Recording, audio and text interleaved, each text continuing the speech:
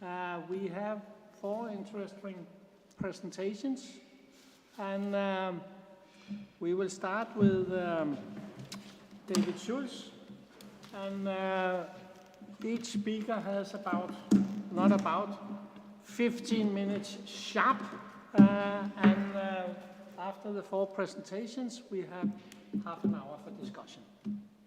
Okay? Very good. All right, thank you very much. Can everybody hear me? I hope you can. Wonderful. I do not have a PowerPoint this morning. I hope that is okay with everybody. The title of my paper and my presentation is The Political Implications of Generational Demographic Change. And as I start my paper, I want to make a couple of observations here. One of the things that I'm going to do today is something far more global than most of the papers. And what I mean by that, the papers that I heard yesterday were very interesting, but on very specific countries or issues. I'm going to talk about something in a much more global sense. Second, I'm going to talk about something in a much more structural sense, in terms of how demographic changes have broader structural implications. And then third, I'm trained as a political scientist, I'm trained as a lawyer. I'm going to talk about the political implications of what we need to think about in terms of demographic changes. Let me proceed. Demographics are not destiny, but they do portend momentous changes across the globe. And think about what's going to happen over the next 25 years. We're going to see significant demographic changes that are going to occur across the world. I'm going to talk about those very briefly in a few minutes here. Those changes are going to have significant implications in terms of economics, sociology, but my focus today is going to be all about the politics. But more importantly, what I want us to be thinking about here is over the next 25 years, something fascinating is going to happen. Oh, I have my USB connected. Something fascinating is going to happen. A lot of people are going to get born, and a lot of people are going to die. And with that shift in terms of who's living on the planet and where, it will bring with it significant changes that we need to think about for the next 25 years.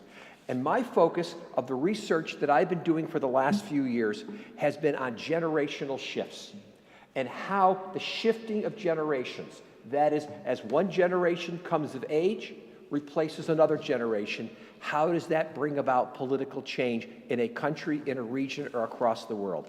That's going to be my focus in terms of thinking about that with specific reference to the United States, but thinking about it across the globe. First, let's think about some of the most basic global changes demographically that are going to occur in the next 25 years. And again, I do ask all of you to take a look at my paper because I go into more detail than I can here. Think about it across the globe. We're going to see generally across the world aging populations, not just in one country, but generally the world is going to get older. However, we're going to see variations across in terms of that, how it applies out across different countries and continents. 2, we're going to see population growth concentrated in Africa. Over the next 25 years, what we're going to see is essentially a point where the biggest growth in population in the world is going to occur across the African continent. We will see, as we're already seeing in the United States, South Korea, and across Europe, declining fertility rates. We will also see across the world growing urbanization in terms of where people are living. We will also see changing workforce dynamics, specifically in terms of who's available at what age, of the ratio of people who are able to work versus supporting those who are retired. We will see, again, in places like Africa, significant youthful populations where the estimates are that we might have very well as much as 40%, if not greater, of the population of Africa by 2050 who will be under the age of 18. We will, despite what's happening right now in my country and across the world, see significant migration patterns. We will see increasing expectancies in rising multicultural societies, as well as significant gender imbalances. All of those I can go into a lot more detail, but I won't here. Additionally, for all of those demographic changes that are going to occur, it's going to have an impact upon the economy. Economies globally and within a country. It's also, as many of you know, going to have an impact in terms of public health, in terms of allocations of resources for health insurance, retirement systems, and so forth. All of that is beyond what I want to talk about today. What I'm interested in is the generational aspect. In the field of political science and in the field of sociology, we oftentimes talk about the whole concept of generations. When I teach my classes back in the United States, I oftentimes write on the board the words race, class, gender, region, religion, and then I add to that the word generations. Because what we know is that across a variety of demographic characteristics, we have oftentimes different political attitudes. Male and females might look at the world politically differently. Those who are of different races might have different political orientations. And for us to understand that, along with generations, is important. But what I am mostly interested in the next few minutes that I have here, is to talk about this generational impact. There is a tradition. Going back to the early 20th century, Karl Mannheim was the first to talk about this, as well as perhaps some French writers in the late 19th century. But they talked about the reality of generational influences in terms of political values. And they draw upon heavily developmental psychologists. And here's the basic theory. The basic theory is to think about how, and some of you should think back to also when you were adolescents. Back when we're adolescents, roughly in the age group of, let's say, between 13 and about 17, what starts to happen in adolescence is we start to acquire a sense of ourself. We break from our parents. We start to become more aware of the world, more aware of our peers. It's forming a sense of identity, forming a sense of, for our purposes, a set of political consciousness. And a group of people, roughly born around the same age, who reach adolescence, are socialized by some major political event that could occur in the world. Events that could be anywhere, such as what? For those of us of my generation, could have been the Cold War. Or for people of my generation born in the United States, it could have been things such as the landing on the moon, the assassination of John F. Kennedy, or Robert Kennedy, or a whole bunch of other things. But what we're getting at here is think about this. In our adolescence, according to the generational theory, a group of us are born at roughly the same time, subject to similar life experiences. And we start to acquire some type of broader group consciousness or awareness of ourselves as a generation that distinguishes us from the previous one. We start to form important political attitudes. This is no different than what developmental psychologists say in terms of how in adolescence we form other important attitudes. So stage one, in our adolescence, we form a series of political attitudes, an orientation, a way of thinking about the world. But unless you are different than the rest of us, almost none of us have very much political power or influence when we're in our adolescence. Instead, think about what happens. In our adolescence, we form a series of political attitudes, orientations, a way of thinking about the world. And believe it or not, those attitudes more or less stay with us the rest of our life. They are our framework, our perspective on how we think about the world. Yes, we continue to learn as we get older. We continue to maybe oftentimes shift some of our views. But the basic political orientations that we form as a result of the time we are born, the experiences that we have, the events that occur in the world, stay with us and influence our thinking for the rest of our life. That's the stage one. But like I said, we don't have a lot of political power. Think about what happens as we get to stage two. Stage two takes place roughly 20 years, 25 years later. And during that time, two things that have happened. One, you and the members of your generation move up in ranks of social status. You move up, let us say, in terms of now being maybe political leaders, business leaders, leaders of NGOs. You start to acquire a sense of status and power. And at the same time, that generation before you I'll put it nicely, starts to exit from the political system. In stage 2, late 30s, early 40s, maybe even as late as our 50s and so forth, we start to now what? Act upon our political values. Think about the dynamics of politics in the United States, in your home country, or anywhere in the world. The dynamics of political change are like a constant conveyor belt. Generations are born, forming their political attitudes that go through their life cycle. Old generations exit out of the political system. Politics is the constant exiting and shifting, exiting and entering of different political generations. Are you all with me? All with me on this one? All right, so think about this. If we just think about this, we have, in the United States and globally, generations right now across the board of various ages. We have, for example, generations, although it's exiting at this point, who still have some memory, living memory of World War II.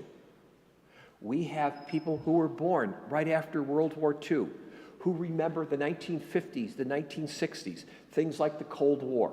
We have, and there are many people who are in Lithuania, who were born before the breakup of the Soviet Union, who experienced life under the Russian or Soviet government. But we also have many people, perhaps a couple of you way in the back there, who have no idea what it meant to live under Soviet control. Your views, your ways of thinking about the world are very different. And what I want us to think about here, is what do you think the implications are politically about people socialized at different times as one generation replaces another, and as certain experiences, which at one point were important for some people, no longer become living memories, no longer become something that is a part of their experience, but now are replaced by people with a different set of experiences, or, for the purposes of my paper, for people who are being born today, who will be, what, in 2050, 25 years old. We don't even know what experiences that they're going to have that thinks about how they're going to form and think about the world. But just think about what I'm trying to suggest here in the last three or four minutes at most that I have. Think about implications of this, what it means for politics. Let me tell you a story from political science. There was a book written many, many years ago, all about international politics. The book was written 30 or 40 years ago, maybe 50 years ago. And it talked about a generation of people who, in their adolescence, saw a person named Neville Chamberlain return from Munich in 1938 and wave a piece of paper in his hand and said, "We have assurances from Hitler that we have peace in our time," only to see within a matter of months the Germans roll into Poland and World War II starts. That experience fused how they think about the world politically. They're largely gone. Think about the people who grew up experiencing as living memory the Holocaust in World War II. They're exiting the political system. Think about those who experienced the Cold War are aging out. Think now about people who experienced and grew up as adolescents the pandemic, the Cold War, or those who are growing up now experiencing what? The war in Ukraine. All I want to say as I draw close to this is think about how with these shifting demographics, these shifting perceptions that are being formed, how it plays out politically, and how it's going to play out for the next 25 years. And one of the things I want to close with is that for many years, 8 years, I was a director of our doctoral program in public administration. Very similar to what many of you have in background. And one of the things my students never thought about, they thought about public administration, they thought about public policy, but they never thought about politics. Public policy is formed and is supported by politics. And if the political basis orientations change over time with shifting generations, what does that say about public policy? Thank you. That should be exactly on 15.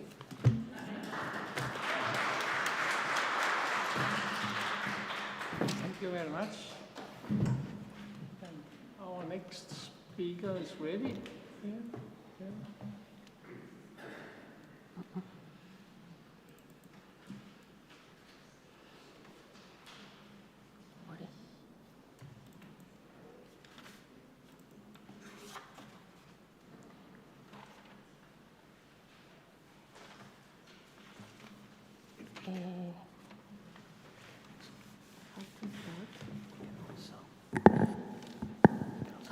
Thank you very much. My slide is on this screen, but thank you. Thank you very much. Hi, good morning. I'm Emiko Chiai from Japan, and I'm a sociologist of the family and historical demographer too. So maybe my talk today will be a bit wider than social policy studies per se, but please accept me. My topic today is theoretical implications of demographic transitions in social policy and migration studies. As social policy is ultimately concerned with people's lives, social policy research needs a social theory that includes human life in its proper place. And my point is, demography can serve as the foundation for this theory because it's the only social science that directly focuses on human lives. And demography can also serve as the foundation for the theory of global migration, which is actually a global reallocation of human resources. And demographic transitions can be used as a measure of regional differences. Okay, so there are two demographic transitions, and the first one created basic conditions for the modern society.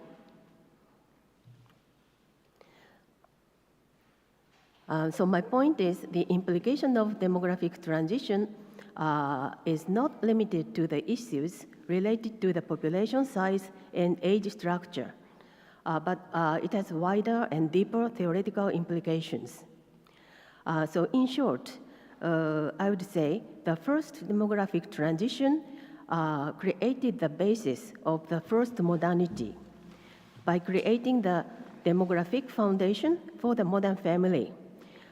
Now people live long, so marriage became a more stable unit. And now people have smaller number of children, so they can invest on each children better. And so in this way, the stable family, modern family was constructed. So human reproduction was outsourced to the family from the society as a whole.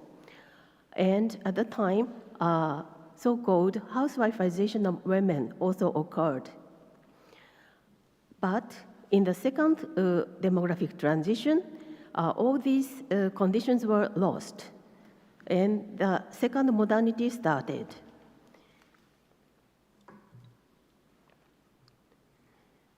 So this is about second demographic transition, which occurred from 1970s. And at the time, male breadwinner type gender division of labor became unsustainable. And And what is interesting is population growth occurred in the process of the first demographic transition. It's called population bonus or demographic dividend period. This is very important. It is the basis of economic growth. This is much discussed. But I also want to say it was the basis for housewifeization of women because this generation had a big population size. Half of the people could stay at home. And it was the basis of outsourcing human reproduction to the family. It is called familiarization of care. And also, it produced out-migration. But in the second demographic transition, all these conditions were lost, and international migration turnaround occurred. The direction of international migration changed, like this.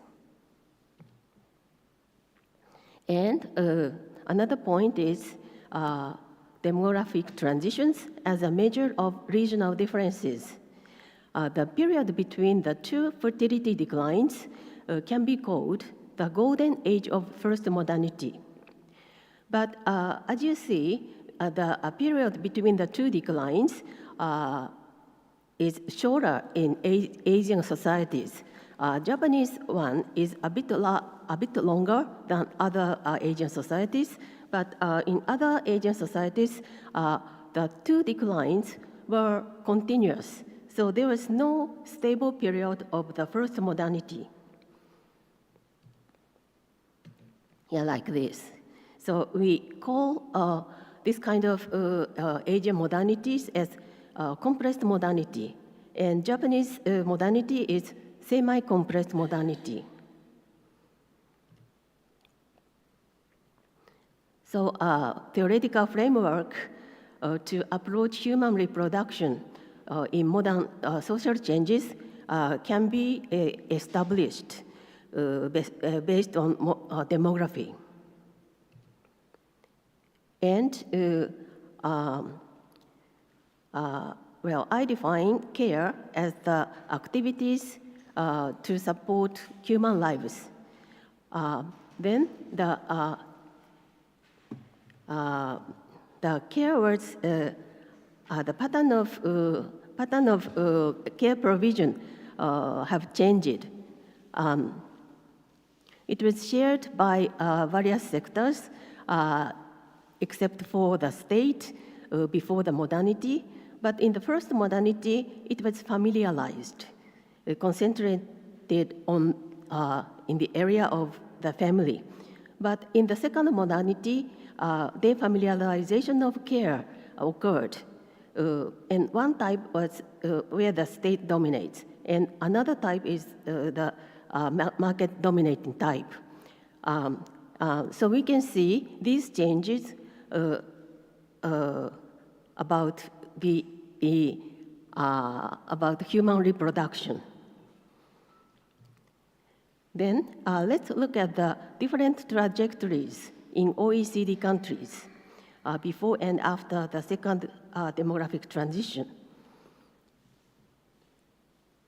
Population growth is a sum of natural increase and net migration, as you know well. And natural growth is the difference between fertility and mortality.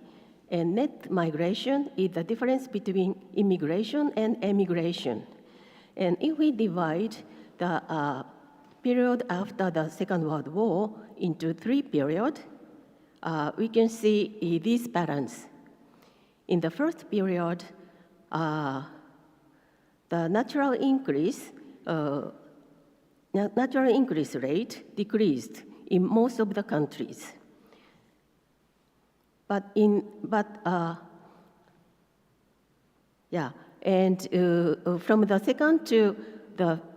From the second to the third period, some of the countries showed a stable change, didn't change a lot. But some societies decreased further.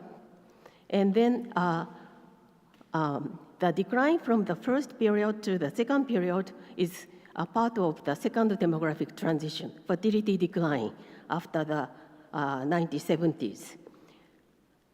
Then, but some countries could keep that fertility level in the third period thanks to social policies, at least partially. But some countries were not successful. So those countries include Japan, and Hungary, and Italy.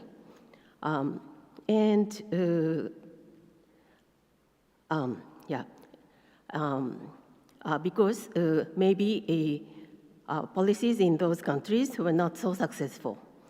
But then look at the net migration rate. The change from the first to the second period was quite diverse.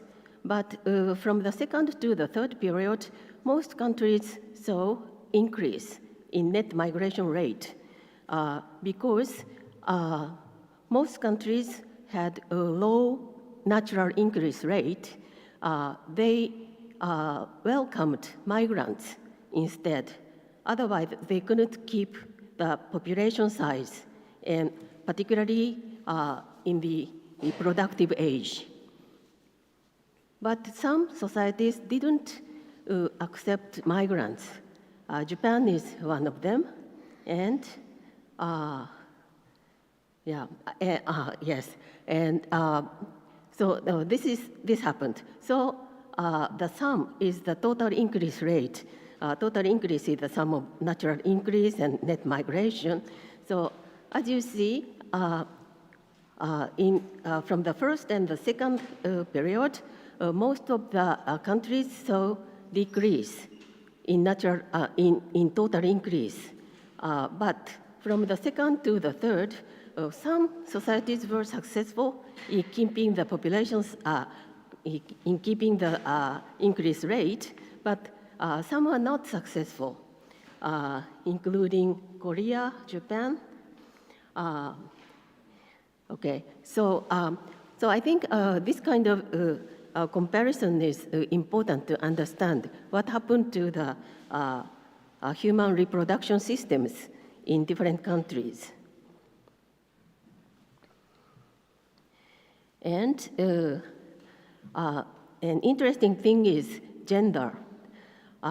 People are worried about population size because they are worried about the decline in the population in working age and also in labor force. But people might say, if more women participate in labor force, this problem can be solved. Is it true? So as you see in the first period, most of the societies show the pattern of male breadwinner, female housewife model. Orange shows female. Blue shows male participation rate. So the difference was so large in the first period. But in the second period, the difference is becoming smaller. And in the third period, the difference is very small in some countries, but still somewhat different in some countries. And so as you see, in most of the countries, women's participation rate increased. This is not only because women want to work, but because of population change and the changes in working age population, particularly. But you have to look at these graphs carefully. 2 minutes. Okay, thank you. Male participation rate decreased in most of the countries, except for Japan. So the difference between two genders is smaller in Europe and still large in Japan, but it's not because Japanese women do not work hard, but Japanese men still working very hard. But in this way, Japan does not have enough labor for reproductive work. Most of the people are working for the companies, not for the family or not taking care of family members. So I think this is behind the fertility decrease in Japan and in other Asian countries. Do I have one more minute? No? Finished? Okay, then I'll be very short about East Asian countries. One most important thing I want to emphasize is this, demographic foundation for Asian familiarism. People usually say Asian countries have strong familiarism. So families and relatives are taking care of kids and elderly people. So this is a cultural thing. But it's not so cultural. There's demographic basis. I think you remember I talked about demographic dividend and the generation, the cohort in this period is called transitional cohort, who are born in the high fertility, low mortality period. So they have many siblings, even when many siblings who survived into adulthood. So kin network was strongest for this generation. So they could believe our families are strong. We have strong kinship network. So we don't have to worry about the construction of welfare state. But it was wrong. This demographic condition was lost very soon. So now many Asian countries are facing problems about care deficit and low fertility. So thank you very much. Thank you very much. And the next speaker is on the way to the podium.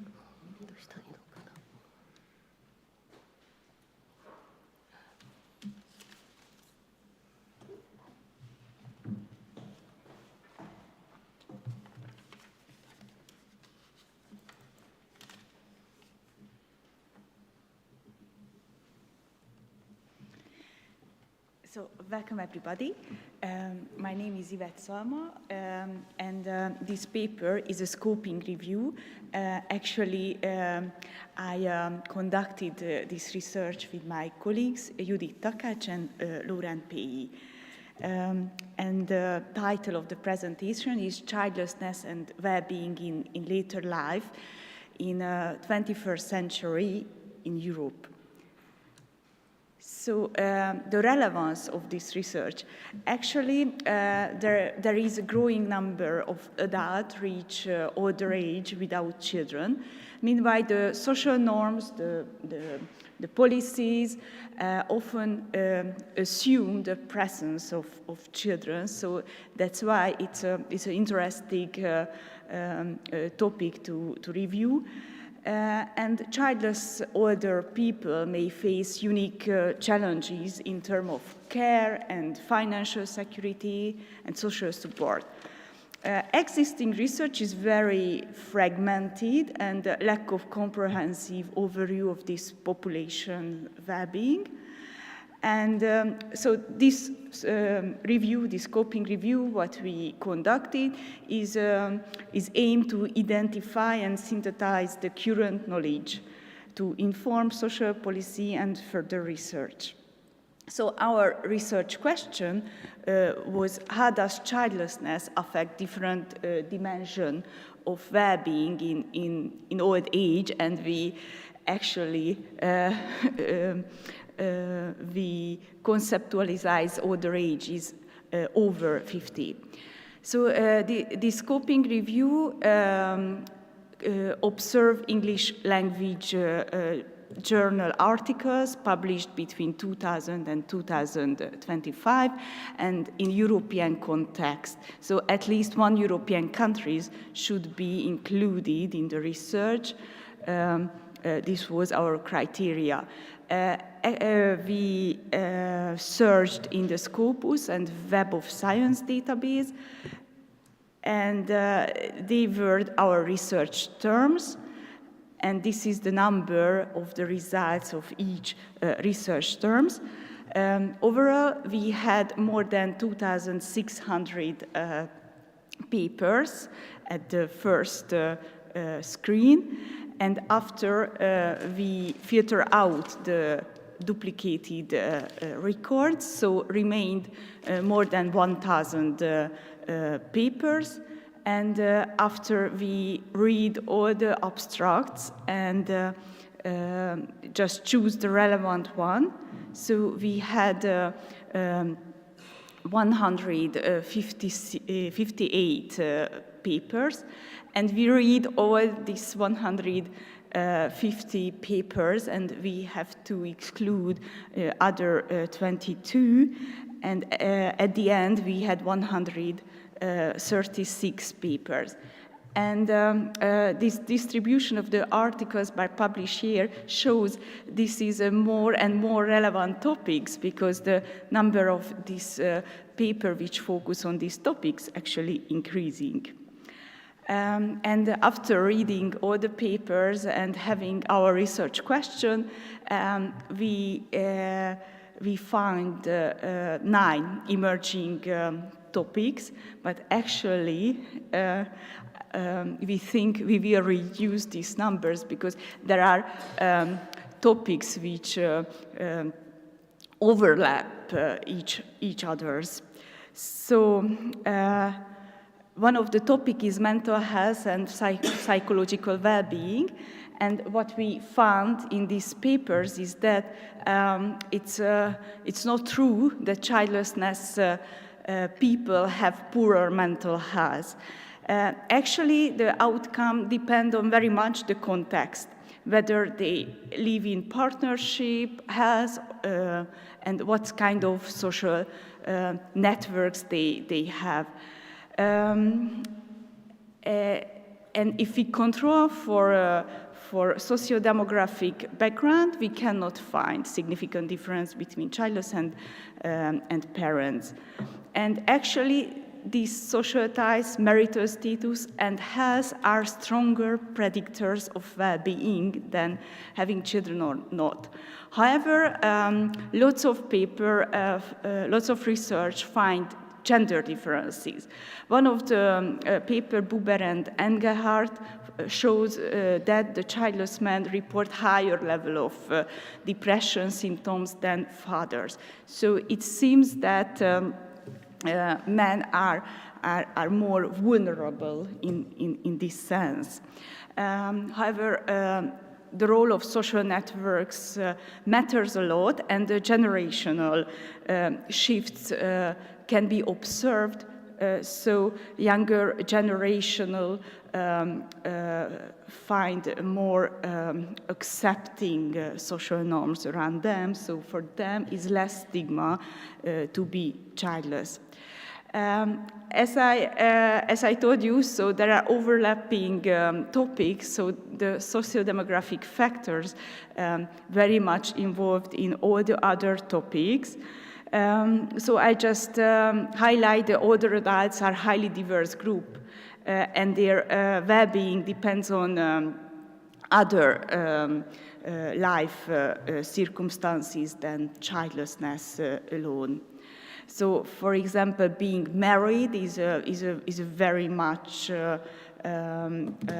factor which can increase the well-being, especially for men, and educational background also matters, gender matters. It's especially men without partner have a lower level of well-being.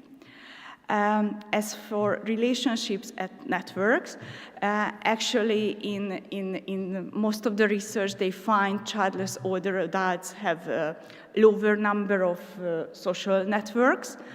However, the research also pointed out that not the number of the social networks matters, but the quality is more important factor than the quantity. And childless people, of course, they have more non-kin ties. So, for example, friends, neighbors. Actually, again, it's important to highlight the unpartnered childless adults, especially men, have smaller social circles. Other topic is health and care needs. It also can be grouped together with our next topic. For example, with the housing circumstances and care preferences. Childless older adults are more likely to live alone or institutional setting. However, it's also observed in the research, for example in Abraham Skakmon, that childless individuals sometimes adopt proactive health strategies. So they drive a more healthy life, so they remain healthy longer than their partners sometimes. And the care gaps within Europe, it matters a lot. In the southern European countries, it's more important to have children to reach the same well-being as parents, but there is not considerable differences between childless elderly people and parents in the northern countries where the welfare states work very well. And we also find coping strategy among the childless people based on the reviewed paper.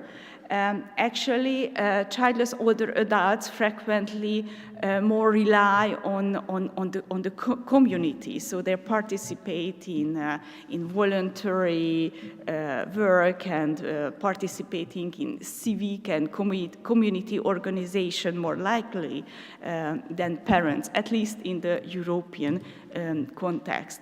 It's especially there is big differences between mothers and childless women. So in the European context, for mothers, it's especially a burden to participate in this voluntary work. And the other coping strategy is that a lot of childless people engage in financial planning. So sometimes they have a better financial position than parents. And the most frequent coping strategy is often reframe childlessness positively. So elderly people without children many times emphasizing the personal freedom, the leisure, their leisure time and their self-fulfillment, which has positive correlation with their well-being. As I mentioned, sometimes they have better financial well-being. Many studies found that, but I also emphasize the economic outcome. It's not depend only on having children or not having children. It's more related to the labor force participation and the partnership histories as well. Housing and care preferences, actually childless people more likely to live alone or use the formal care services. And these differences is especially very remarkable in the southern European countries, but in the Nordic welfare states where the universal service are available, these differences is not significant. It's very interesting, among the LGBT people, there are higher number of childless people, and they more prefer the formal community-based support in their elderly lives, such as including housing option, and because the childlessness rate is going to rate among elderly people, it's important to pay attention for these innovative non-familial housing and care models. Type of support, actually, as far the health status of the individuals are in good condition, there is no big differences between childless people and parents. However, if the health condition worsen, we can find differences, and childless people, as I earlier mentioned, more likely to live in institution, and they are more willing to live there than parents. And it's also very important, the religious groups, the charity, senior centers, and volunteer organization, it also can serve vital support sources by offering meals, transportation, or regular check-ins. And it's especially important in those countries where the welfare states don't work very, very well. And as I mentioned, it's also, there is interrelation. Okay, because many childless people have better financial background, and they can pay for this kind of care services. And one of my last slide is about the social and cultural context matters. As I mentioned, there is a big difference between Northern and Western European countries, but there are papers which find differences between the Eastern European and if some Asian countries, for example, Japan, involved in some comparative analyses, they find that in the countries where have strong pronatalist value, there is a stronger stigma against the childless people. And of course, it means totally different in 2025 to be childless, elderly, than what it means to be 50 years ago, because of more accepting attitudes. The research gaps, what we find based on these articles, there is a need to increase longitudinal studies because, as I mentioned, the attitudes towards childlessness are more accepting, so there are different contexts over time. And it's very important to explore intersectionality because it's totally different concept being childless if you belong to the LGBT community. The ethnicity matters a lot, so the further research should highlight that one. And I haven't mentioned, but social class also matters, and just very little research we find about social class. But one of the research find that those who belong to the lower social class, they are more likely to mention a close kin as a friend than those who belong to the upper social class. And expand research geographically, however, our research focused on the European context, but even within Europe, there is differences, more research about Nordic countries and some research about Southern European countries, but for example, Eastern European countries are under researched area. And to promote the mixed method research is also important in this topic. So there are a lot of research which use the shared data. This is absolutely over-represented. And some research which based on interviews, but it's very rare when they combine the two methods. And what we haven't found is the study about the role of technology, how is enhancing autonomy and reducing isolation of childless people. So I think it can be an interest research topic in the future. Thank you very much for your attention.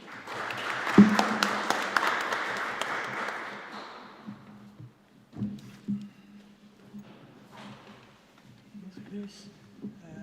Do you need help from your... Somebody's supposed to help me. Yeah. Can somebody... is there some IT support, perhaps? Somebody, he needs to hook his laptop into the display screen.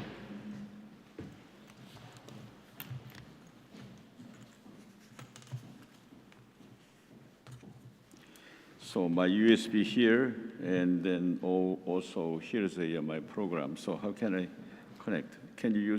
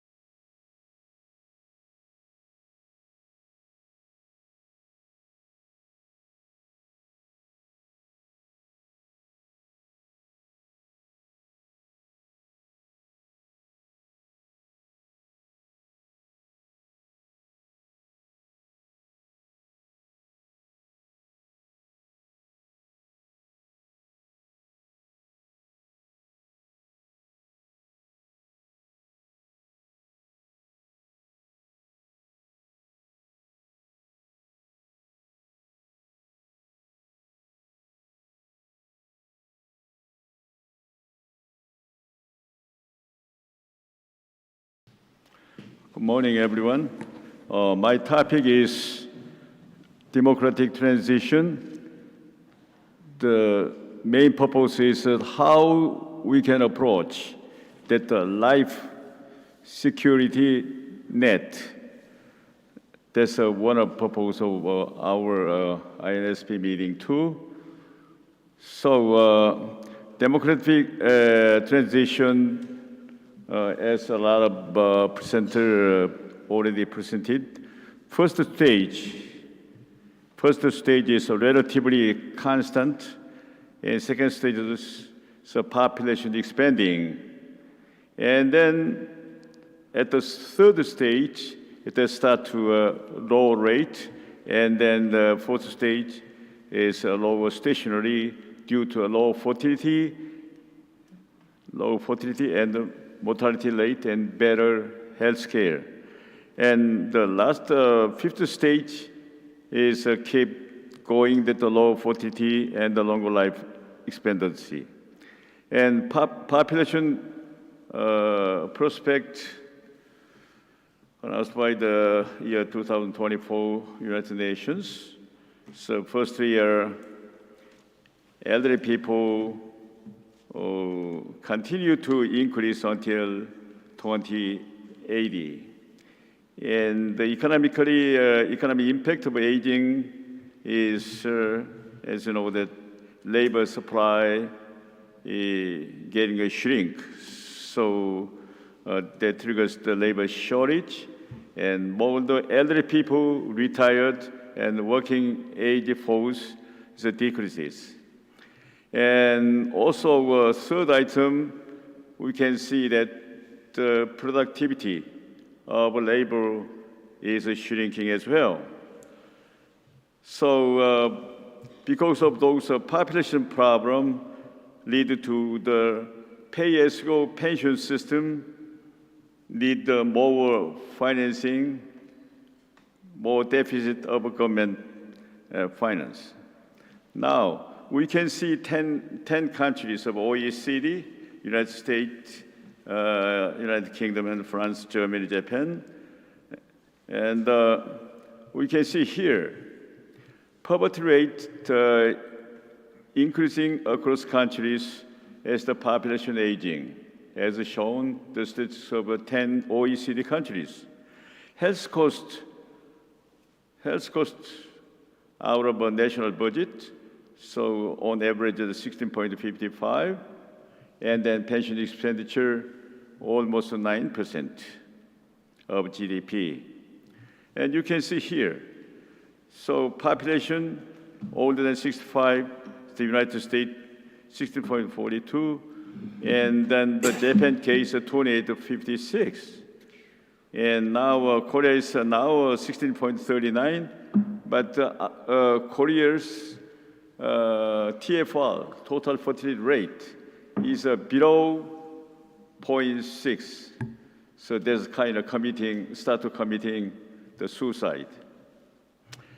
So, and then the poverty rate, United States 20.2, and then the France shows that very nice figure, 4.4.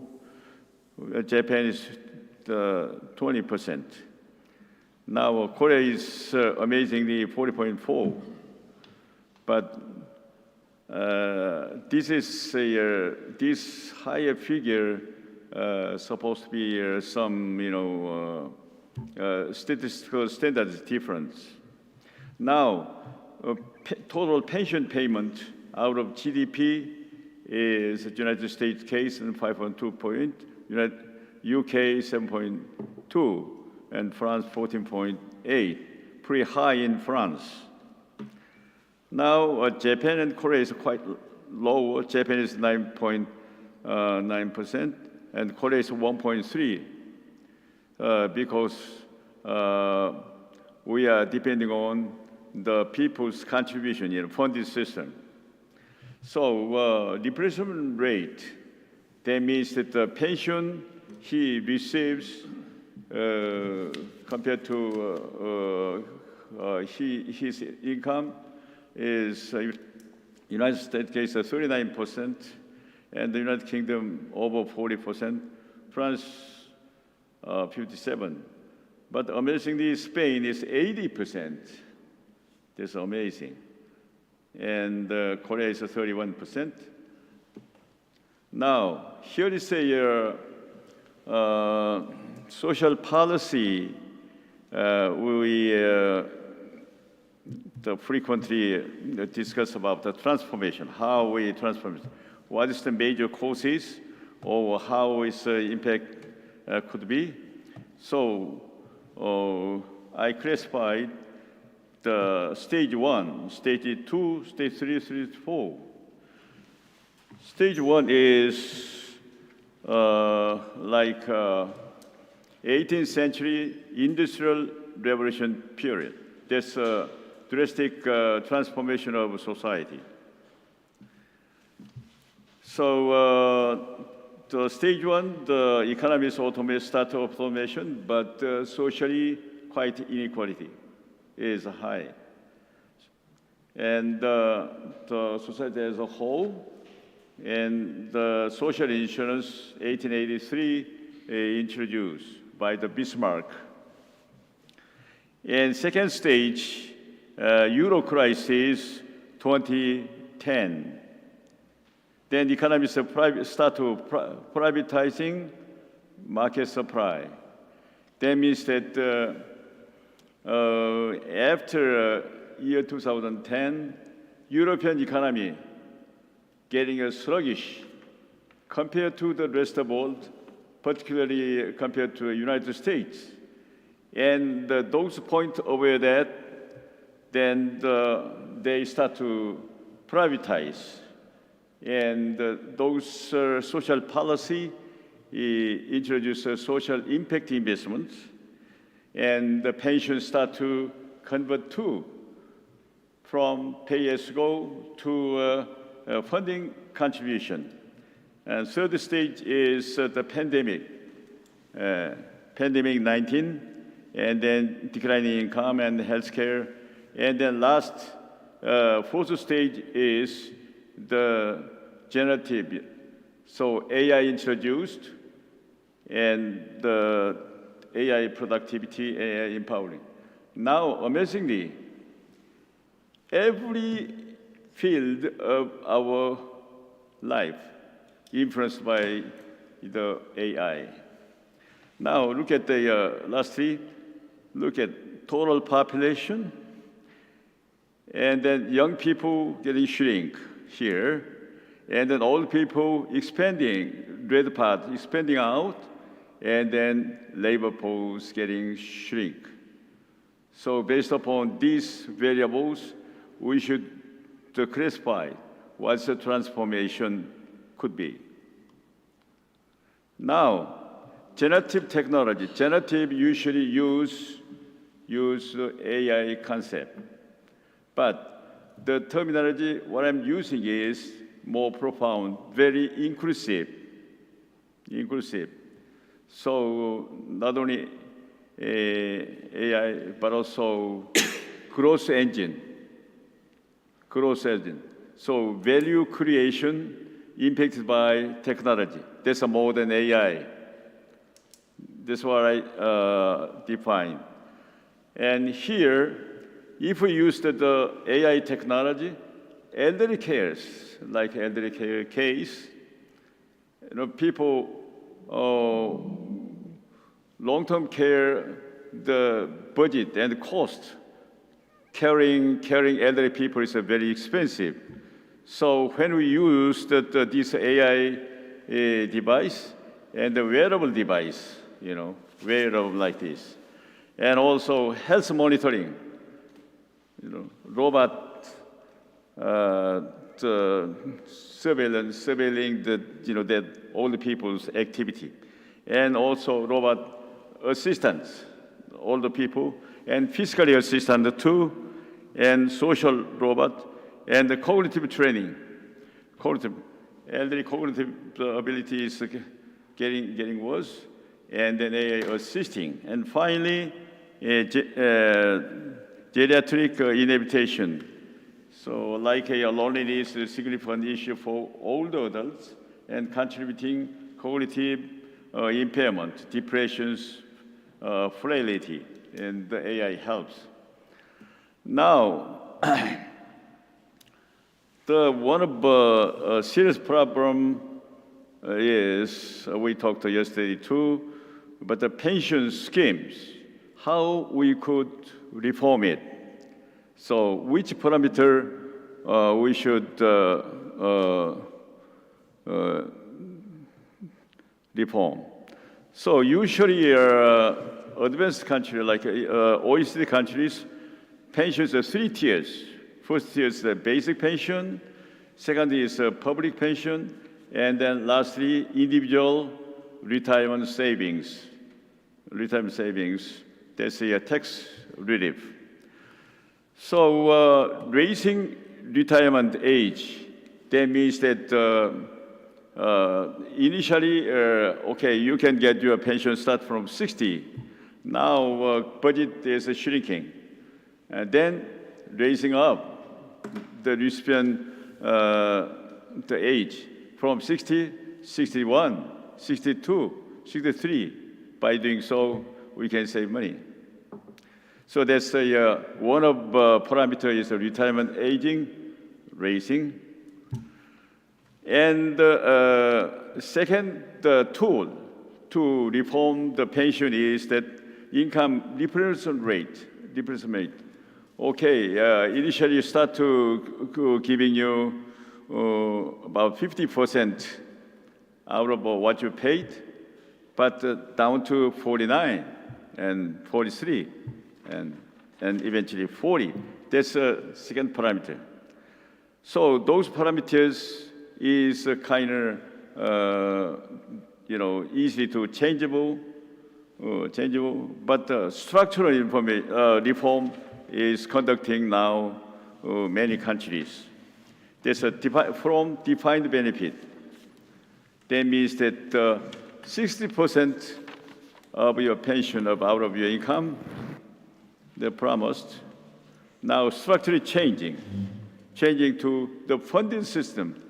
That means that from paying by the tax and government, but now changing to the self-contribution and funding system. Okay, now I should skip. All right, now this one must be my last one. And our social policies, every policy is supposed to be interconnected. Our life security. So here we can see. Usually we say that life, safety net, social securities, and social policies as well. But we should start from left-hand side, economic growth engine. That's important. So generative growth engine is important. So here, generative growth is technology engine and technical innovation. By doing so, TFP, that means total factor productivity must be increased. And also, government fiscal and monetary policies supposed to be optimized to stabilize the economy. By doing so, we can increase income, and then we can share those money to save our life security. That's the way we are doing now. So, but life security is in here. So, income supply and income demand. So our life security, basic essential is here. Essentials is health, housing. We need a house. And we need food. And we need a medical treatment. There's a health care. And then education as well. This is one of our social policy conducting. So we need to balance left-hand side growth engine, right-hand side demand. That's what I mean that life security. Thank you very much.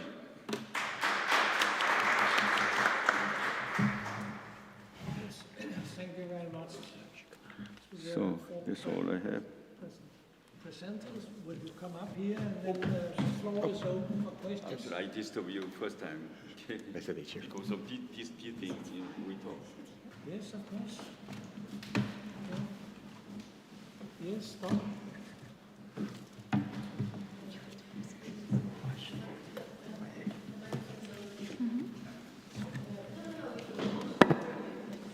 That's nice.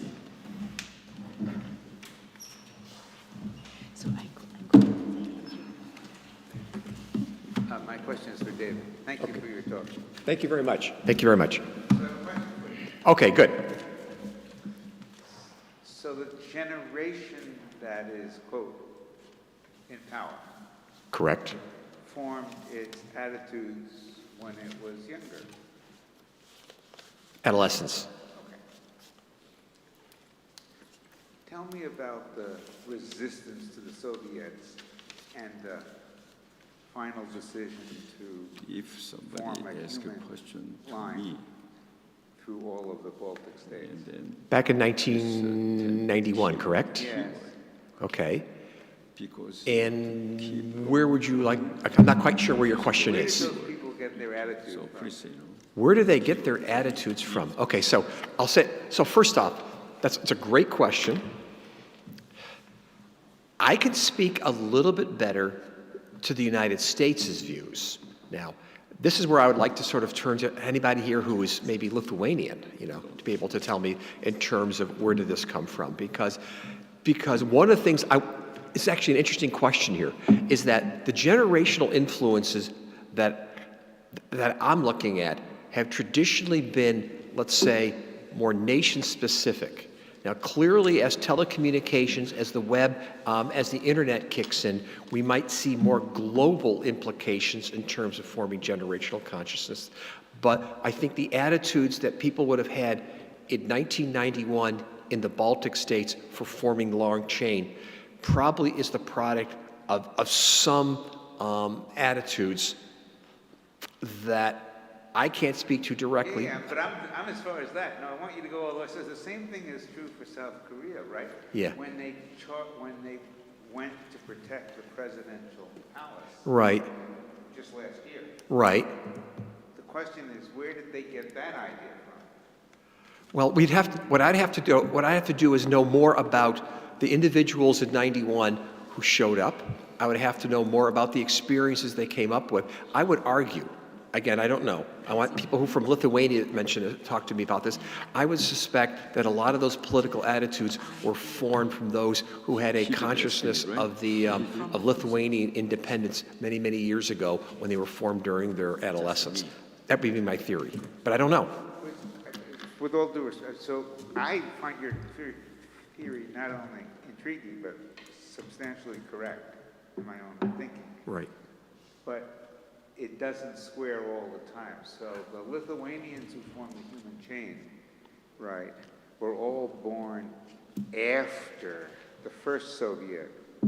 That's invasion. correct. That's Not correct. even the second. Right. And probably the second as well. So they didn't have that memory. Something else was going Well, on. okay. Well, I agree with you, but just because I don't have the information on it doesn't mean the theory is wrong. No, I think the theory is correct, but I think it's partial. That I agree too. Yeah, that I agree too. That's what. But I'm still curious for people who are Lithuanian. Can they speak to that? Maybe we can pass the mic to someone who maybe stood in the line. Okay.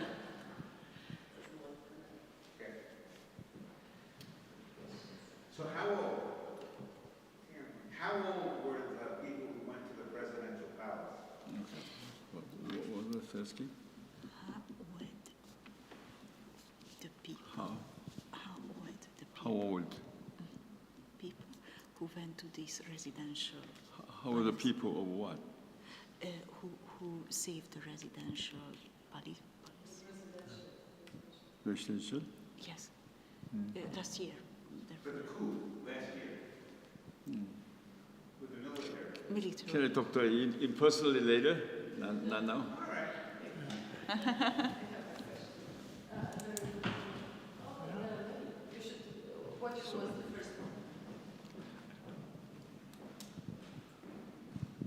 Hi. I have a question for Yvette. Yvette, a great subject and a great paper. I was just wondering, why did you choose such a relatively low threshold as a basis for defining old age? You said 50? Yeah. Yeah, Okay. that's my question. Yeah. Actually, I think our decision based on that, they are over their reproductive period. And what I showed, we excluded lots of paper because there are more paper focusing on the pathways to childlessness. So what the factors can lead childlessness. And that's why we didn't want to know the, actually, of course, it's interesting topic, but we wanted to examine the consequences of being childless. So that's why we choose 50, because generation over 50, it's rare to making the decision to having children or not. So maybe those papers focus more on the consequences.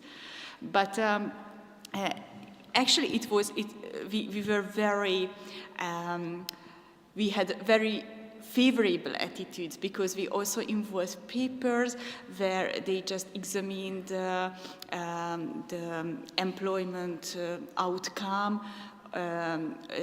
those who are childless and parents, and if they included a group who are between 50 and 60, we also read the paper and involved in our research. So that was the idea. I have myself a follow-up question for you. I think it was a very interesting paper. I only have the question, you make distinctions between North and South European countries. And of course, that's related to welfare states, but what about culture? I think that the experience of well-being is could be very much dependent on whether the society is a familistic society or a highly individualized society. And that goes beyond the welfare state. So what's the role of culture here? Yeah. So actually, it's a secondary analysis. So we didn't choose the focus of the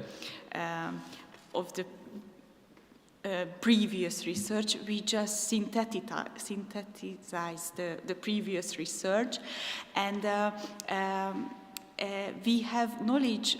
So most of the knowledge come from this shared database, where many European and Asian countries also participate, and most of the times they use this welfare theory, and there are few research which examine the cultural factors, and when the cultural factors came, it's more about these pronatalist things, and also sometimes these family-oriented attitudes. But it's true, the studies are overrepresented, focusing on welfare systems. But it's not our decision. We just reviewed the paper which are existing. So maybe we can add it to the further research gap. My name is Moya, and I'm from Berkeley. I have a question for Professor Stute. A very interesting theory about how generational difference making their political attitude difference, and really fascinating. And I was wondering that if we understand this theory under this demographic transition, that are we going to start to see the last people from the younger generation with their own political attitude entering this the stage 2 of trying to obtain certain kind of political power, and the people in stage 2 who are already in the status of having political power they can hold it for longer and longer, and so we start to see this almost kind of the whole political landscape become more and more unchangeable and more almost fixed to a certain kind of value approach. Yeah, that is an absolutely great question here, and really the model is affected in two different ways. Okay. First, when people like Karl Mannheim and others first wrote about the whole concept of a two-stage process, two things, and they started writing about back in the 1920s, right? Think about a couple things that have changed. One of them is that Mannheim was talking about, and other sociologists, about adolescence being approximately, let's say, 13 to 17 in terms of forming political attitudes. Well, there's a lot of research now suggesting that adolescence might be even longer period of time. It could start as early as maybe 10 or 11 years old in terms of awareness of the world. It could stretch into our early 20s. So on one hand, we've got that issue. On the other hand, what you're bringing up here is an age, increasing life expectancies, and to what extent are some generations holding on way longer than perhaps they should. And there's no question about that. I mean, I'll use the United States example, is that the baby boom generation, born roughly between 1946 and 1964, is managing to hold on for a very long period of time. And one of the implications is that it had an impact upon the generation born between 1964 and roughly 1980.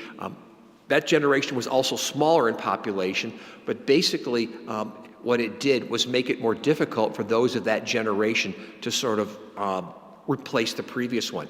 So you're hitting on a really, really important point here, is that the earlier, let's say, socialization and the increasing life expectancy, to what extent does this change the model, and does it maybe delay transitions of power?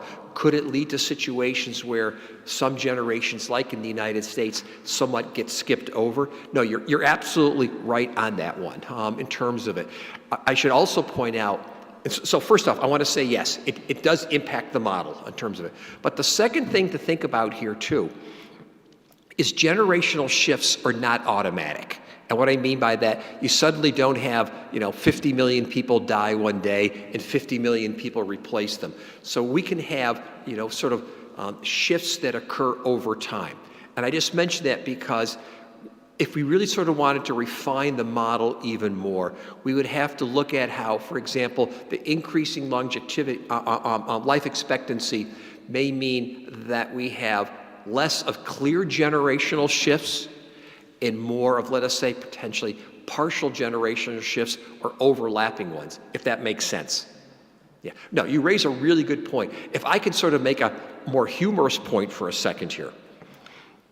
In the United States, last year, last year, before Joe Biden decided to drop out of the election, my American students were looking at an election featuring an 82-year-old person against an 80-year-old person, and they were thinking to themselves, we have no choice in the political system. No, you're hitting at a really good question here, and a great observation. I'm glad you raised it. Thank you. Yeah.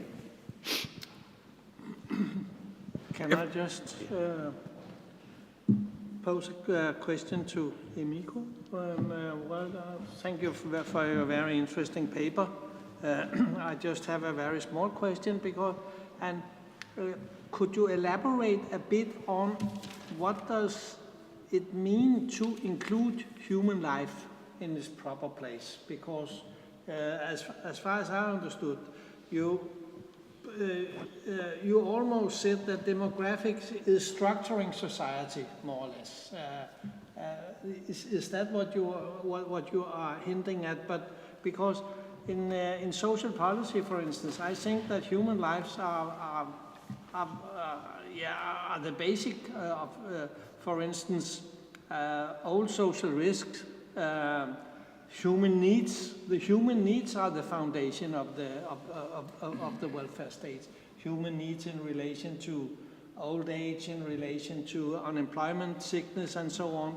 And the new social risk, it's about women's emancipation from subordination, and so it's also somehow about human life. So could you elaborate a bit more about what it means that social theory should include human lives in its proper place? Thank you very much for your question. If human needs are met properly,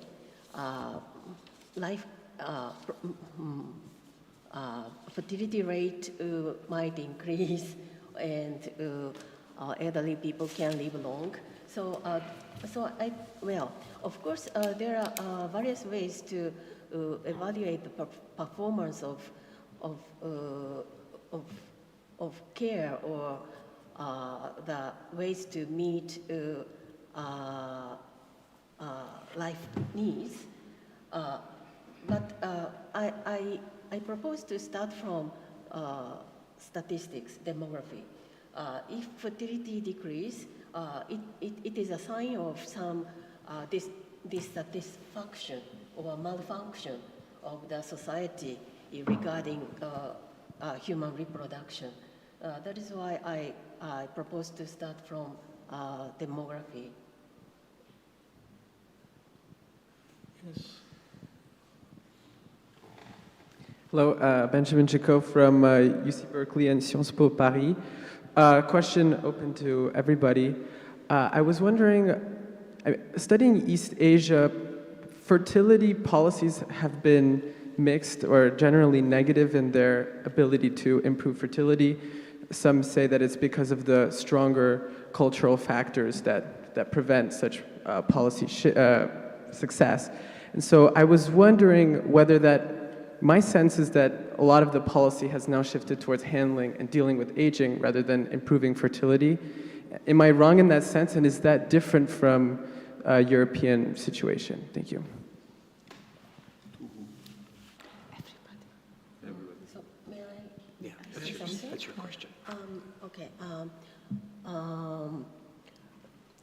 Yeah, first of all, I don't think the social background in Asian countries and European countries are very different. For example,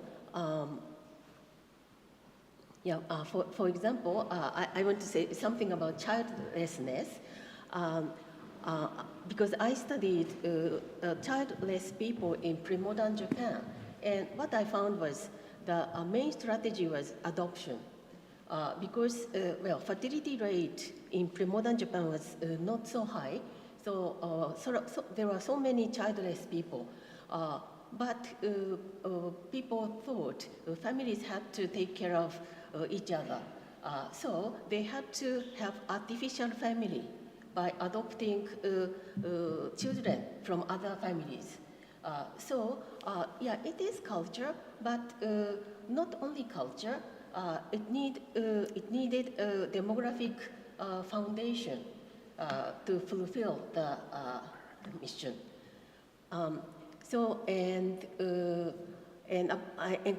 Going back to your question, fertility policies in East Asian countries are not successful. I think that is because East Asian fertility policies are too narrow. People consider education cost, health cost, or housing cost when they make decision to have children or not. So the general level of welfare state is more important. That is my conclusion at this stage. Okay. It's not culture. Yeah. Thank you. So if I still have time, a little reflection maybe on the previous question. I think it's a very important question, how the policies shift, and the reflection from the region is that I think there is some shift to this focus on aging rather than fertility because the policies don't work, but also, for example, migration, because yesterday you saw the Lithuanian statistic, the Baltics were shrinking. So Estonians now, we could invite immigrants, but it's not very attractive from the politics side of it. So Estonia has now a strategy of shrinking smart. So how we shrink smart, so preparing for aging. But I have a question, actually thank you everyone, it was very interesting. I have a question for David probably on the politics, and what you mentioned was, we have this cohort effect, age effects, we have period effects, so in the life cycle studies distinguish between this, and we talked about the political elites. I have a question about the voters, about the electorate. So as our electorate gets older and older, and also we heard that the younger cohorts are more childless, so is there research or evidence that the main concern would be increasingly for like pension policies, long-term care policies, and because we have competing interests, that it would kind of pull resources from other areas of social policy, or there is no evidence on that, and maybe elderly voter would vote as much for better family policy or some other issues, or I don't know, identity politics or whatever. So, yeah. I can take a shot at this a little bit, I think. Okay. My first answer is to say it depends. Okay, which is always a good answer here. And what I'm getting at here, if I could draw upon the United States, is that in the United States, we would find some commonalities across all age cohorts. That there's a concern among political issues regarding, let's say, housing costs, healthcare costs, and so forth. So on one level, we do see a consistency.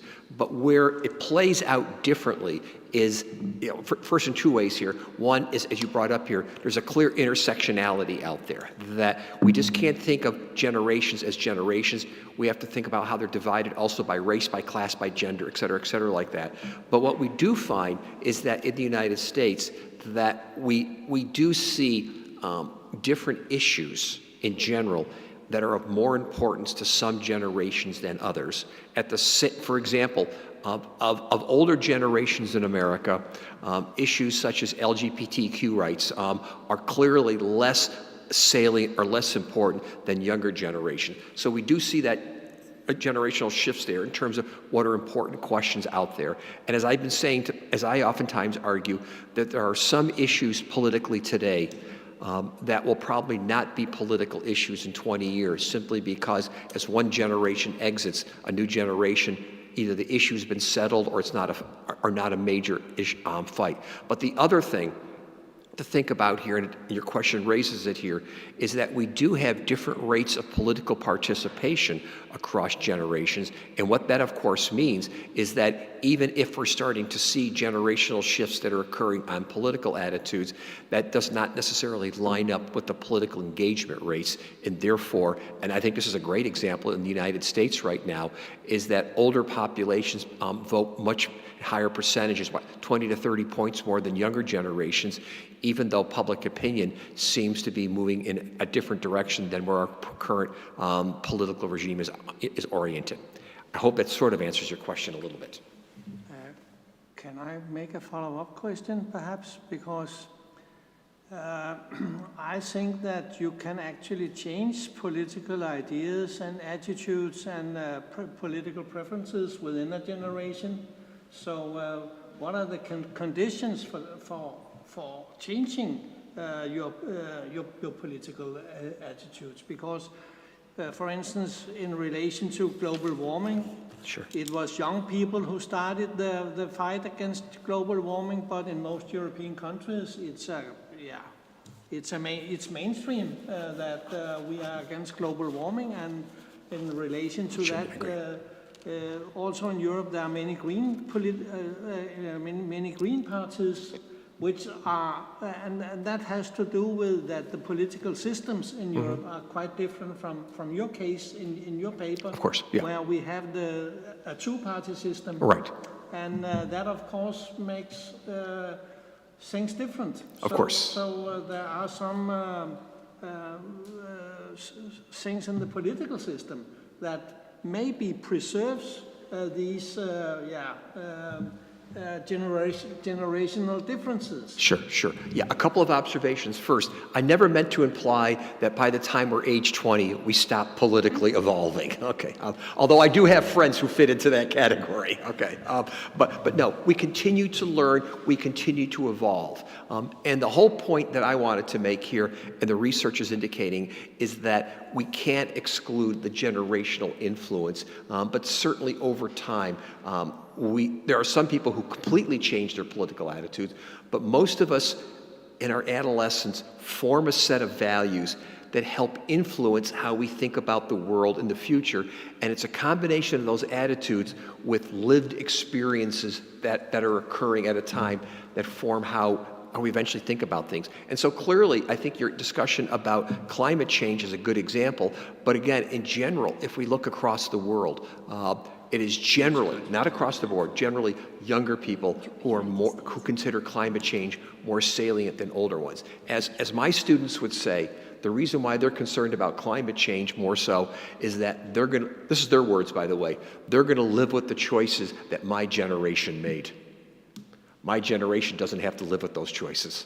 But I think there are a lot of intersections. Yes, So, of course. many intersections, because it's not just generation, the climate change, it's up to the generation, but it's also up to the educational level. It's very important, and I think it's also up to the, now it's also important, not just the education level, but the digitalization knowledge also matters, and maybe the previous experience also matters. What I find when I examine the childless people, actually they have totally different attitudes in the political attitudes, in many kind of attitudes, and it's not up to the age, but they're just pure that they have children or not. Even older childless people have more favorable attitudes towards immigrants just because they do not have children. So it's really so many intersections there are. And my experience is that these age categories are less important because there are other dimensions. Right. I mean, to follow up on your point here, I mean, generally, let's say in the last 50 years, as the generations have shifted, generally across the world, we're a better educated world than we were 50 years ago. I mean, not everywhere, but generally. Not everywhere, but... Yeah, generally. And therefore, how do we factor in that in terms of any kind of modeling? It's a great observation here. Okay, that was the last word in this session. We need some coffee now, I guess. Thank you very much. And the coffee is down there. Good job. Very good. It was really interesting.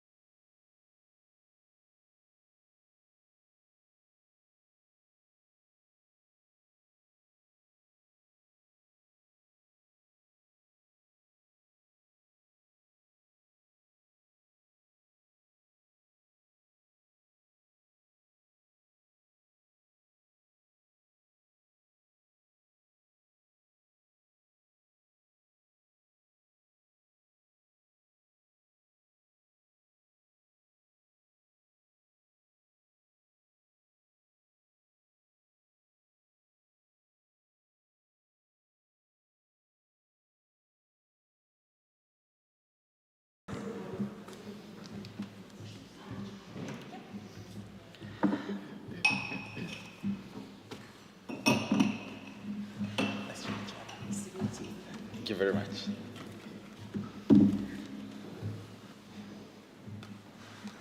It's just Wilma. Yeah, please, Wilma, if you can come here.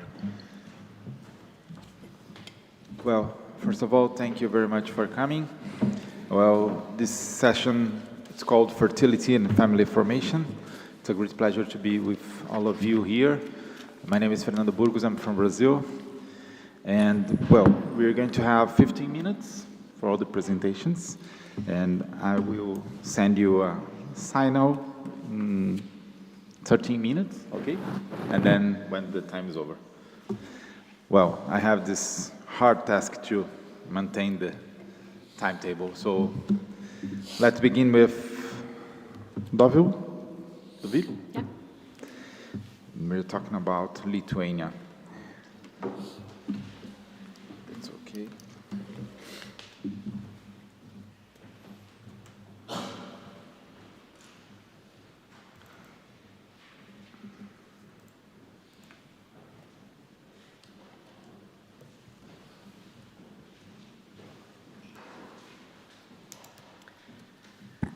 So, hello, dear colleagues. Thank you for having me and coming to hear my joint paper together with Aušra Maslauskaitė, and thank you for including it in the program. And we think that this conference is really very much important, considering the demographical situation and demographic changes that we have here in Lithuania. And what I will talk about today is the childcare leave policy and non-transferable parental leave months. So just to start with, the debate on the impact of family policies on fertility is still ongoing. While some argue that the effect is limited, others report that the role of family-friendly policies has been underestimated. And what we can see from the different studies that are already conducted in different countries, increasing fertility is rarely an explicit object of family policies. And it's regarded as more as a potential byproduct of those policies by measuring the indirect effect. And the focus of this study is childcare leave rather than the family policies overall, because we think that, and it's based on the results of the different studies, that the leave is believed to increase domestic gender equality or equity that may influence fertility intentions and behavior. The impact of family policy on fertility is still debatable, but various studies have shown mixed results regarding the effect on of the leave on fertility. And some studies indicate that the effect is limited, and however, we can see in some countries, for example, in Nordic countries, that there is a positive effect of the daddy quotas or the generous leave on the fertility. And also a very positive thing is the reduced opportunity cost of childbearing if the family leave, family policy is very well coordinated. And what we can see also, the diverse effect of paternity leave on the gender equalization of family care. And it reduces the incompatibility between mother's work and fertility intentions, and possibly positively affects fertility. Also, what is very important is the timing of the introduction of the paternity leave, details of the reform, context, social status, and that what makes an effect of the family policy measures to the fertility. What is, can be said about the non-transferable leave? It is shown in the different studies that increased take-up of leave by fathers is strongly linked to access to individual entitlement, and no evidence that non-transferable leave is sufficient to lead to increased use of parental leave by fathers unless it's well paid. And another motive to analyze childcare leave policy and non-transferable leave months is related to the legal changes, and especially the European Union Directive on work-life balance for parents and carers. And there was a right to paternity leave and right to parental leave set in these directives, and at least the 2 non-transferable months have to be adequately compensated at a level to be dedicated in each EU country, and that is the decision that was made by European Union. And in Lithuania, it was included in the policy since 2023, and that's why we focus on this measure, and we focus on fathers also more than mothers, because as you will see, their takeoff of other care policy-related measures is rather more limited than among mothers. So just looking at the general data on the childcare leave policy in Lithuania, you can see some graphs, some numbers here related with the general childcare leave policy in Lithuania. And overall, what can be said about that? It's that the childcare policy in Lithuania is quite generous and flexible. And at this day, parents are entitled up to 36 months of postnatal leave with varying levels of compensation. For example, you can, for the first year, it's compensated at 50% of the net salary, the second year at 39%, and the third year is unpaid. Alternatively, parents can opt for a well-paid leave of 18 months, and it will be compensated at 77% of the net salary. And additionally, fathers are entitled to 1 month of paternity leave, and mothers are entitled to 3 months of maternity leave. And as I mentioned before, since 2023, both fathers and mothers are entitled to 2 months of non-transferable leave that is compensated at 100% of the net salary. So there is no analysis on non-transferable leave yet, and the socio-demographic characteristics of the leavers are not known, and in general, we believe that increasing involvement of fathers in childcare leave can be seen in this graph on the parental leave by sex of the parents. And what we can see from 2009 until this day, the share of fathers that take the parental leave increased from 7% to around 26%, but it's still marginal. Another thing that is really very important is the fertility trends. You also saw this graph yesterday, the colleague showed, but still I want to highlight the trends that we have now. And in this graph we can see that green line represents the total number of births, and we can see a decreasing trend, unfortunately, and the blue line represents the period total fertility rate. And last year, to be more precise, in 2023, the period total fertility rate decreased to 1.18. So it's the record low that we have now. I'm not sure will it be higher in 2024, but possibly not. But I hope for that. And we think that these fertility trends are really very much important, and as I mentioned before, the family policy, we believe that it can still have an effect on that. So, the focus of our study, as I mentioned before, is the non-transferable parental leave months and the fathers. And we aim to identify the socio-economic and family-related factors that are associated with the use of shared parental leave in Lithuania. And the main data source on this is the number of benefit recipients, and it's the data of the Board of the State Social Insurance Fund, that's under the Ministry of Social Security and Labor.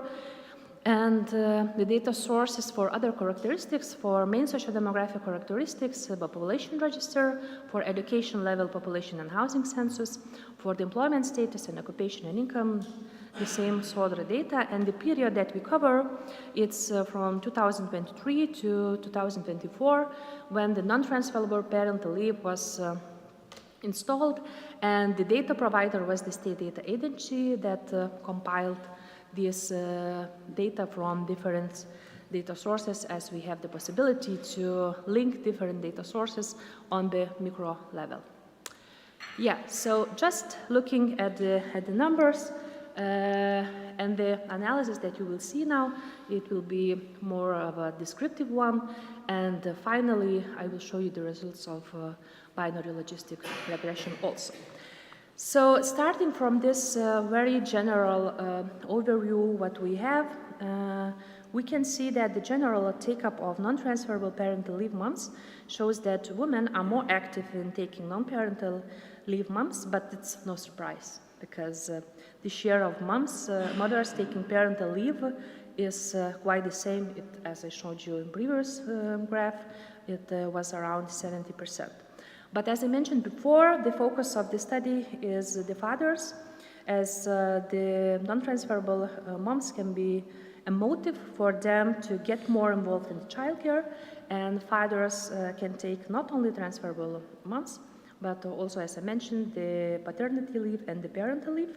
And we believe that the take-up of these two leave measures can be related. And in this slide, you can see the relation between these different measures, paternity leave and the parental leave. And in the table 2, what we can see, that it shows that among those who took the non-transferable parental leave months, 91% also took the paternity leave. But among those who didn't take the non-transferable leave, those who took the paternity leave are 2 times less, it's 44% only.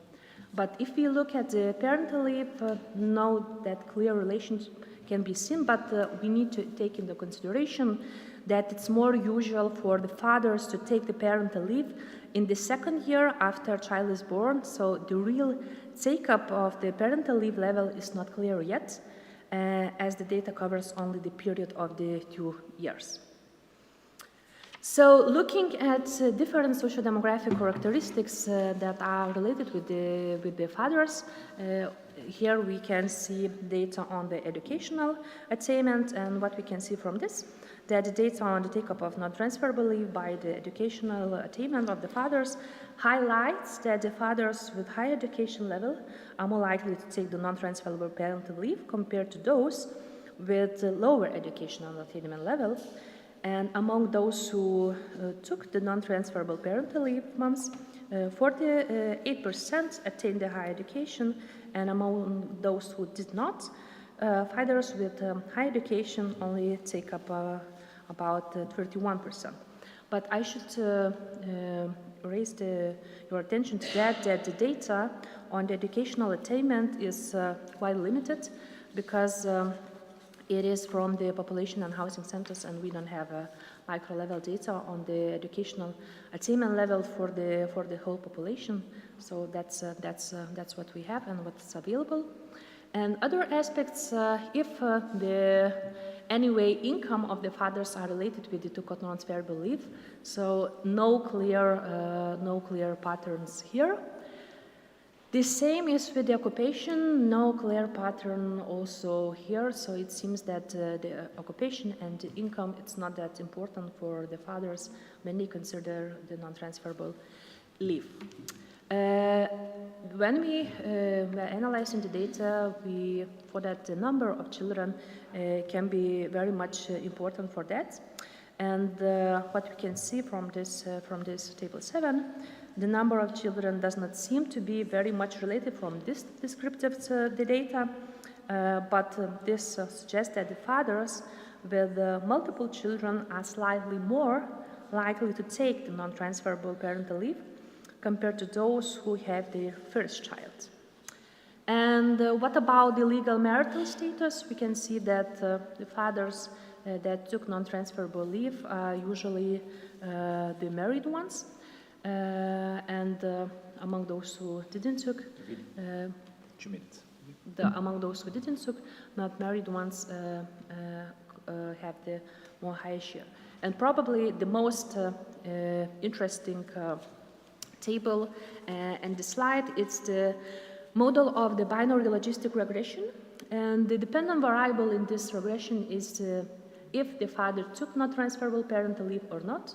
And what we can see from the results of the binary logistic regression, and the characteristics that I mentioned also before, we can see that fathers who are married compared to those who are not married, those who live in the three biggest cities, it's Vilnius, Kaunas, Klaipėda, compared to those who not, those who have medium or high education levels compared to those who have low education level, and those fathers who have taken paternity leave compared to those who did not, and the fathers who took the parental leave compared to those who did not are more likely to take the non-transferable parental leave. And this logistic regression explains about 85% of the cases, so it seems to be that the results are really valid, and what we can see from the exponential beta, that the parental leave and the paternity leave are the main determinants explaining if the father is more likely to take the non-transferable leave or not. But we think that we need to look at more other socio-demographic characteristics to define these groups and possibly to explain if what is the socio-demographical picture of those fathers who take any measure of the childcare leave policy, be it parental leave, be it paternity leave, or the non-transferable parental leave. So to conclude, what we can see, the non-transferable parental leave is not very much used among the fathers as other policy measures do, but from the results of the binary logistic regression, it's more likely that those fathers who are married, living in big cities, those who attained medium or high education, took paternity or parental leave, take non-transferable parental leave also. Thank you. Thank you a lot for the presentation. Now, Wilma, it's your time, please.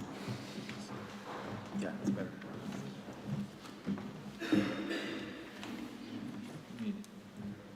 Sorry for the time. Oh, yeah. Okay. Okay, Wilma. Hello, everyone. It's my pleasure to be here. My name is Wilma, and I am a PhD candidate at the Lithuanian Center for Social Sciences. Today, I'm going to talk about timing of parenthood and how it is related to fertility. So, let's see. So we've heard, till now we've talked a lot about statistics, and I'm not going to bother you a lot. Just I want you to pay a little closer attention to the age of women who give birth to their first child. So as we see here, the age is increasing year by year, and in Lithuania it has in a few years it has risen even for over 4 years. So why does it matter? We don't talk about the age that much, and this is a little bit political incorrectly to talk about biological clock, but in fact we have to talk about it, especially because the age of the first birth is increasing. Because even though biological advances have extended the technical possibilities of conception into later stages of adulthood, biological reality that female fertility declines significantly after the late 30s remains a persistent constraint. And as I said, we kind of don't talk about it, and more of that, we are in a denial, because when some studies show that even medical and doctoral students in particular are underestimating the impact of the age on natural conception and overestimating the effectiveness of assisted reproductive technologies. When we talk about the fertility in general, we want couples not to just simply have children, not to have a child. We want them to have a lot of children. We want them to have at least 2 or 3, because we know not everyone wants to have children, and that's their choice, and that's fine. But if we, when we already face those problems, the families who want to have 2 or 3 children, they have to start early. And here I liked this study, who showed that if a couple would try to conceive, and they at least want 1 child, they can start at the age of 35, and they have 90% of chance to have a child, 1 child. But if a couple wants to have 2 or 3 children, they have to start when the woman is about 28 years old. However, if medical assistance is ruled out, and some couples just really don't turn to those, that help, they have to, if a couple wants to have 3 children, they have to start at least when a woman is 23 years old. So, and we can talk about a lot of causes why the fertility is declining, and here I just listed some of them, like lack of knowledge, as I said, or overestimation of the technology, individualism, many people talk about it, changing values in the society, decline of family values, no desire to have children at all, and we have a lot of other, possible causes, like financial causes. And postponement of having children is just one of them. And what I also was thinking quite a few years already, it has been in my mind, because I've done my master's in social policy and family policy, and how it is related, might be related to fertility. I was seeing that, like in life course, we have already seen this shift in the society in general, and how we see life course. It used to be like very, very structured. You go, you have a childhood life, school, then you go to university, then you have a job, you have family, then you retire. And then this is, I tried to Google and find some graph which would include family, and I couldn't.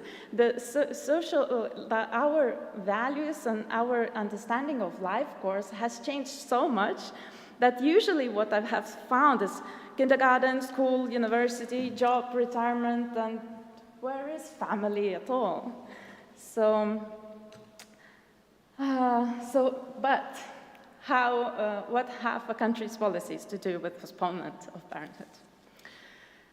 And it might have, in fact, some researchers have shown that the normative ordering of life stages creates a compressed window for childbearing, particularly because of this life course stages has so narrowed, as we can see that there's no family in here.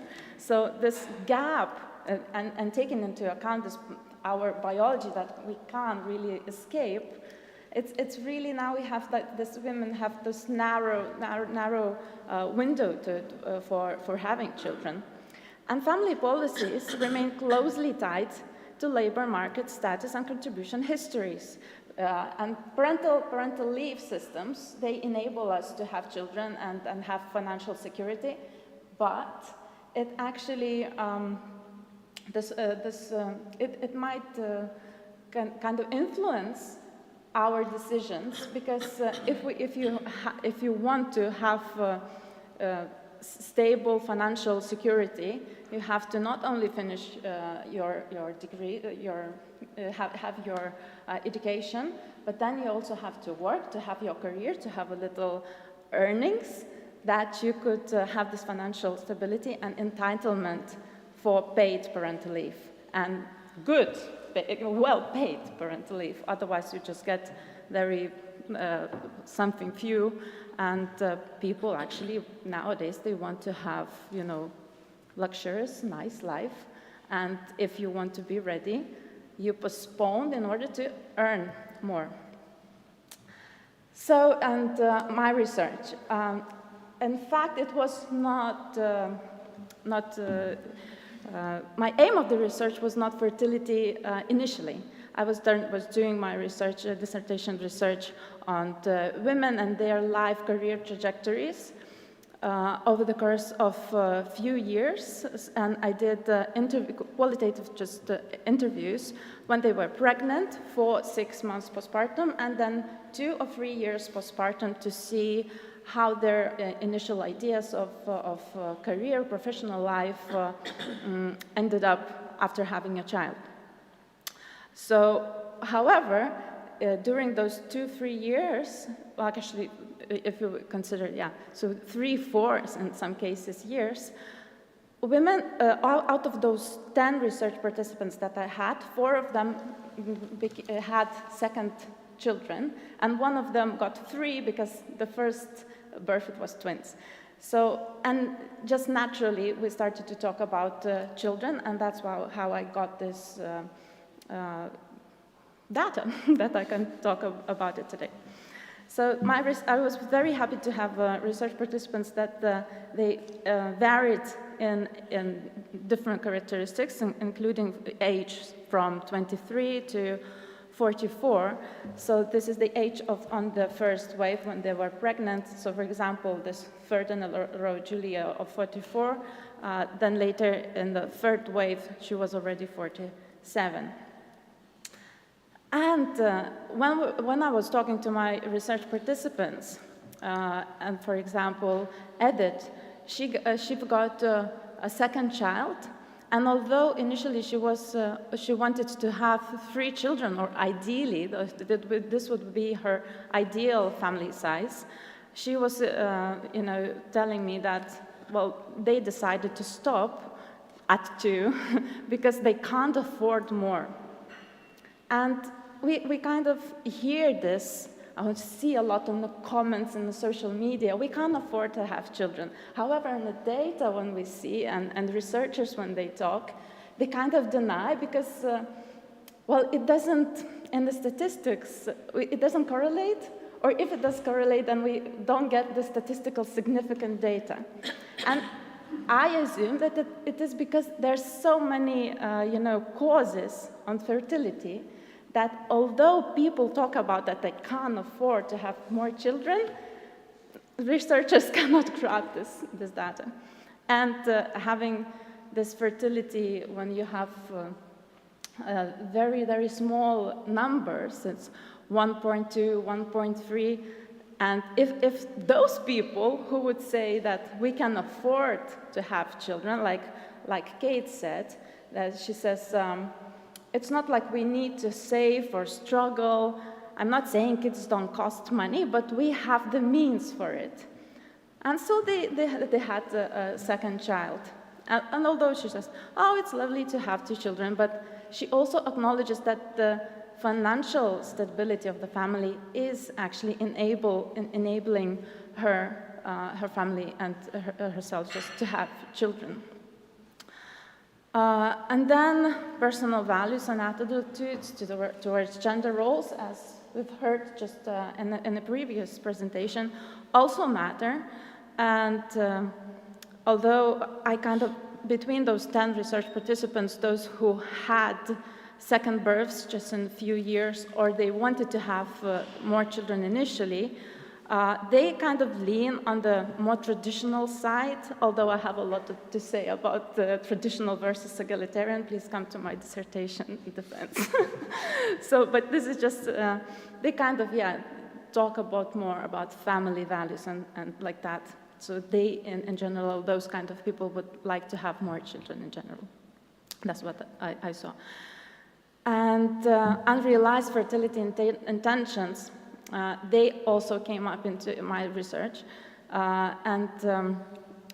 Julia, who was 44, and initially she indicated, and she talked about it, that at times she wanted to have 2 or even 3 children, but she says that, well, in this life, I'm not, if I were younger, I would definitely want to have another child.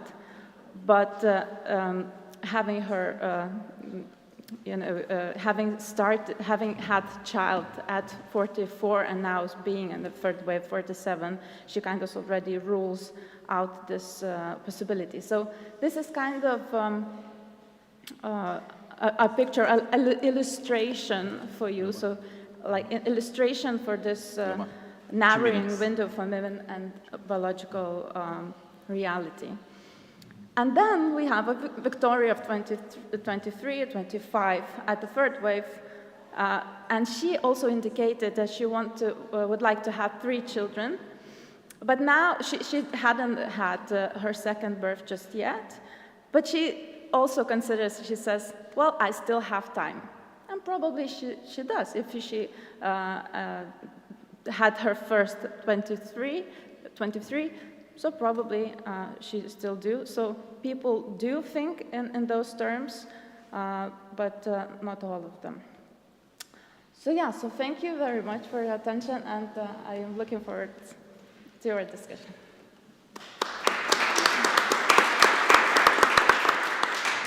Thanks a lot, Wilma. So you still have 1 minute, but that's okay. Thank you for the collaboration. And now, Anna Borg, please. We're going to talk about Malta.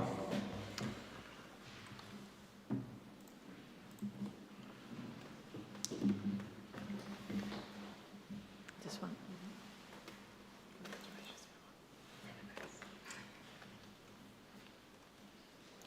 Thank you. Good morning, everyone. I'm very happy to be here, and I'm glad I'm following these 2 presentations because mine links very much to their study.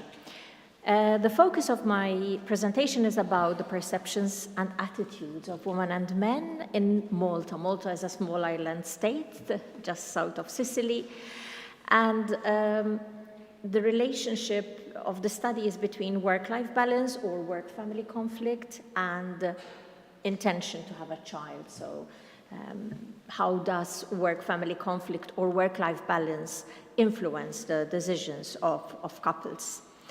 So I'm going to start this presentation by giving you a little bit of context about Malta, what is happening, then share the results with you and some reflections at the end if we have time, hopefully. Okay, a little bit about the context of Malta in relation to fertility. If you look at the graph and you look at the orange line, it immediately shows you where Malta is. Malta has the lowest low fertility rate amongst all EU states. So not even 1.1, 1.06. And you can see in comparison to the other countries, it's way below the replacement level. And it has been declining for the last 20 years, but there has been a rapid decline in the last 10 years or so. When it comes to female employment, very high rates of both male and female employment rates. If we look at the cohort between 25 and 54, essentially all men are working, 94%, and over 83% of women are in the labor market. So we have a situation where we have Malta at the bottom in relation to births, but high female employment rate. And when you compare to other countries, there are countries like Sweden and Iceland where they actually have more women in the labor market, but they are managing to have more children. So, it is in this context that this study was commissioned. What is happening? We have the women in the labor market now, but our fertility rate is the worst when you compare it to the rest of the European Union. So a little bit about the study, and first I have to say, when it comes to fertility intentions, this is a very complex issue, as we have been hearing. It's not a simplistic thing. It depends on behavioral, social, economic, educational, demographic, religious sometimes, political, migratory, and other personal and medical issues. So I have to say this beforehand because the aim of the study was rather narrow. So this was the brief that we were given to focus on the challenges that women and men in Malta are facing when they're trying to reconcile paid work with childcare responsibilities, to see what services are being given and whether they're actually supporting them efficiently to encourage them to have more children. So it is in this context that the study has a very narrow definition, and I want to make that clear. So those were the 4 aims of the study: to understand what is causing conflict, whether the services they have in terms of family leaves are sufficient, and what can be done. A little bit about the study. The study was a quantitative study. It was done by computer-aided telephone interviews. And the profile of our informants were women and men aged between 18 and 39. So we wanted to see people who are planning to see what they intend, the younger ones, and those who already have at least one child, whether they want to have other children.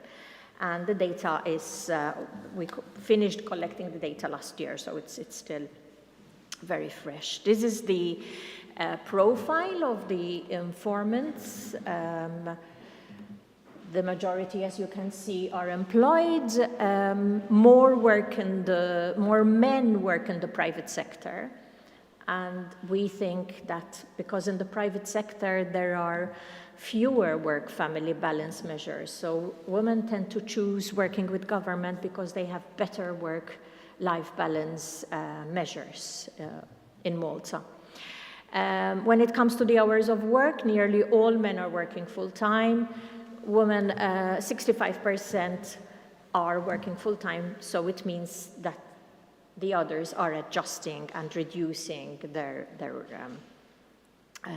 working hours. Nearly half of the females actually were graduates, and around 40% of males have a tertiary education in Malta.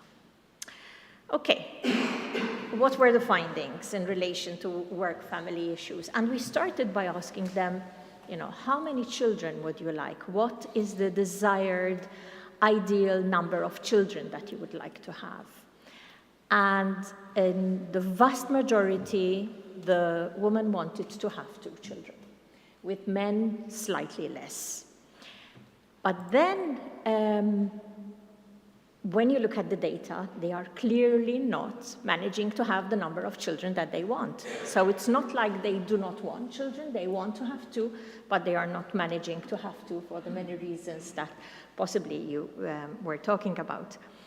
So there's a dissonance between the social, the personal, and the intended number of children. Because when we asked them, what is ideal for society, they said close to 2. Their personal ideal is close to 2, but when we ask them, but how about you? How many children do you intend to have? And the answer was close to 1. So there's a dissonance between the intended and what has actually happened. And this is where we wanted to dig deeper on what is happening in relation to work-family conflict, and because the focus was there. And we were not surprised, and we found that nearly 70% of women and 60% of men in Malta reported having difficulties in fulfilling their family responsibilities, at times or frequently. And Malta falls into a category of countries like Italy, like Greece, the southern Mediterranean countries, where a lot of pressure is put on the mother to care for the children.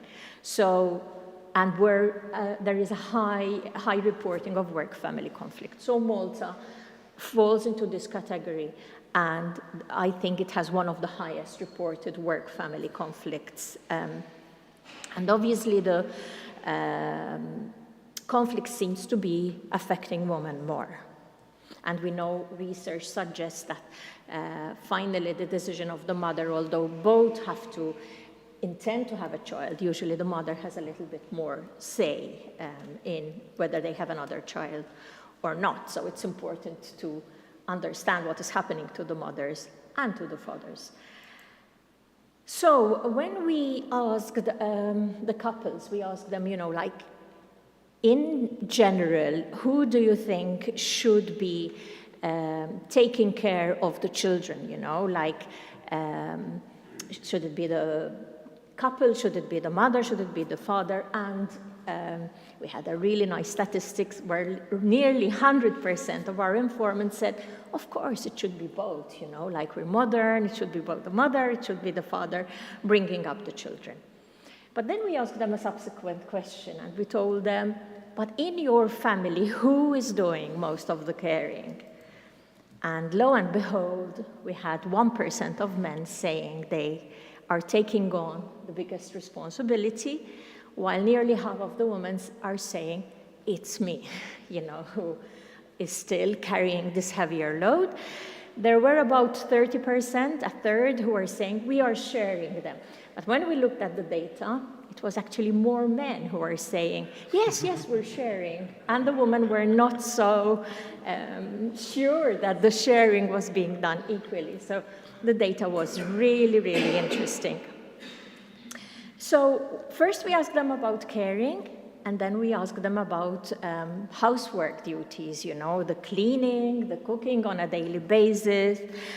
And again, we asked them, you know, kind of who is doing the sharing, who is doing the bigger loads. Sorry, let me go back to the slide before, because in relation to caring, so you have the slide where we are showing that, you know, it's women who are doing most of the caring. When we ask them, does this impact on your fertility intentions? Nearly half of the female respondents said, yes, of course. If I am carrying that load, it will have an impact on me. Fewer men thought so, because, you know, it didn't affect them so much. And it was interesting that the younger cohorts were more likely to say, yes, if I have to carry that load by myself, I will consider that will affect my fertility intentions. Okay, so that's in relation to the unequal sharing of caring duties. Then we switch to housework, you know, who's doing the bigger share of housework. So cooking, cleaning, ironing. And again, when you look at the data, it's over half of the women who are saying, I am doing that on a regular basis, with around 6% of men saying, I am doing it. So again, a very big difference. We're in 2025, and the gender roles are still so rigid, you know, when it comes to caring, when it comes to housework. When we ask them, does this have an impact on your childbearing decisions? And again, the woman said, yes, it does. And the younger cohorts also said, you know, yes, in bigger numbers. Some of the men as well said, yes, this will affect me. But since women were carrying heavier burdens, you know, this was quite a significant takeaway, because we usually assume that gender roles are, you know, like they're cost neutral, you know, women are doing that, and, you know, that's how it has been. But in reality, women are telling us, you know, there is a price to pay, and I will take a decision not to have a child. When it comes to childcare, and this links to the previous slides, in Malta we have free childcare for all working parents from the age of 3 months till the child is about 3 years, and then they can go to free kindergarten. But we found out that the majority of parents do not want to send their children so early to childcare, and the majority send their children when their child is at least a year or older. You know, so even if you have the services, the mothers and the parents are telling us something else. And this brings me to the next slide, because we wanted to see whether the current family leaves that we have are actually serving the families well, you know, like, so we looked at maternity, paternity, parental leave, and so on. And interestingly, we wanted to see whether they are adequate in terms of time, whether their length is sufficient, and the compensation level, because you cannot, you know, you have to see them both, because they make an impact. When it comes to maternity leave, Malta has one of the shortest. So we expect mothers to go back to work just after 18 weeks. I've had students of mine, you know, like writing to me saying, it's too soon, it's too harsh, you know, I can't do it. So, you know, maternity leave is not adequate. Paternity leave, there are only 10 days, and it was only brought in recently because of the EU directive, otherwise we had 1 day.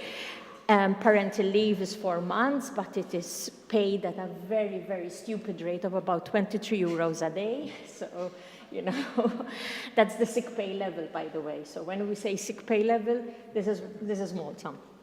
And there is no leave, absolutely no leave, when the children are sick. So what do you do with the baby? You throw them out of the window when they're absolutely, and the majority want some sick leave. Very quickly, when it comes to qualitative, because we had a qualitative part, and we asked them, you know, what would make a difference? Financial issues came up, you know, stable income, better pay, having some money in the bank, and this is related to the very high prices of housing in Malta, and time-related factors, you know, we need more time, and partner issues, you know, more support from the partner. So to close, what did the study reveal? That work-family conflict for Maltese couples or workers is real. You know, they spoke about the data, that the unequal distribution of childcare responsibilities and housework between parents is not cost neutral. We have to do something about it. And this means we have to challenge social norms about gender roles, so that we have to find a way how to reduce the caring gaps, and that the inadequate leaves that we have are not helping to encourage more parents to have a child.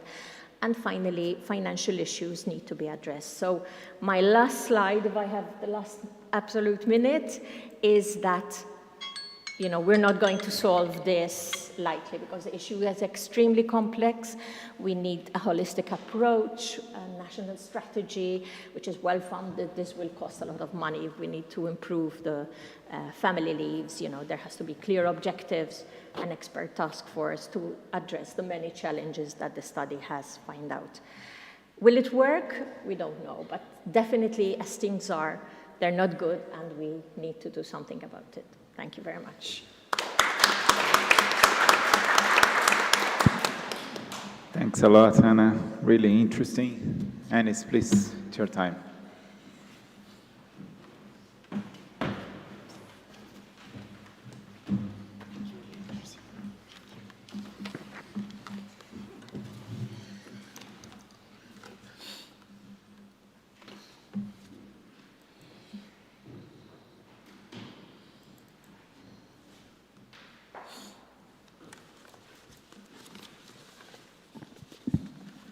Hello, everyone. My name is Anis Ben Brik. I'm based in Qatar. I'll be presenting on fertility data on the region, the Gulf region, which includes countries like Saudi Arabia, Bahrain, Kuwait, Oman, and Qatar. So my story of this research is about what I call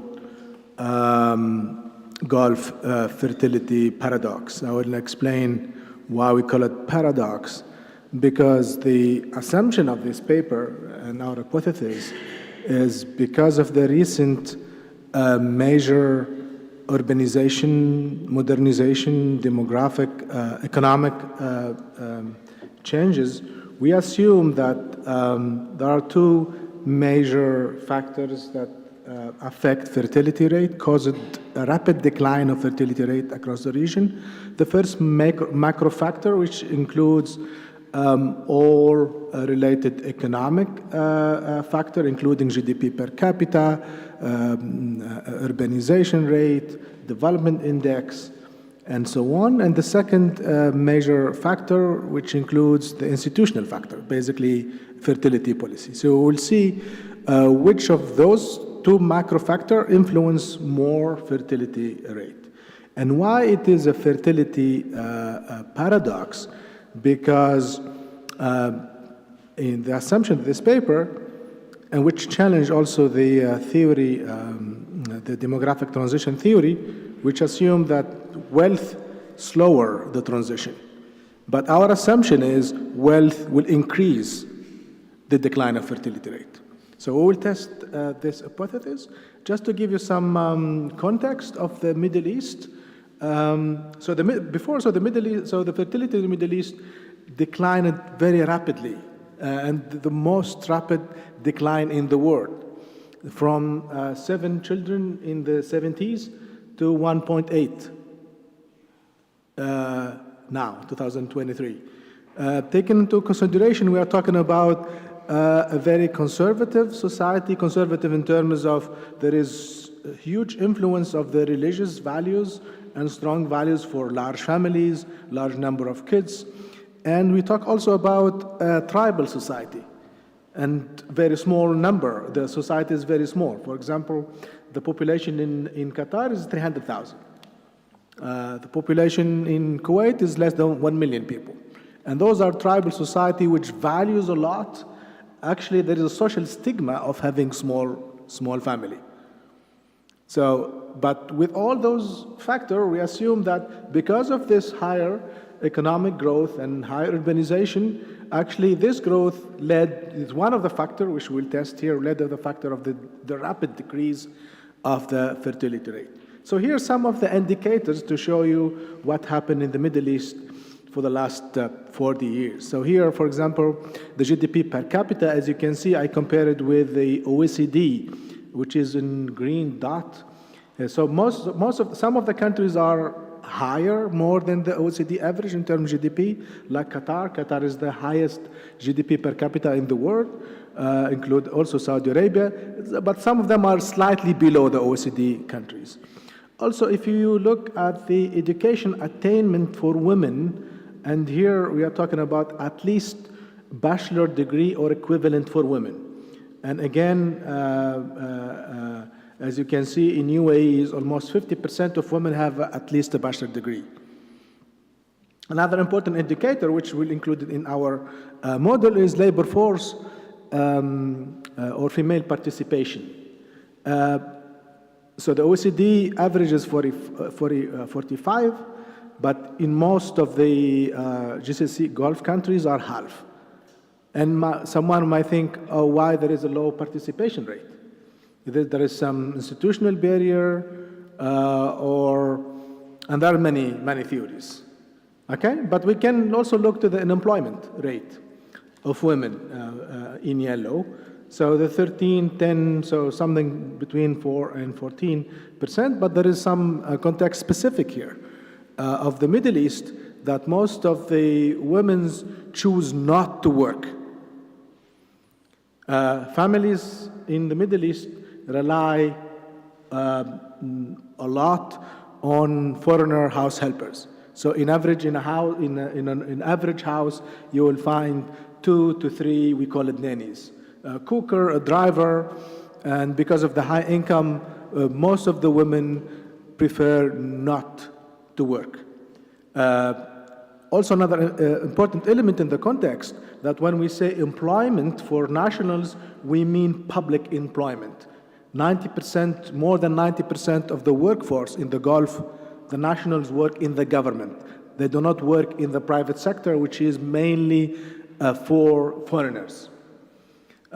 So we can assume that a guaranteed job in the public sector, highly paid in the public sector, but women prefer not to work, which is also my think of the issue of maybe women, unlike Europe or the West, because of the work we need more time, family balance, but in the Middle East, women have more time and have more income.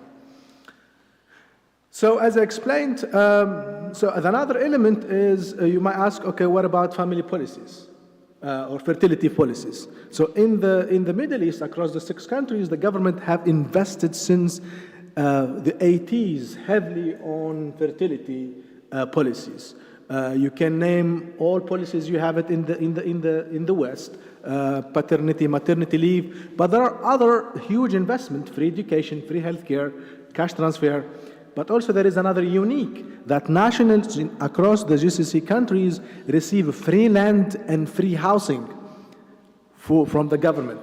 They receive also allowance to get married for early young. So young people, if someone want to get married, he can get a large amount of money to help him with offsetting the cost of marriage. So there's a huge generous fertility rate. But with all that I described, we will see a huge decline of fertility rate. Someone might assume with all those policies and offsetting all the costs and high income, we expect the fertility rate at least to maintain at not 7 children, maybe above the TFR. But we've seen across all countries the decline is so rapid from 7 in average to 1.8.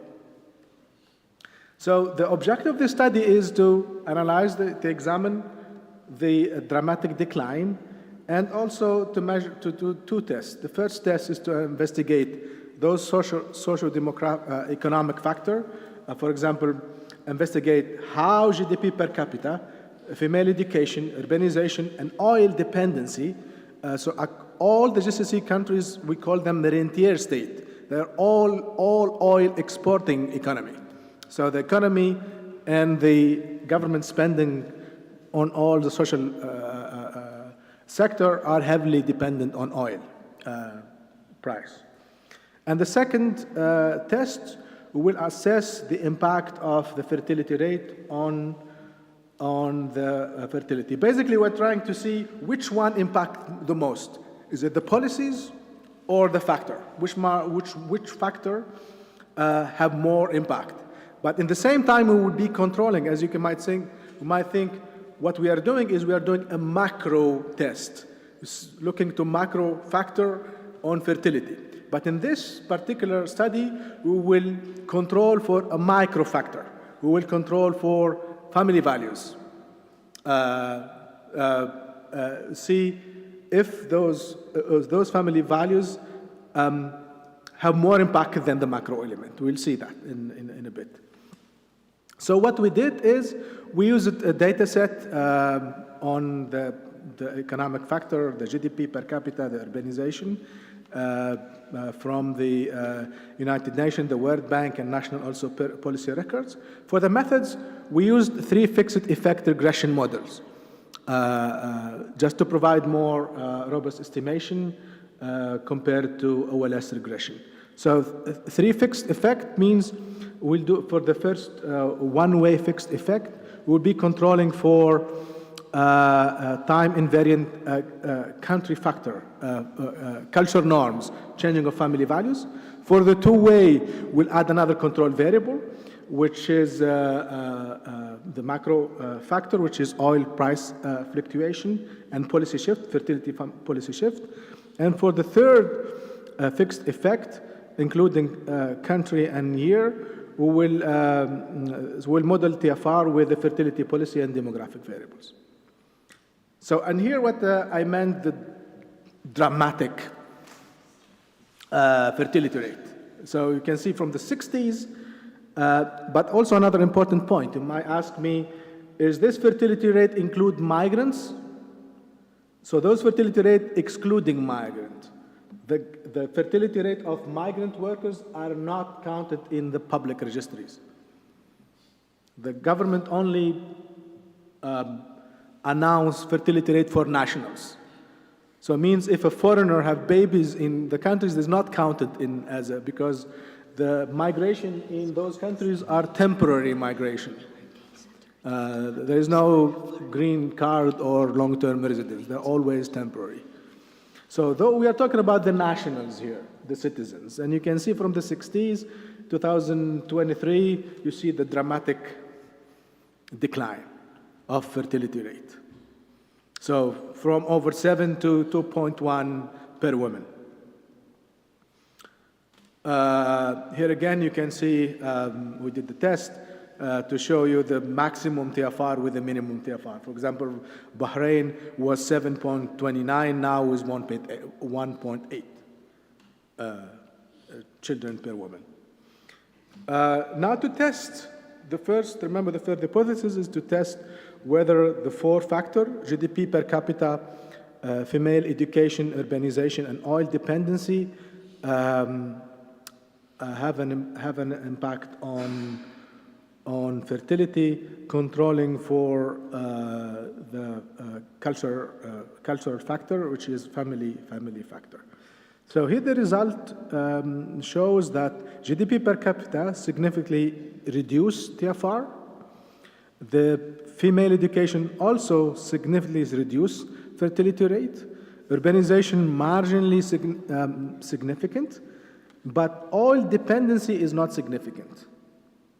And what we all dependency here, we mean with the proxy to measure government spending on social sector. Now here, in this plot, you can see a visualization of the relationship. For example, you can see that the trend is the TFR decreases as female education increases, which suggests that higher education for female correlate with a low fertility rate. But also we can see also that GDP per capita also when GDP per capita increased, the TFR decreased, which challenged the theory here. Remember, I 2 minutes. 2 minutes? Oh, I need 1 day. Yeah. Come on. So it also challenged the fertility rate. As you can see, we expect that when you have higher health, higher wealth, the transition will decrease. But here it shows that in our case, the increased GDP per capita resulted in a decrease of fertility, and so on, so quickly. So we did the two-way fix it. We added a new control variable. So we started with one control variable, which is measure the change of family values. We add now fluctuation of the oil price, which again, proxy of the government spending.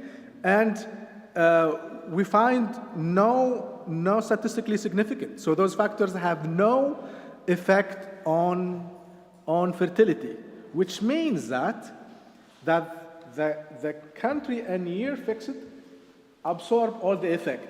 Means the change of the decline of fertility rate when we added the second control variable absorb the association. It means that the decline is mainly caused of cultural values, not by the not by the GDP per capita, not by the urbanization or modernization.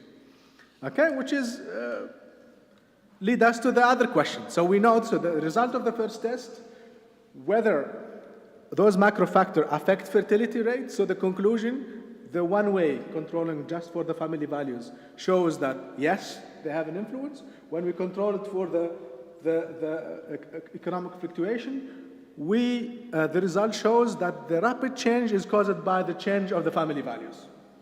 And lead us to the second hypothesis.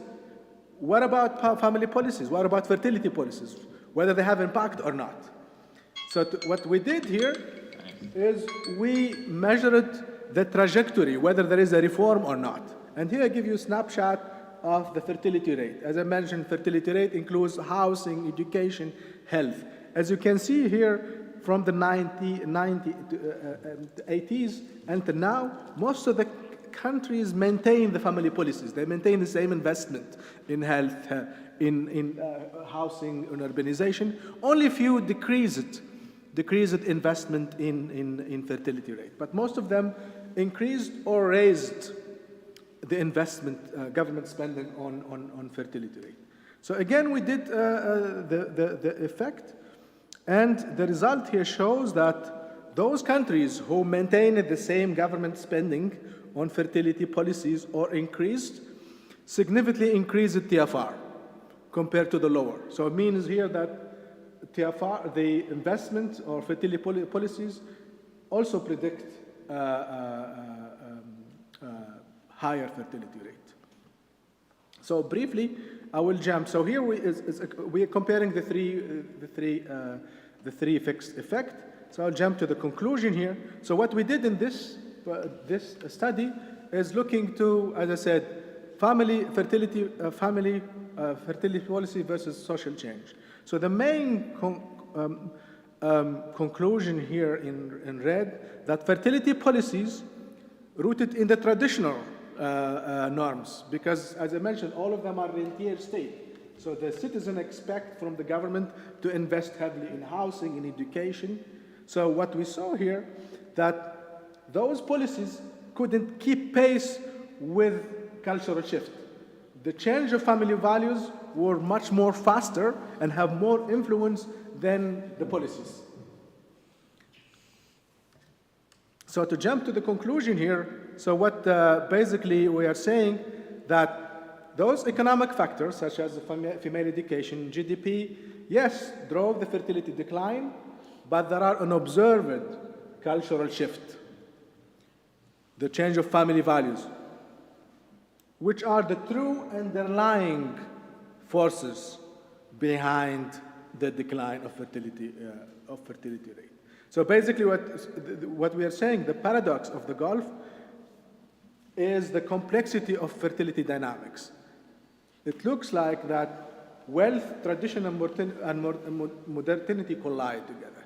But it remains, so remain that investing in fertility rate or the investment in fertility policies in the Middle East was not enough to stop the decline of fertility rate. The rapid change of family values outpaced the investment of the government.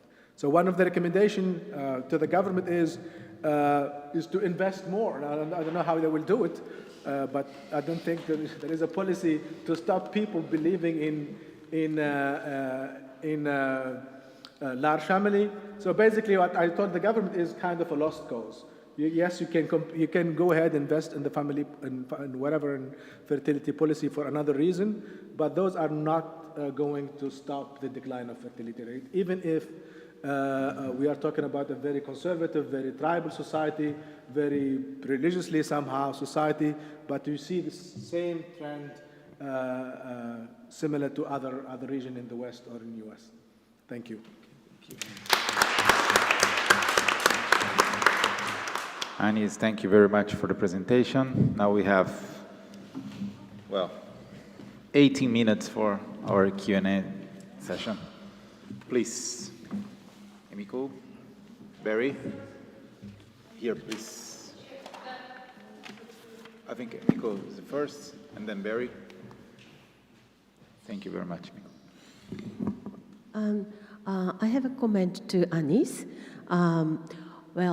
I think what you described is not the contradiction, but the example of compressed modernity, which is, I talked about it in my presentation.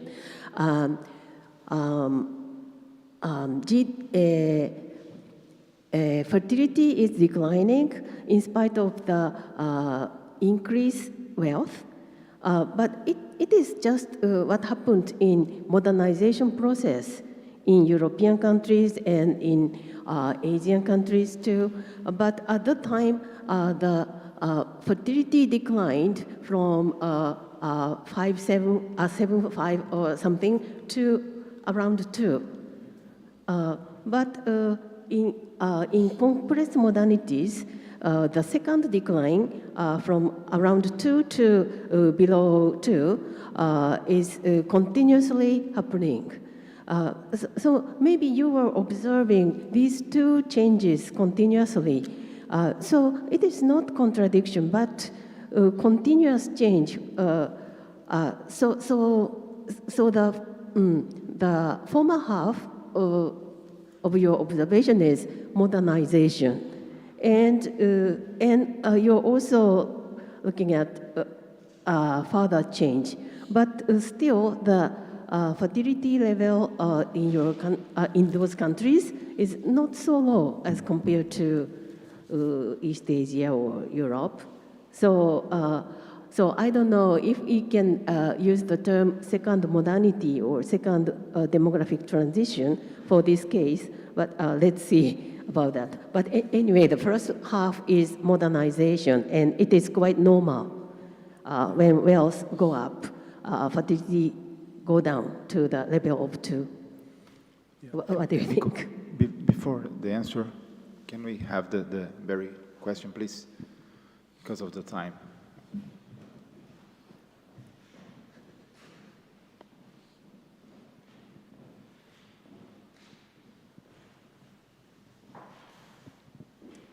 Thank you very much. I have a similar remark, although this is not my field.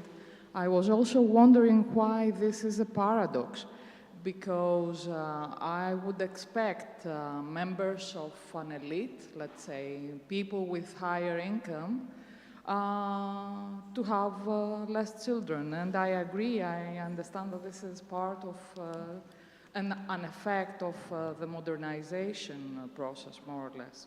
And the fact that we start from a very high, like, average, like 7 children per family, should also be taken somehow into the equation.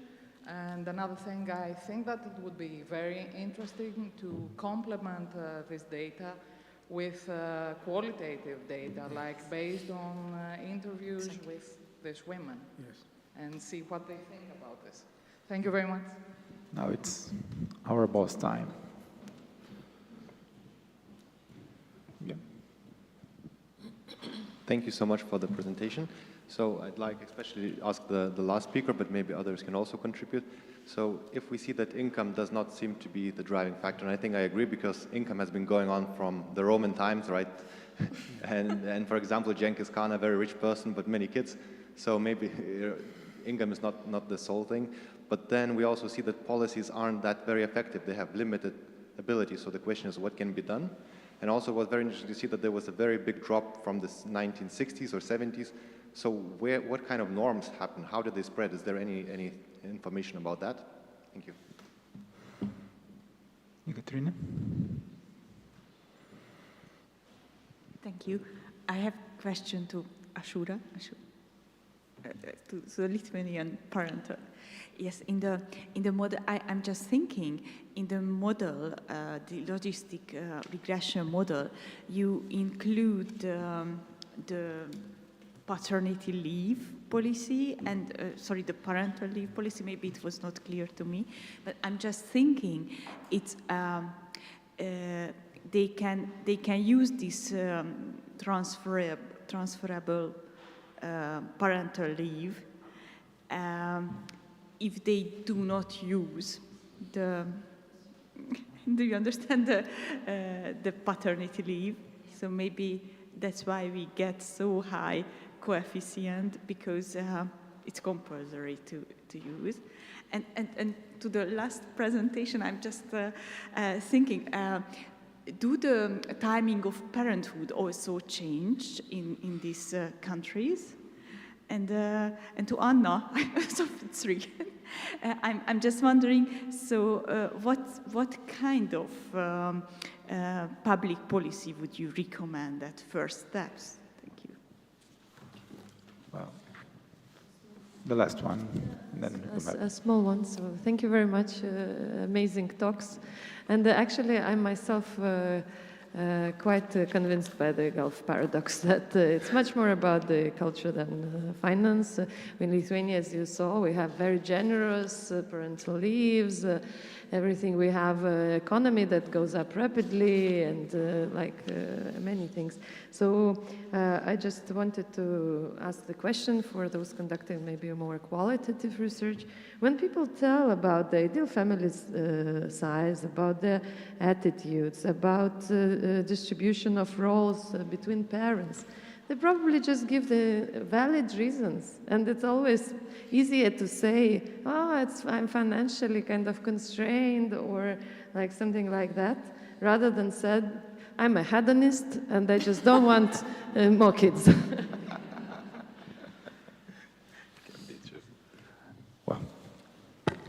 Yeah, so thank you, colleagues, for very amazing presentation. I'm really very inspired.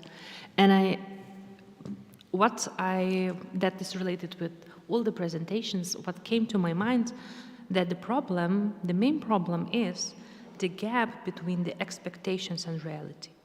Be it the fertility, be it the childcare, be it the housework.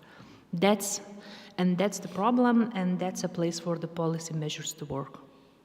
To measure the expectations, to look at the reality and see what can be done for the expectations to be more reflected in the behavior. That's where we need to look. And it doesn't matter what's the country, but that's the place where we need to look. And getting back to your question, the take-up of different leave measures, it's not related in any way. You can take one and you don't need to take any others. So if you want to take non-transferable parental leave only, you can do it. And it is flexible. You can take any days you want, and you can have it in the whole periods of the time. So it is not that much related, but as I mentioned, I think that we need to look more at those fathers who take any of these measures to really say who are they and what's their socio-demographical profile that they have. To say, is it a marginal population group, and if it is, then to look at the ways how we can make our policy measures more targeting different socio-demographic groups. Yeah, so that's maybe from my side. Okay, now maybe our qualitative researchers can answer. Wilma and Anna? Yes, I will answer the question of Yvette. Is this working? Yes. Okay. Yvette, the issue is very complex, so you cannot just take sporadic action and think you will solve it. You need to have a team to look at the various issues. You know, like how do we reduce the caring gaps? Because clearly my research has shown that it matters that women are still carrying the heavier loads. That it is mothers who are taking all the leave and the fathers are, you know, doing away with it and then getting promoted and getting, you know, better on the in terms of how employers look at them. So, you know, you need to look at how to close the caring gap, how to make family and having a child more sexy, you know, like for a while it was, you know, something positive, but now I find that in many countries it's more, you know, cool to have a dog perhaps, or to have a designer bag which costs thousands than have your own child, you know. So we have to make having a child cool again, both for the mother and the father, you know. I remember a project like 10 years ago I was involved in, which was, it was called It's Cool to be a Dad on Parental Leave. And I think, you know, that is the sort of messages we need to give. And yes, it's cool, you know, because it's something positive. We need a revision of family leaves. In Malta, they're hopeless, you know, expecting mothers to go back to work after 18 weeks is too short, you know, and giving free childcare when the mothers don't even want it, you know. So yes, looking at the financial issues, you know, can we help families? Okay, sorry. I thought it was on. Can we make a distinction in terms of, for example, when it comes to paying your tax, you know, you would get benefits if you have more children, you know. Are we making that difference so that you have more money left to be able to afford another child? Can we give more housing to people who have a second child? So there are so many things, so many issues that unless you sit down and you really strategize and work on the different aspects, it will not work. Sporadic issues will not work. So that's my message, that you need to take a very holistic approach and realize that things, you know, what we thought didn't matter, and we have to address them. Thank you. Wilma, do you want to comment, please? Like that? Can you hear me? When I was thinking about the Gulf countries paradox, I agree that it is a paradox, because I was thinking that it is similar of wealth and happiness paradox. We expect that people who have more money, they would tend to be more happy, but they don't. It's similar with the fertility and financial reasons. People talk about that they can't afford having children, and we kind of expect that if they have a lot of money, they would have more children, but they don't. And they don't, I think, because with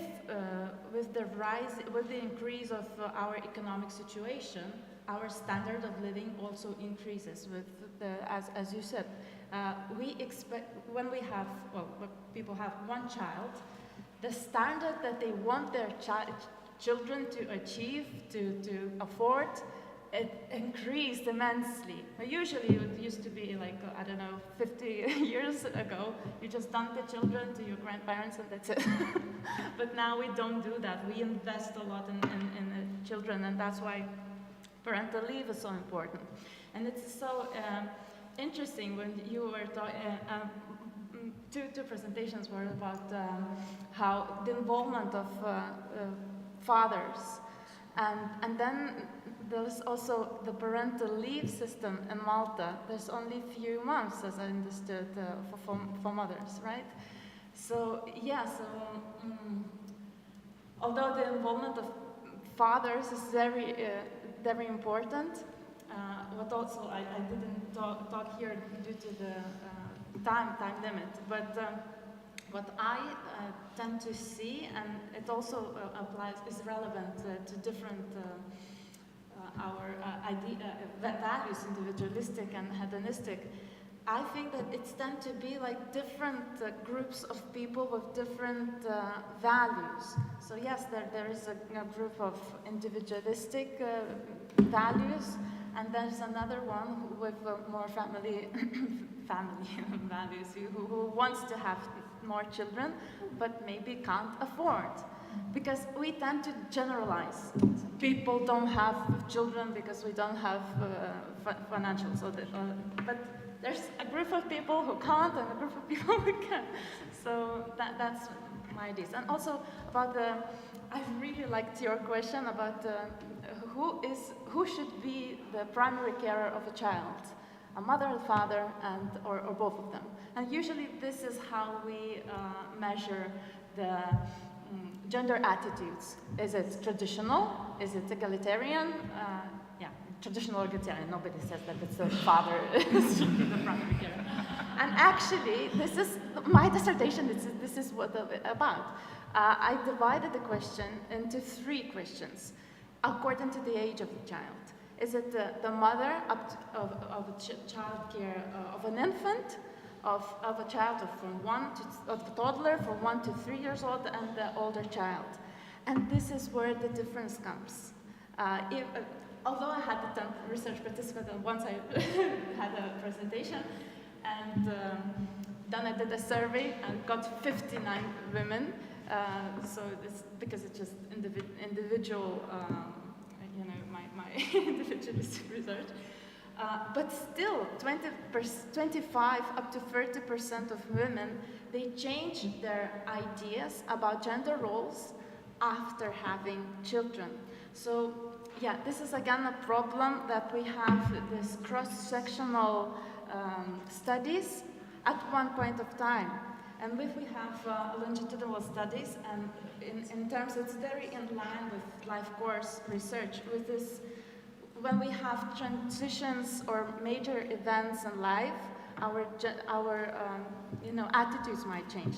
And because with the values, and I would say we have to promote, having children as more attractive, to make them more attractive, because people don't have experience of having children.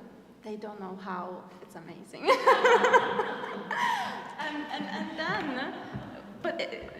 and then when you have this experience and you want to have another one, you're too old. So it just, and yeah, so too much. Fascinating debate. Anna wants to point very shortly, please. Yes. And then Anna's. Okay, two very short points. One other thing I would include is fertility education, because I found when I did the literature review, I found that many young people have very little knowledge. They leave, as you said, they leave it late, and then they realize, oh, my time window is out. So we have to find ways, perhaps online or make them realize that they have a time window, that. And also about, because we're always talking about how are we going to get the father involved more in the family. We also have to challenge what is called the motherhood mandates, because mothers think that they have something extra, like divine in caring, but men can be wonderful carers too, and that is something you need to work on and change. We can learn. Exactly. I'm sure you are perfectly fine. You don't. Yeah, I mean, I agree with you. We can call it the second demographic transition. But what is unique in the Middle East, and unlike in Europe, that the rapid decline happened in one cohort. And yes, the figure shows that the fertility has been declining since the 60s. But between 60s and almost the 90s, the decline of the fertility rate was not aligned with indicators like high income or female education or better health. The decline was caused by other factor, poverty, high mortality rate. Because when I mention modernity in the Middle East, it started in the 90s. So the average income per capita in the 80s, even in 96 in Qatar, was $300 with high mortality rate. So what we experienced is one cohort kind of received a shock. In one cohort, the discovery of oil, a massive investment in health, improvement of all health indicator, improvement of female education, and increase of income. But initially, in the 60s, we see decline of fertility aligned with a negative factor. But there is a moment started in the 90s. Who remember Dubai in the 90s? No one knows even where is Dubai. There is no oil except Saudi Arabia to some extent, but also for political reasons, the wealth was in the hand of very, very few people. But starting from the 90s, we see this shock, this major investment in education, in female, in high income. So we expected that since fertility declined in the beginning because of poverty, we expect people to have more money. And by the way, yes, there are modern countries like Dubai and Saudi Arabia, but the society is still tribal. Even in Saudi Arabia today, there's still tribal society. We're not talking about the individualistic society or in the West, there's still arranged marriage, still tribal society, still high expectation of women to have large number of children. They have a negative stigma of having a small number of children. Families in the Gulf until today, they do not live in apartments. Have a negative stigma of a national live in apartment. They live in a large villas. So that's what maybe the trend could be similar, but the speed of the change happened almost in one cohort. That's why we call it somehow is a paradox. Not similar to what happened in Europe over maybe many generations, and the decline was aligned at the same time with the increase of economic development and education and so on. What happened in the Gulf was a sudden shock. In the 90s, all those countries discovered oil, except Saudi Arabia was before. But starting from the 90s, or even for Qatar, the development started 40 years ago. So meaning investment in education. And also, before that time, there is high stigma, and it's still a tribal society for women to go to school. So basically, to summarize, there is a huge generation gap between the kids of today, the women of today, the age of the 30, and their mom. So the grandmother today in Qatar, who are born in the 70s, have 4, 5 children. Their daughter today have only 2 or 1. That's what maybe make the Gulf region is unique. It didn't take many generations to have this huge, rapid decline of fertility. Well, certainly it's a fascinating debate, but we have to have lunch. So our boss, please. It's your time. So it was amazing, I think, both sessions in the morning, and I'm sure that the sessions in the afternoon would be as much, even more fascinating.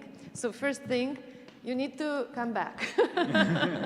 Second thing, I think we all deserve a nice work-life balance and a hedonistic break to go out, to eat, to grab a colleague and talk about the issues you're interested in, and also maybe to climb the highest tower in the old city. And now I will show you how to do it and tell you.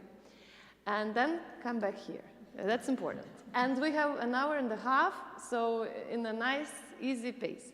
So the easiest way, we decided not to arrange the lunch here so that you can go and explore a little bit the old town, the city, the cuisine. So the easiest way to get to the food places is, this is where we exit our coffee break, yeah? So here you exit and you need to go through here, yes? And then you reach Pilies Street. It's just a couple, like half a minute off the gates. And then I propose, you may turn left or right. I propose you turn left. And on the street, there are so many restaurants, bars. If you want to go to some local food, there is Etno Dvaras. It has etno in it with some typical food. Our typical food is cepelini. Cepelini are like potato dumplings with meat inside, quite heavy. You can have half portion if you want, and some salad on the side. We have, for summer, we have a typical pink soup. It's very pink and beautiful, so you can try that. And there are many other options. Also, if you go further down the street, there is a university pub, which is called the Seven Fridays. That's the spirit. So 7 Fridays, there they serve simple, nice food. Or if you go further down, you will find the Grey restaurant where we were yesterday, nice food, nice views, and everything. So now the final bit about the tower. When you go here, just on the right, you will see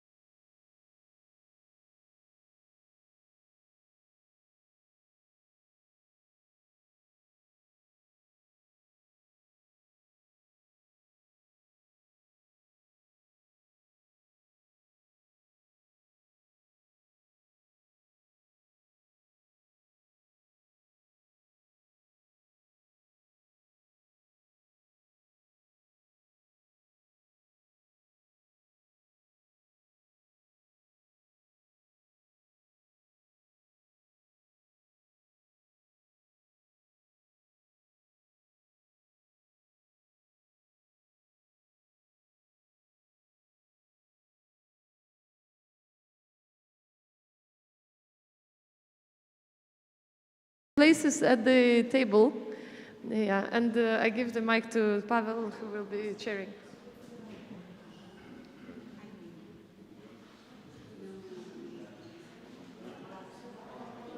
You are right.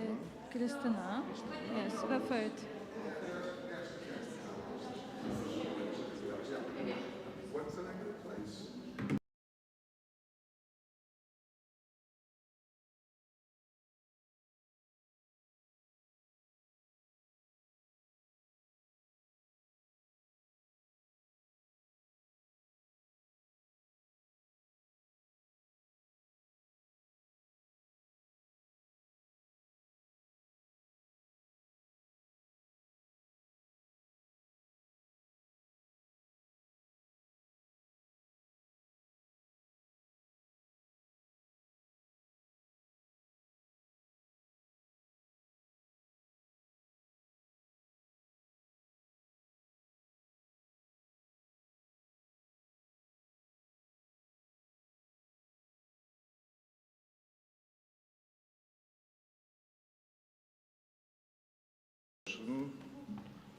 On employment and aging. We have 4 presentations and waiting for one of the presenters. Rules are the same. You have 15 minutes. I will show you when the time is up. Immediately after presentations, if there are any clarifying questions, please ask them, and after the discussion, okay? First presenter.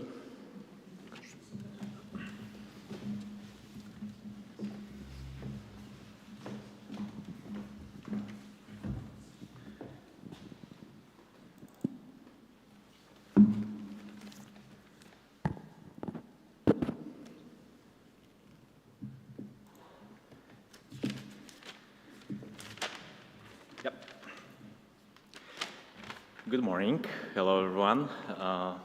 My name is Łukasz Jurek.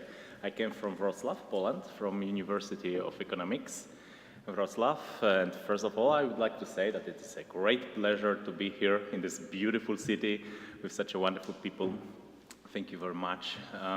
But to the point, I am in charge of a research project dedicated to the issue of decomposition of retirement pathways. This is my dream team, research team, with 2 girls from University of Economics in Warsaw, and my colleague Stanisław Kamiński from my university, University of Economics in Wrocław. As I said, we are planning to do some research in the field of decomposition of retirement pathways. And first of all, I would like to say sorry, because when I made this application to the conference, I was hoping that I will be ready to present some initial results of our project. But unfortunately, I was too optimistic. The research is still in progress. So in this situation, I decided that I will present just our assumptions, main goals, and generally theoretic background of our research project. And maybe you could help me with these aims. Generally, I would say that the issue of retirement pathways is a relatively new research topic. The question is why? I think that because earlier nothing happened what could be interesting for scholars. There was generally one normative model of workforce withdrawal. It was like for the most of 20th century that people worked till they reached retirement age, and at that moment they withdrew, they exit labor market, and this exit was like at once, very fast and ultimate. It worked like, in my imagination, like a guillotine. So cut off at one moment So like you're a worker till Wednesday, and on Thursday you're already free as a retiree. And now we see that situation is changing very fast in this field. Generally the world is changing very fast, as we know, and this has a huge impact on retirement behavior. First of all, demographics, as we know. People live longer. We are facing decline in labor force, so people are able to work longer. There is a bigger stress to postpone decision about workforce withdrawal. Secondly, the work changes all the time.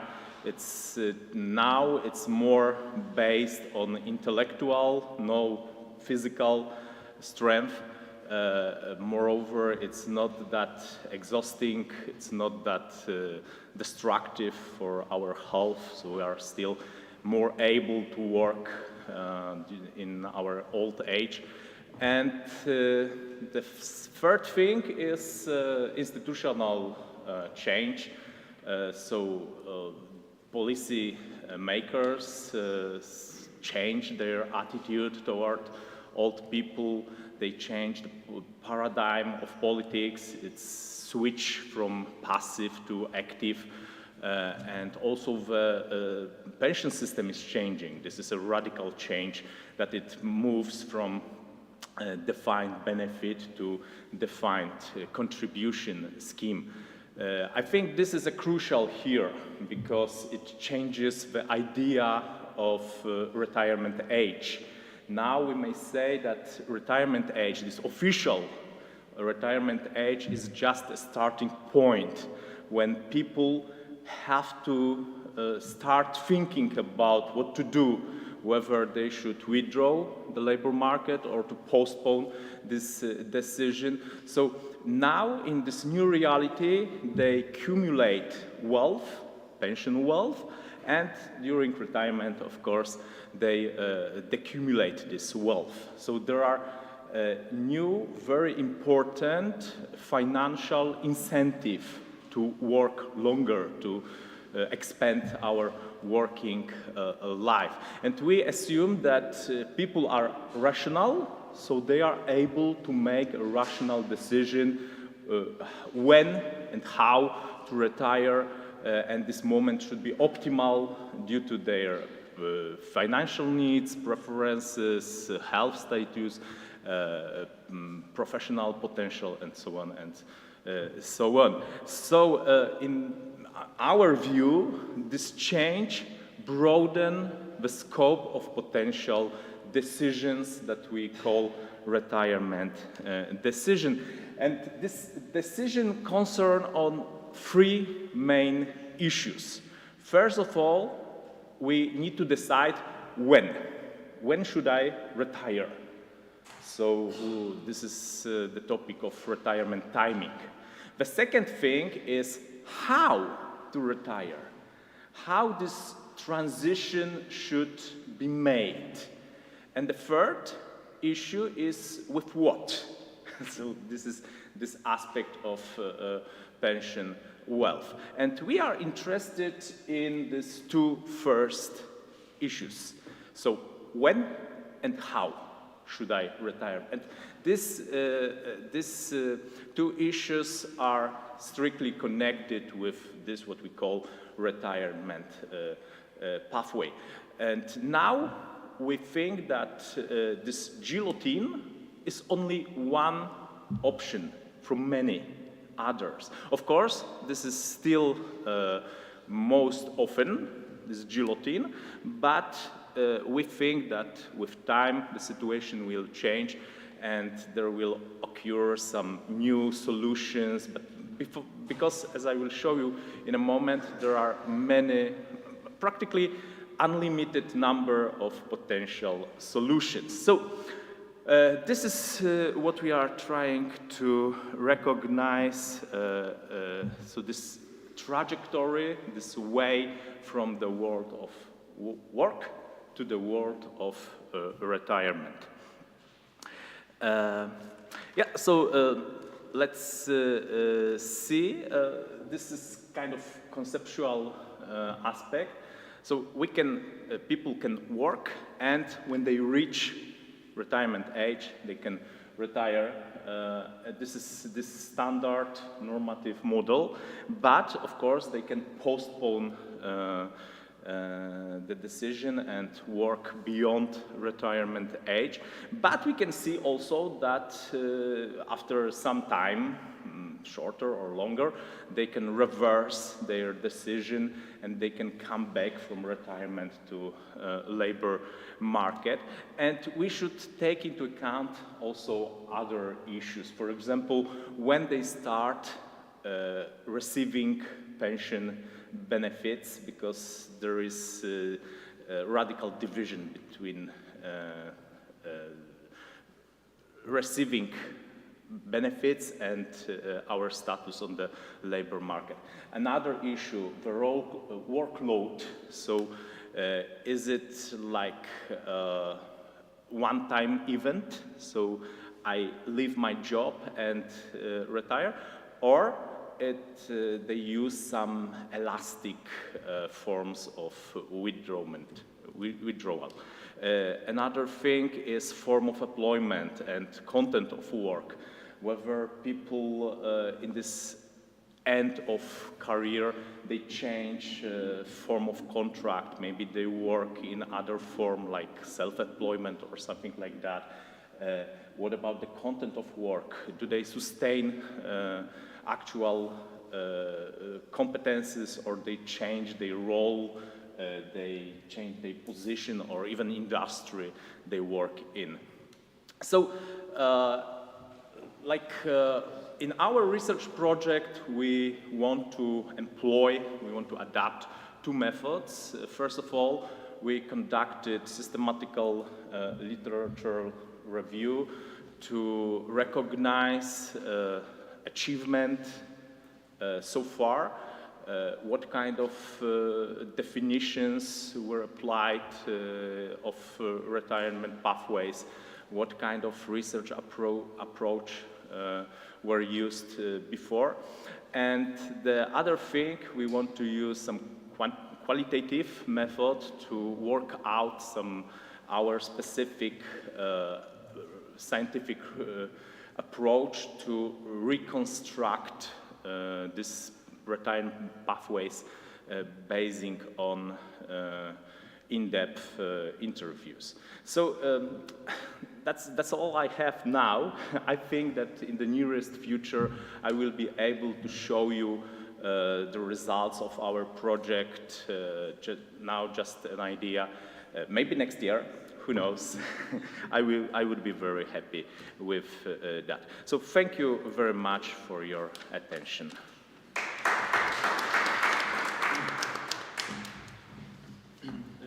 Is Lyginamųjų with us?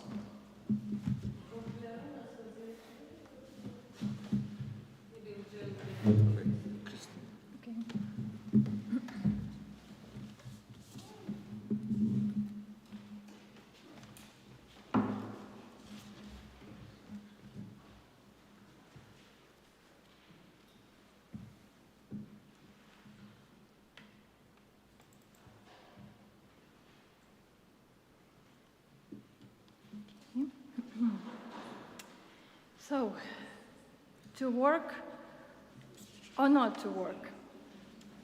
That is a question when a retiree is living in Lithuania can ask. My name is Kristina Zitikytė, and today I will share with you the analysis I made to answer the question, what factors do affect the choice whether to work or not? This research was conducted as part of a project, Positive Aging in Lithuania, Social, Economic, Psychological, and Health Aspects, and is funded by the Lithuanian Research Council. And thank you very much for Ekaterina inviting me to be part of this project. So now I will share where we are beginning and what information we have at this moment in this project. Retirees may choose to continue working for a variety of reasons. I agree here. And firstly, we have motive need. Those at lower socioeconomic levels facing increased poverty risk take bridge jobs out of financial necessity to avoid poverty risk, to secure sufficient income, and to increase future benefits. There are other people who could say that they want, and then they do this because of life satisfaction, because of social engagement. They are motivated by a desire to feel useful and to avoid the stress of an abrupt retirement my colleague was talking about. Interesting fact that nearly 1/3 of post-retirement workers in Lithuania, according to the Eurostat data, were motivated to work longer due to financial necessity. Another third cited very important motive, such like financial attractiveness, not necessity, attractiveness. And the remaining third worked for personal fulfillment and productivity.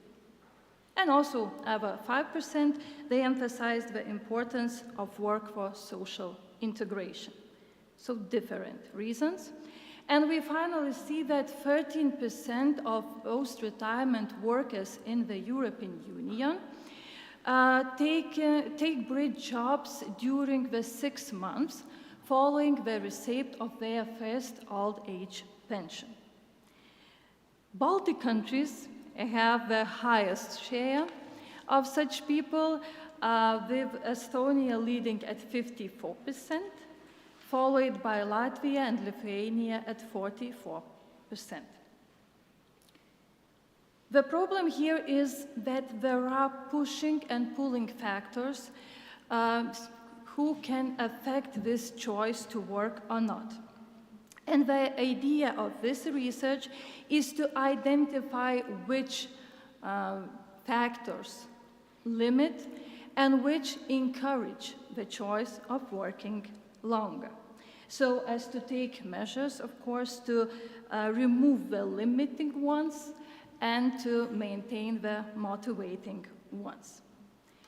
Scientific significance of this study lies in its increased focus on the increased role of economic sectors, a factor that has not been extensively explored in my previous research.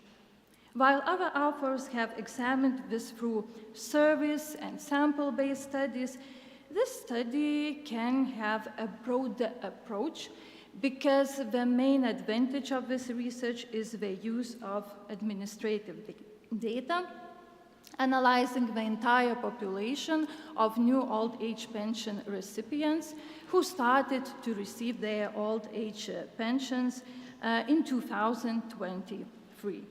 And this guy says that he's unique, mentioning that, yes, data are unique, administrative data.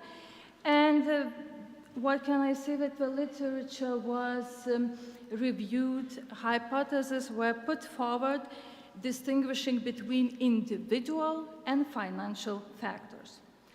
The study sample consisted of 16,000 new old age pension recipients, and to examine the factors influencing post-retirement employment, Logit and Probit models were applied. The dependent variable here indicates whether an individual works during the first year following the receipt of their first old age pension. And this guy also says that he hopes that this will help, and it really helped. So that's why results. Firstly, I have to say that in Lithuania, men and women are similarly disposed to work at the beginning of retirement. Okay, to be honestly, men, they're even less likely to engage in post-retirement employment compared to women. And it contrasts with the conclusions of most of previous research we generally report higher male participation in retirement work. But what I have to say here is that this divergence likely reflects the unique socio-economic context of Lithuania, where we really have very high women labor activity during their career and especially in their old days, and at the same time at the first years of receiving, after they reach retirement age. But later you can see that after 2 years, the employment begins to decline of women, and it stays below than that of men. Often due to the reason, increased taking care responsibilities of their family members, I guess, and due to the change employment status of their partners and spouses. I have to be honestly, today I don't have such evidence for Lithuanian data, but I hope that in our project we will check this hypothesis, because many authors say that this intersection exists, and women, they finish to work, then their spouse or a partner decides the same. Next very important thing, I found that a high accumulation of pensionable service was associated with 2 percentage point increase in the probability of working during retirement. And here the fact is very simple. The more years you are in the labor market, the higher the probability is that you will stay for longer. Next, and very, very important factor, the results indicate that lower morbidity is associated with a higher likelihood of continued employment after retirement. And here, individuals with higher levels of morbidity were from 6 to 10 percentage points more likely to be out of the labor force during retirement. So consequently, the hypothesis concerning the impact of morbidity on retirement behavior was not rejected, and health not only can, but seriously limits retirees' abilities to work in old age. Now, what was very interesting for me is that the highest proportion of working retirees is observed among managers, with 70% of them working when they reach retirement age, in the first years after the retirement age is sought. This result is followed by professionals, specialists, clerical workers, and in contrast, the lowest share of working retirees is observed among workers, among agriculture, forestry, and fishery workers, and unskilled workers too. The models indicated that managers were 4 percentage points more likely to stay at labor market compared to professionals, to workers, and unskilled workers. The interaction between gender and occupational category revealed distinct patterns. And it was very interesting because male managers and professionals were more likely to stay at labor market than their female counterparts, but they were less likely to do it if they worked as workers, or in the case if they were unskilled workers. Now to talk about economic sectors, very interesting data here. In case of Lithuania, I hope, the highest proportion of employed old age retirees is observed in healthcare and social work, among entertainment activities, and among those who worked in information and communication technologies. And in contrast, the lowest share of working retirees is observed in construction and agriculture sectors. The results showed that the probability of working in retirement is decreasing for those who were employed in manufacturing, construction, and agriculture. And in contrast, the probability is increasing if you were employed in healthcare and social work, in arts and crafts, or in education.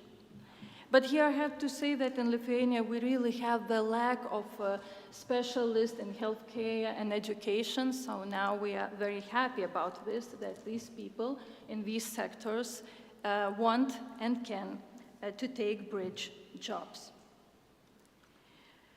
And what's more about financial factors, finally, so from previous analysis of Lithuanian data, it was expected that a higher pension would be associated with a longer staying at labor market. And it was confirmed in this research too. And it was the same found for those pre-retirement wages. Then I saw that the higher the wage was before your retirement age, the higher the probability that you would stay in labor market for longer. I see very important results when I'm talking about lower pension replacement rate. There I see that people with lower pension replacement rate were from 6 to 10 percentage points more likely to work after reaching retirement age. And some authors identified U-shaped relationship between post-retirement employment and income. Here you don't see a U-shaped relationship. But firstly, I have to say that here I'm showing just the amount of your old age pension. I don't have all information about all your income, so that's the case. And the second thing is that really you see that very strong interaction exists between higher pensions and the higher probability of staying at labor market for longer. I have to say that for those who who received very low pensions, were likely to work too, but this factor was not statistically significant in final models, and I see that very strongest impact is from those who receive really high old age pensions. So finally, to work or not to work, if you are a retiree living in Lithuania, I have to say that, if we can, we do it. And the answer is because we see that now those who earned higher wages, who receive higher old age pensions today, who worked as managers and specialists and professionals, they are more likely to work.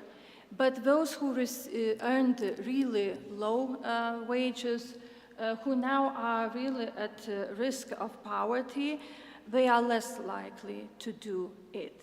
And here our policy measures have to be taken, because we have to do all our best that these people who want could do this, that they could have good health conditions to do this, and that they had useful skills to stay at labor market if they decide to do this. So thank you very much.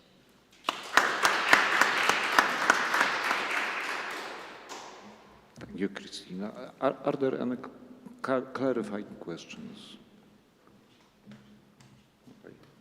Okay. Inga.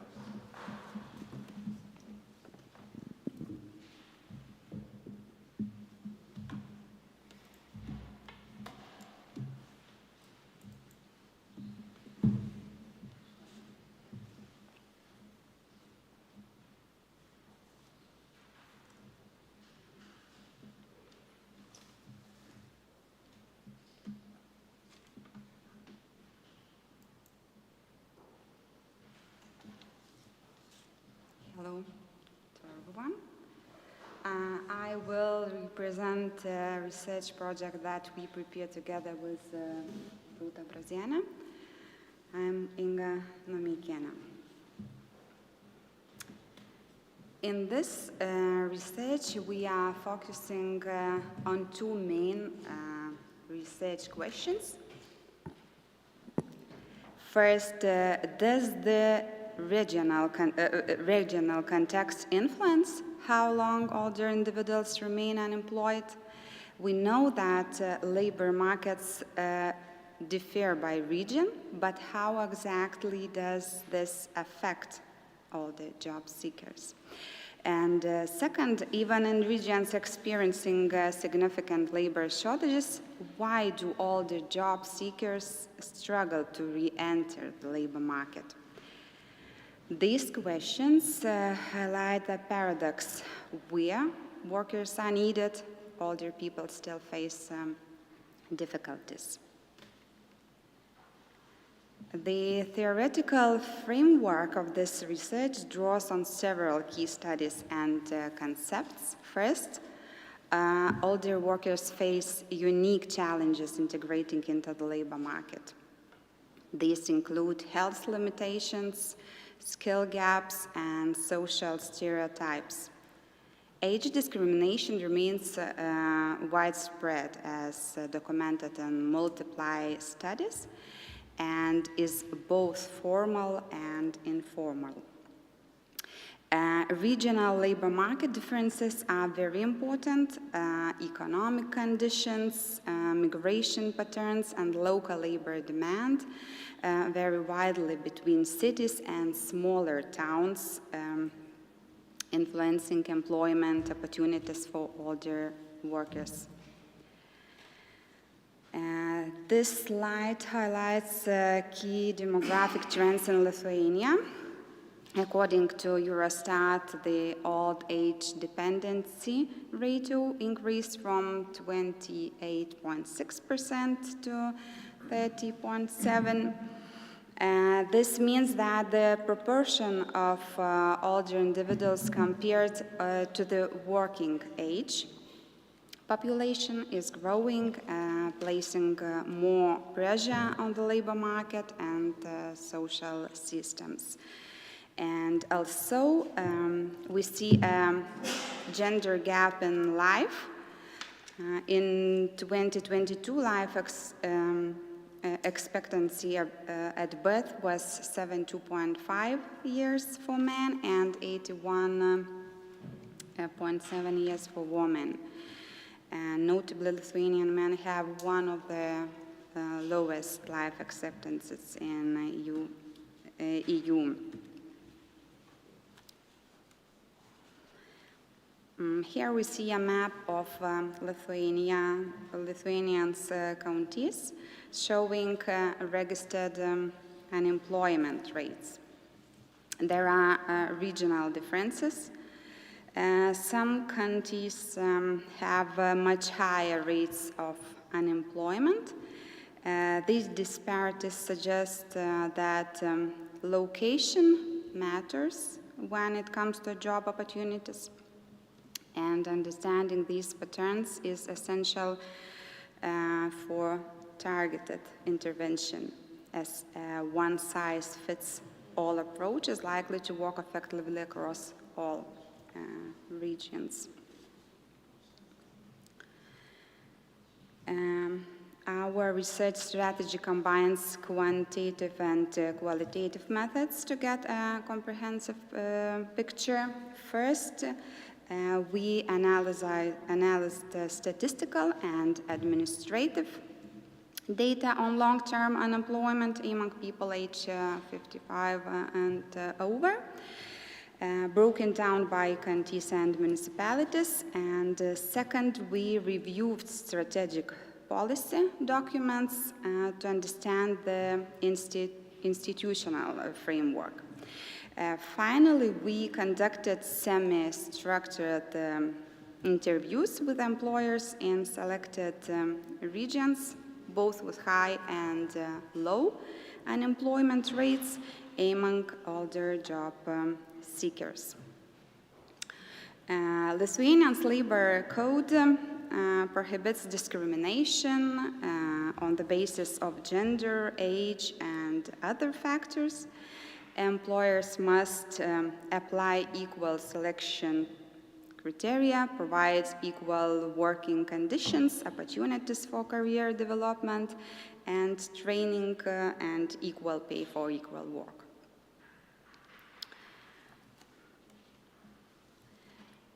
This slide outlines the key national strategic documents in Lithuania that address the employment and social inclusion for all the people.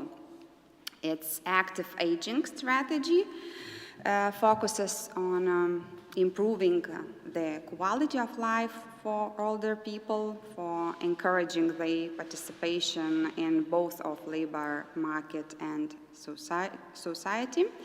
It recognizes active aging as a tool to promote inclusion and reduce generational inequality. And then social dialogue initiatives highlight the importance of collaboration between the government, employers, and trade unions to ensure that labor market policies reflect the needs of all age the group, including and older workers.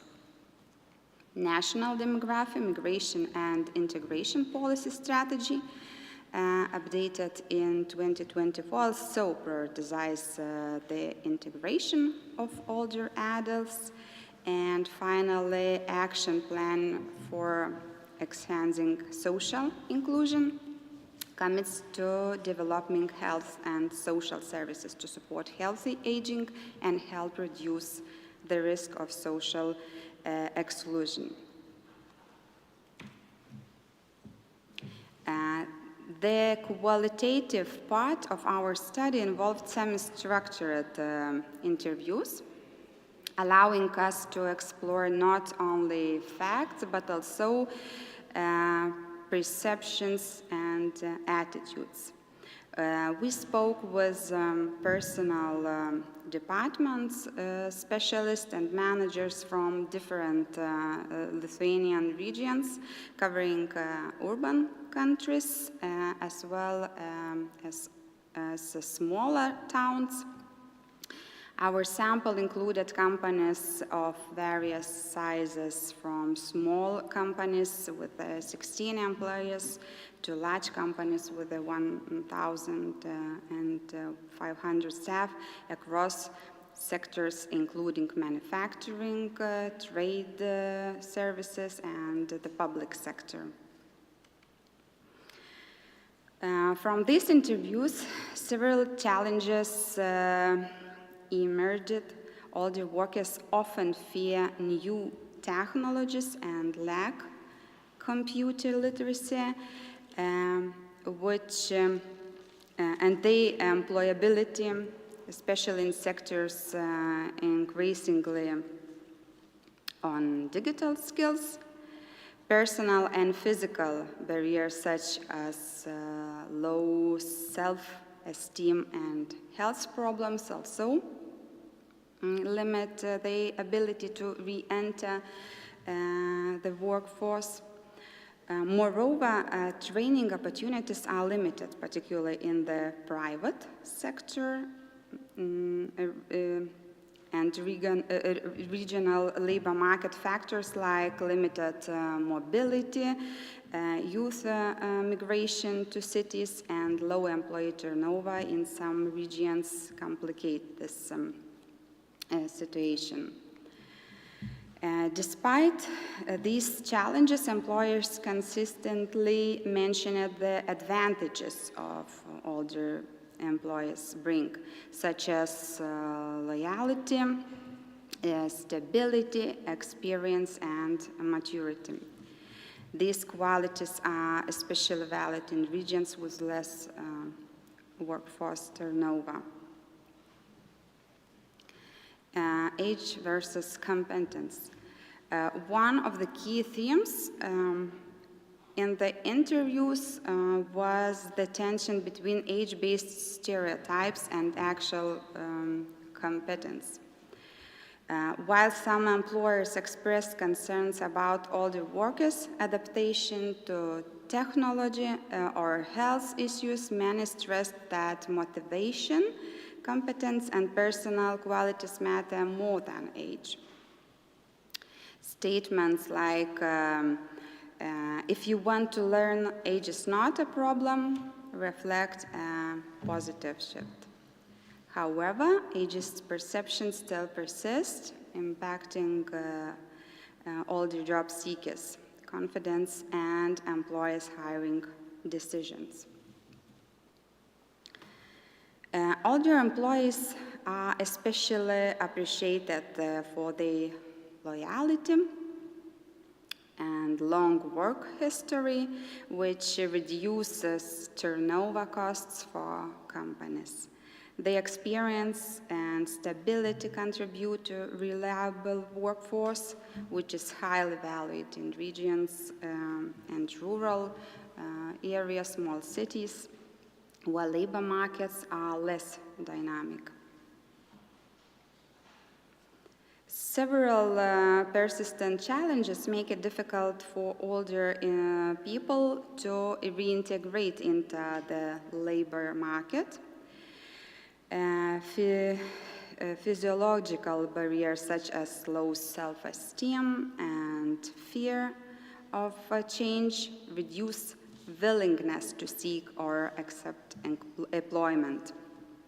Health issues raise concerns both for employers and the workers themselves. Informal discrimination and age-based stereotypes limit opportunities, creating a cycle that is hard to break without target intervention. Technology is a critical factor in labor market integration and manufacturing. Older workers usually learn to operate specific machines with clear instructions.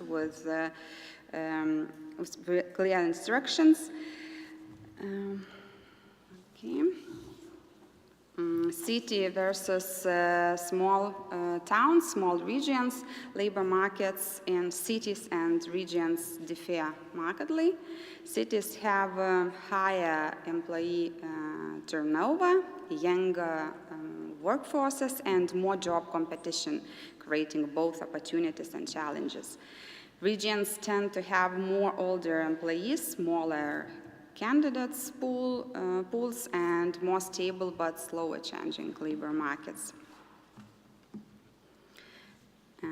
Training opportunities differ by sector and company size. Large public sector employers tend to offer a wide range of training, including IT and methodological courses. In private companies, training is often project-based and focused on specific skills, with larger companies providing more frequent opportunities. Small employers, particularly in the private sector, offer limited training, which restricts older workers' ability to upgrade skills and remain competitive. And conclusions. There are clear differences between urban and rural areas when it comes to integrating older people to labor market. Then labor shortages do not always benefit older workers. Even in regions with strong labor demand, older job seekers are not automatically included. Employers still tend to prefer younger candidates who are seen as more teach-savvy and adaptable. Then barriers are both objective and subjective.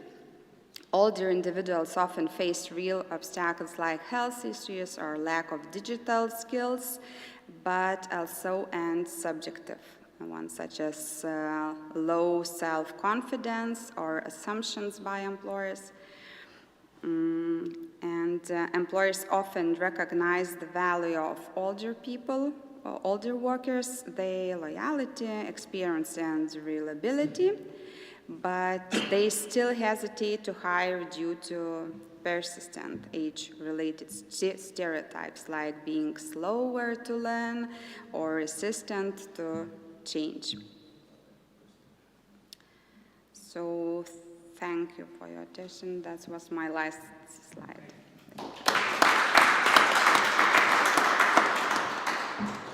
Thank you very much. So we move to our questions, answers, and discussion. As one of presenters, our presentation is lacking, I think we can finish this session a little early, okay? Douglas. So thank you all very much. One thing I was wondering, this is about location, regional, so forth, but it's for all of you I would ask. Americans are famous for high mobility, for work, moving from one city to another. American mobility is way down for working age because of marriage or some kind of relationship. And so they can't move because both need a job. So they stay in one place because one of them has a job and the other one looks. I'm struck by your findings because it seems to me the desire not to move at age 55 or 60 must be the most powerful factor. So you had a whole list. Can you say which factors are the most important?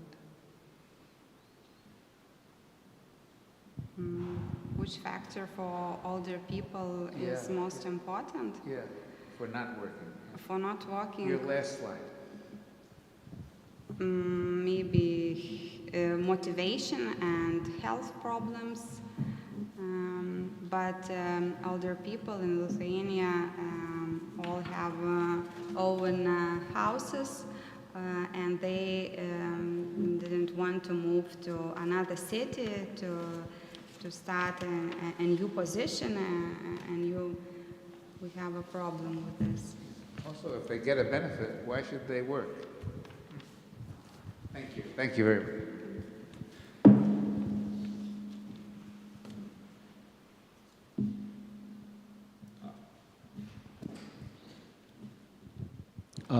Hello, Ondřej Horva. I would like to ask about caring duties or caring responsibilities, whether these caring responsibilities were somehow important for people in their decision to work or to retire.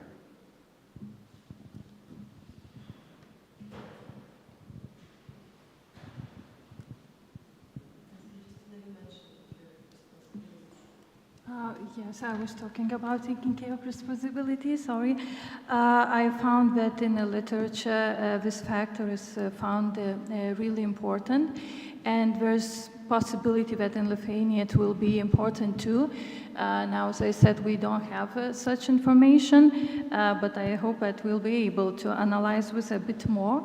And maybe to add to the first question and answer about the Lithuanian case, which factors are very important. So we see that, health factor is very important here in Lithuania, which limits working possibilities.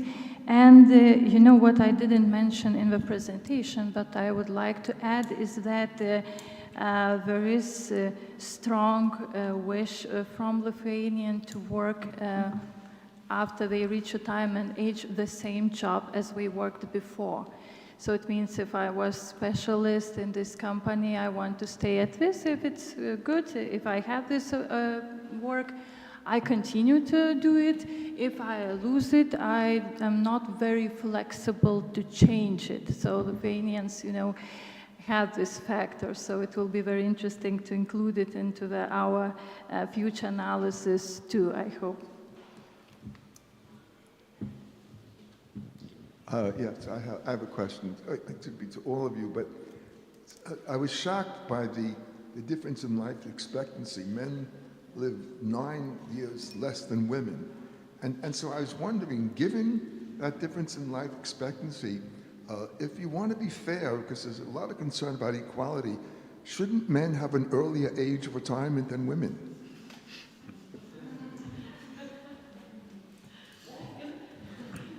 I will interfere a little bit, but I think it really, the stark difference is very much in Lithuania due to lifestyle.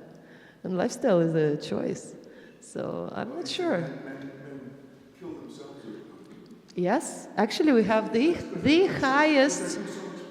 highest suicide rate, but I'm more about during the first network dinner evening, I mentioned the very high rates of alcohol addiction in Lithuania, alcohol consumption, and all these things. So women should not be punished for not kind of doing that, and then there should be some redistribution. And actually women and men pension gap, so Christina is also very well placed to comment on that, still exists, but yeah, so we need to redistribute maybe even more. I don't know. Sorry for intervention. But there's a question then. If men have this shorter life expectancy because they drink more, then the question is, what causes them to drink more?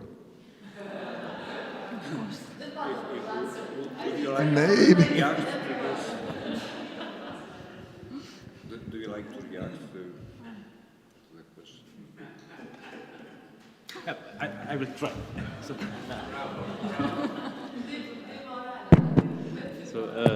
I don't agree with the statement men should or women should, because I'm trying to encourage opinion that everyone should retire in optimal age for him or her.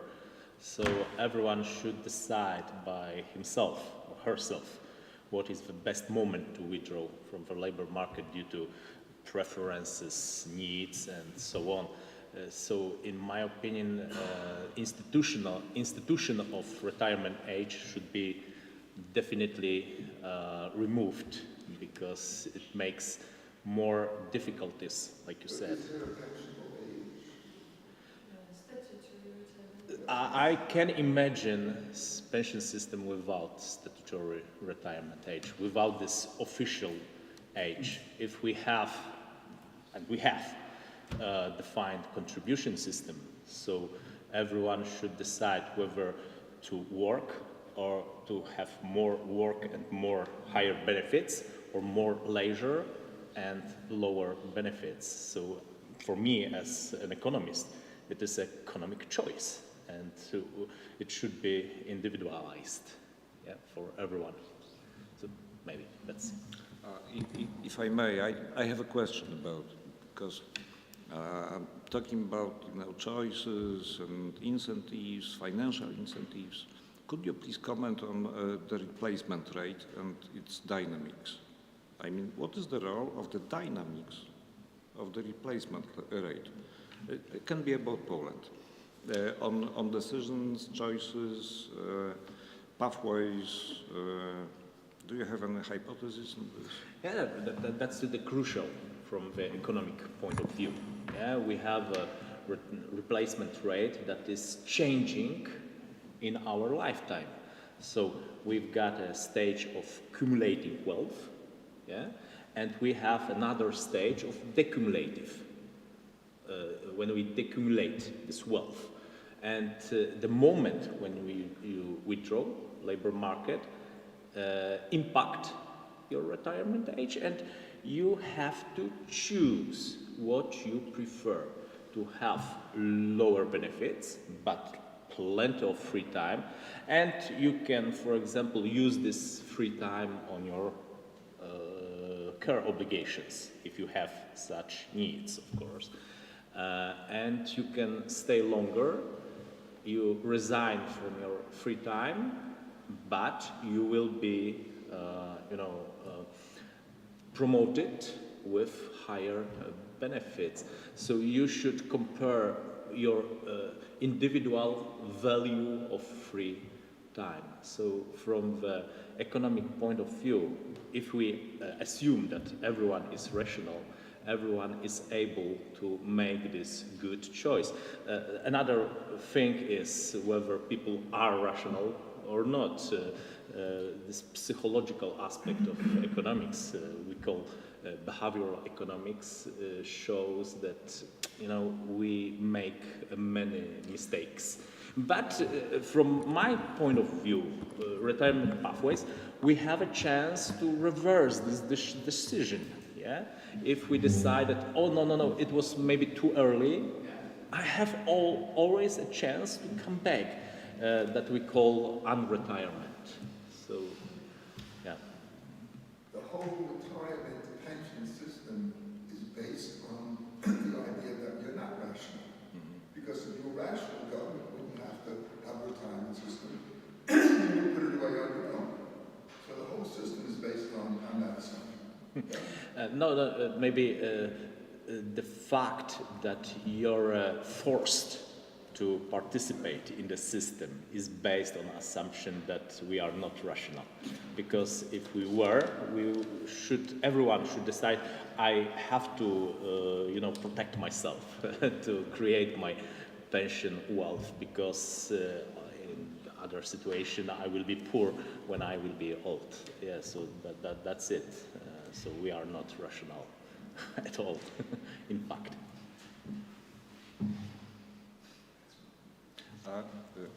Christina, on one of your slides there were numbers comparing Lithuania and EU. It was, if I'm correct, continued working during the 6 months after the old age pension received. And for EU it was 13%. For Lithuania, it was 44%. That's quite a huge difference, I think. Do you have an explanation for such a huge difference? Yes, a big difference, and we see that Lithuanians are motivated to stay at labor market at the beginning of when they start to receive their old age pensions. We see that maybe the opportunities for them to continue to work is easier to do, but after 2 or 3 years we see that it declines, and it declines for women very fast. I'm interested in the fact that maybe it's related with your spouse employment status too, maybe. It will be very interesting for Lithuania to know and to understand. And on the other side, it can be related to the same Lithuanian wish to stay at the same place and at the same work you are. So if you work till your retirement age, you are in good relations with your company, with your director, and you continue working 2 or 3 years, and after that it's let it, and we see that this participation rate really decreases. On the other side, we see that first 2 years are very active among Lithuanians, and then we see that the employment rate among retirees is about 13% among all, not about those who are just starting to receive old age pension. So it's after some years we see that the share of working retirees is very similar to the European data. So we are very active at the first years or 2, but after that the tendency comes very similar. You can also fully combine pension and work. There's no limit. Full pension, full work. Yes. But the same is true for some of other European countries, so still the difference is significant. Any other questions? Please.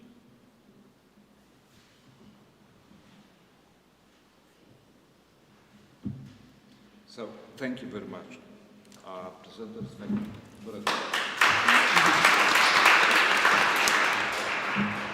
So just to say, we then go for a break earlier, and we come back earlier. So 3:30 we come back.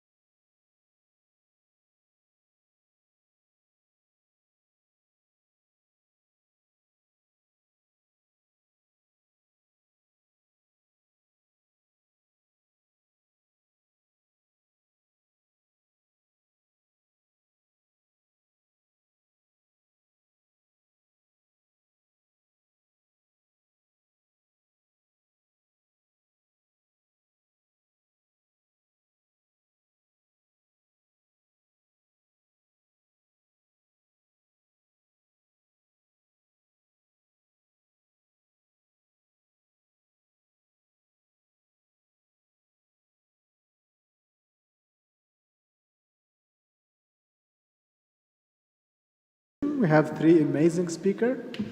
The first speaker, Andrei Hora, on the role of active labor market policy training programs in labor market integration of older unemployment in Czech Republic. The second speaker, Benjamin Jiko and Angela Pirone, active aging and volunteering for longevity society in Taiwan, culture, cognition, and cross caregiving. And the last speaker will be Horate Harenkova, alone but not lonely experience of Lithuanian older adults aging solo. So let's start with Andrei. You have 15 minutes, followed by question and answer. Or so, no, we finish the presentation, then the question and answer.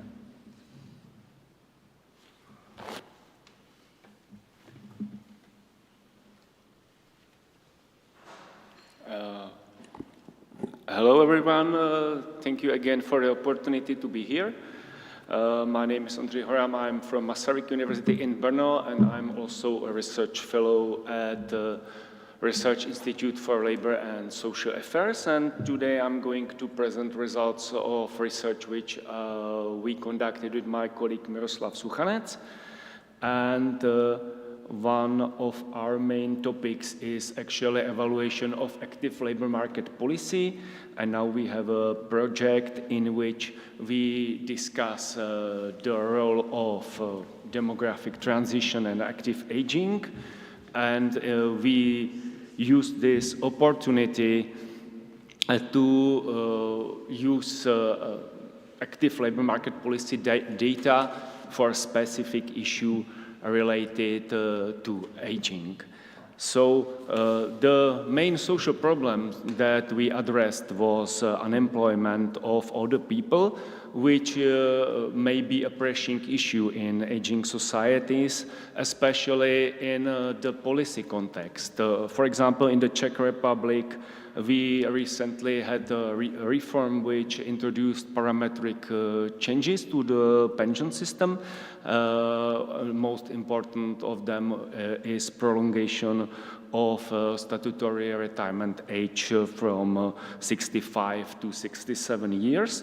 And in this context, we may ask a question of employability of older people, and this includes aspects of whether the people are able to work in their 65, 67 years, and whether there will be a demand for them, whether there will be work opportunities.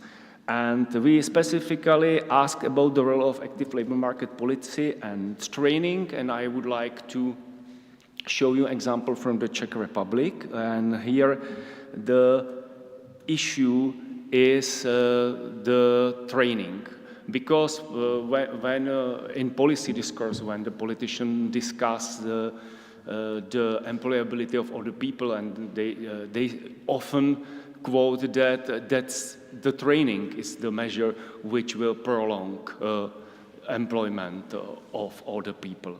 So we may ask, is it possible to use training to prolong employment of older people? And we did evaluation of publicly sponsored standard training programs, which is called in the Czech Republic Rekvalifikace, and it is typical public sponsored training.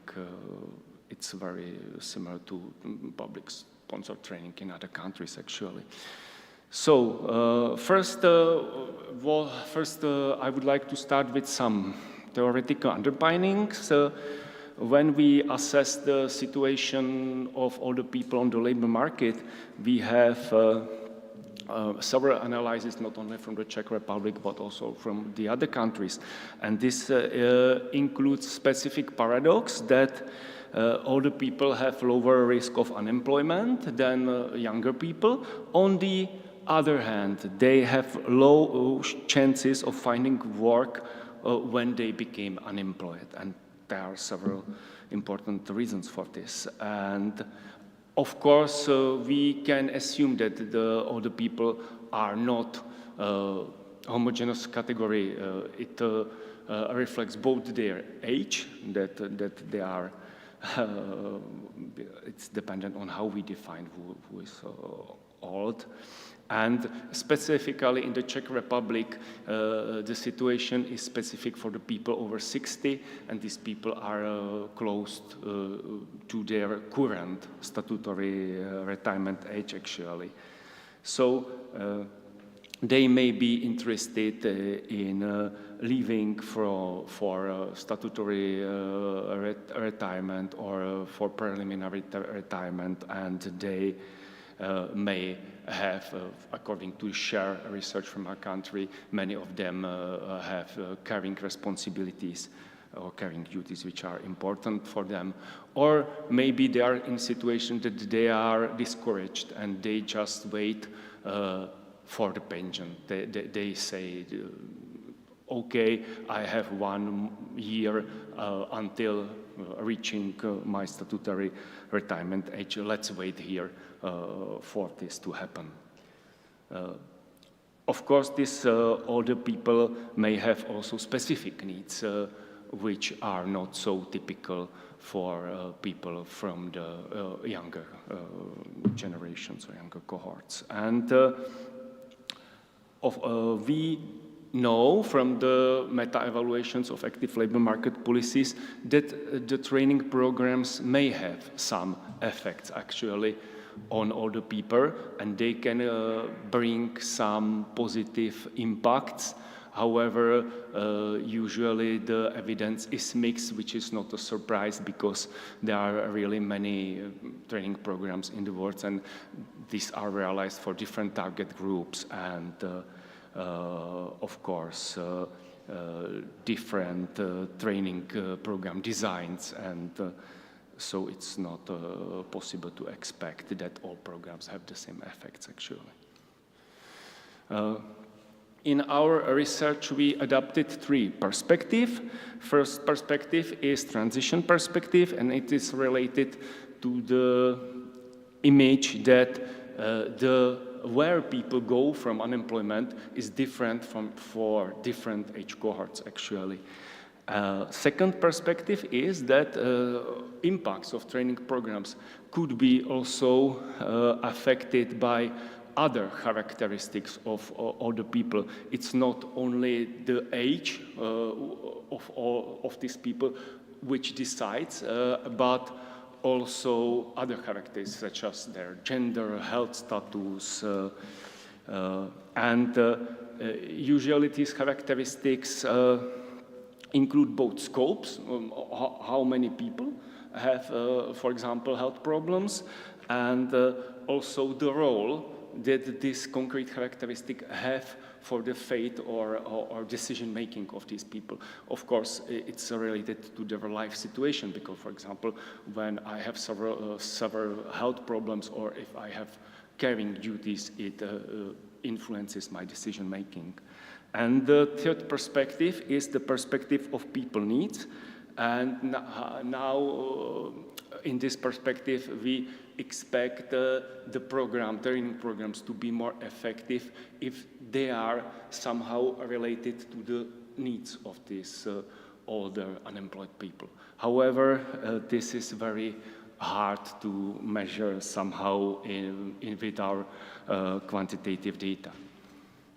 So, what we did a contrafactual impact estimation or evaluation, and we used administrative data from our country, which included all unemployed people who were unemployed in year 2019, and this data also included all active labor market policy participants in the same year, and we used Quarternet exact matching to create a control group to somehow emulate the contrafactual situation because we of course cannot measure what would happen to the person if he was not in the program, if he actually was.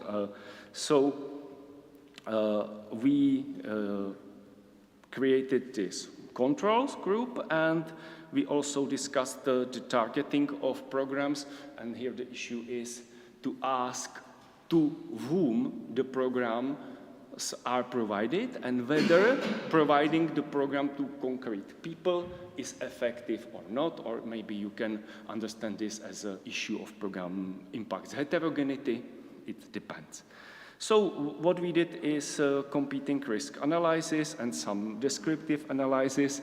There is main limit of our analysis from my point of view is that we had program participants from 2019, and next year COVID came. So maybe the impacts may be influenced by COVID period. So first, it's important to note in the Czech Republic we have administrative data and which are not linked to other administrative systems. So when we measure the impacts, we must measure them with the stated reasons why people left public employment services register actually. And here we have cohorts, and these include all unemployed people in the Czech Republic in the given year.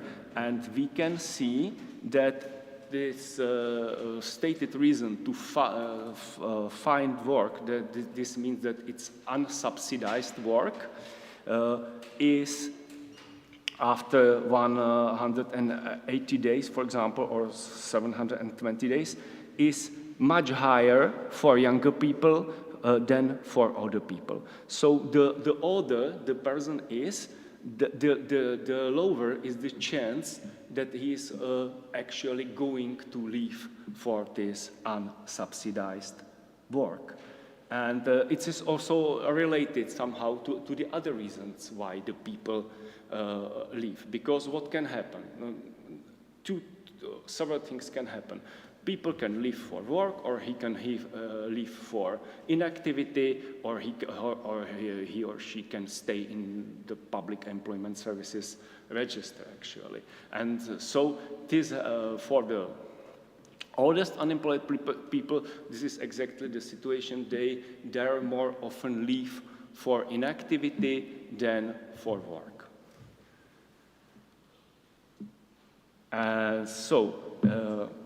Next, something about the targeting of training to older unemployed people, because it's important. And in the Czech Republic, the public authorities somehow realized that the older people are disadvantaged on the labor market, actually, and they started to target training programs and other active labor market measures to these older people. And it was somehow a successful strategy, because these people really are disadvantaged.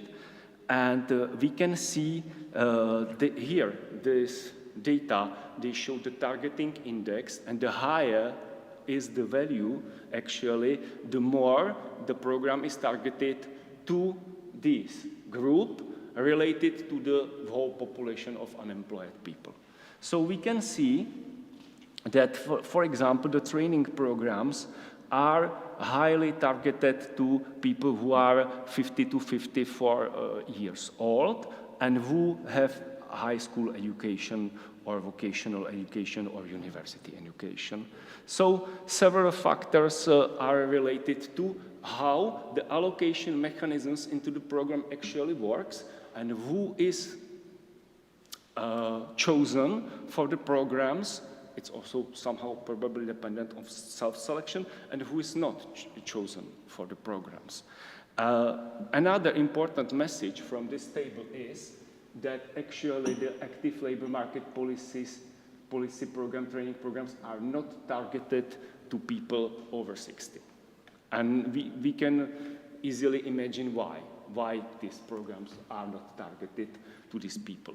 Because maybe because of self-selection, but also because the potential of these people on the labor market is 3 to 5 years. So maybe for efficiency reasons, the best workers decide not to.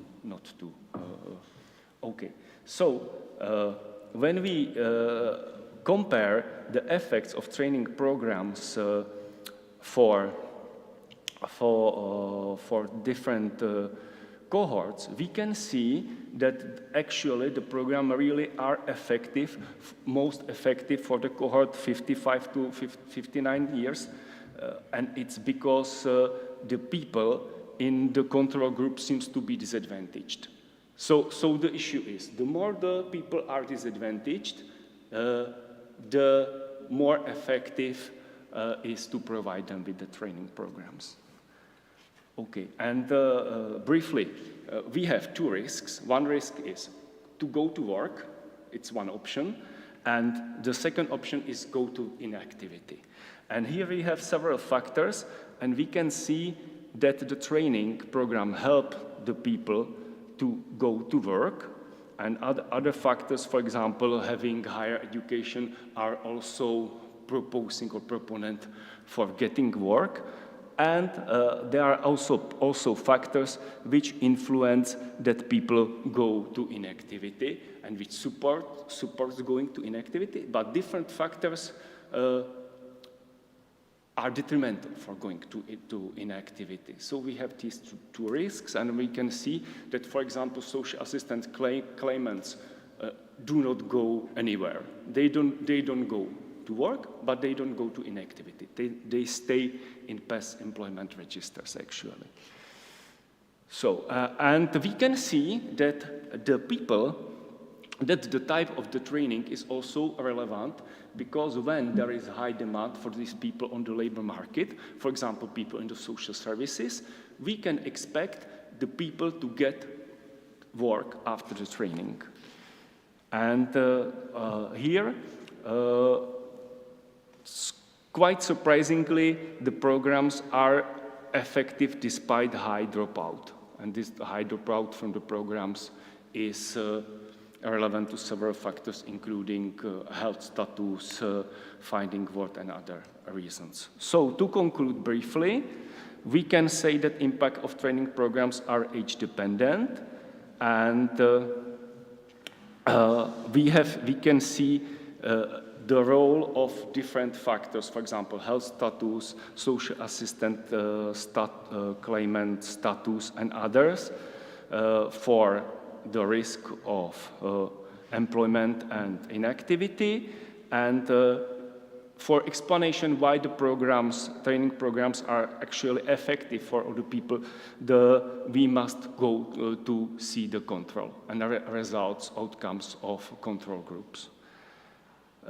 So the issue is that the people who are non-participant would probably leave the labor market, and so the training programs are effective for people who are aged 55 to 59 years and who are highly disadvantaged. They bring promising impacts, and it's interesting to see that part of all the unemployed got subsidized workplaces after the training, and the different training type brought different outcomes. So maybe the social policy goals can be to prolong the working life of people in their late 50s or 60s by training. These training programs can work as some bridging measures, yet these training programs are not targeted to people close to their retirement age, or in the Czech Republic, in the current context, these are people over 60. And also economic security is important for these unemployed people. This means they have to have their ends meet, and this is important to note that people who are in the training are provided with subsidy, with money. So the conclusion is that maybe even if we provide more training programs, they could be effective, and provocatively saying, we may ask whether it's good to use active labor market policies like training as bridging measures, helping the people to overcome the period until they reach their statutory retirement age. Thank you for your attention. Thank you very much. Thank you. Thank you, Andre. Thank you, Andre, for the presentation. Now we move to the second speaker, Benjamin Jicot, with his presentation, Active Aging in Taiwan.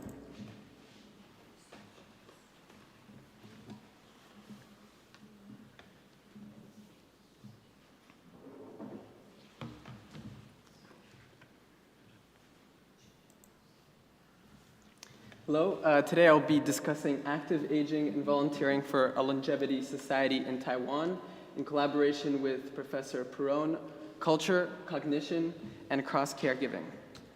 As an introduction, the growing disparity between older adults and younger generation has created a shift in the aging and care as a individual and family issue to a state developmental issue. And in some Eastern Asian countries, such as Taiwan, a developmental crisis. But we must understand that this crisis originates from a success of development, of improved living conditions, health, sanitation, nutrition. So the question becomes, how do we maximize the prosperity and benefits of a long life? So at the turn of the century, the World Health Organization introduced a new idea of longevity, celebration and security of long life, with a longevity economy focused on multi-generational workforce, long-term financial resilience, and a longevity society component with social connection and a focus on healthy aging. Of course, this introduces a major challenge, given that with every year there's a growing amount of older adults at the same time as a younger labor force is dwindling. How can a healthcare system support this longevity vision? And in Taiwan, this is a critical issue because of the aging crisis. They have, within the general healthy aging framework, there are two focuses. One, active aging, social inclusion, encouraging healthy choices, daily activities that promote social inclusion, that will contribute to a productive aging and economic output. This together makes it that the older adults are the target of this longevity revolution. The question becomes how to both combine an active aging framework with a productive aging framework in a society of rapid aging where the resources are scarce, given the demographic changes. And Taiwan's proposal, and in many other countries as well, is to promote a community-based program to supplement and improve the home-based care, providing community, local, de-individualized care options, but also putting the senior, the older adult, responsible for their own healthy aging with government resources that are distributed on the local level, but also making the older adults, the community-based services, are reliant on a core member of senior volunteers that lead operations and management. So in a country like Taiwan that faces such an issue, the question is how does active aging intersect with productive aging in these community-based services? Within a larger conversation on to what degree can community-based services be central to this longevity project, a community-based, older adult-driven model to guarantee celebration and security of a long life in a society that promotes that. So we decided to focus on those most active in the longevity project, the senior volunteers themselves. We conducted 20 interviews in Mandarin in Taiwan, in the Taipei metro area, through 3 different organizations, each having a different level of government relationship, one directly the district mayor office and the resources they provide, one that is a government facility, or an independent facility funded by the government, and one a service that is connected to a church where older adults help older adults. The senior volunteering, also in Taiwan, even though 19% of the population as of 2024 was above the age of 65, 31% are volunteering, or make up the volunteering bracket. And in the last 5 years, this number has actually grown 44%. And senior volunteers can be found in parks, major intersections, in hospitals, in government bureaus, but also as volunteers in these senior caretaking facilities, which is what we focused on the most as most relevant to the active aging policy. So we decided to first deduce 4 principles that require normative shift in order for longevity society to be successful, and then through an inductive approach created codes and subcodes based on that. So to discuss our findings, first, conception of old age. So in the framework of active aging, old age has to be reframed. To put it crudely, just because you're retired does not mean that you're old. This age bracket, 65 to 75, can still lead active and productive lifestyles. And after interviewing and observing the senior volunteers, we noticed that there was a general acceptance of self-attribution of old age, but that was selective.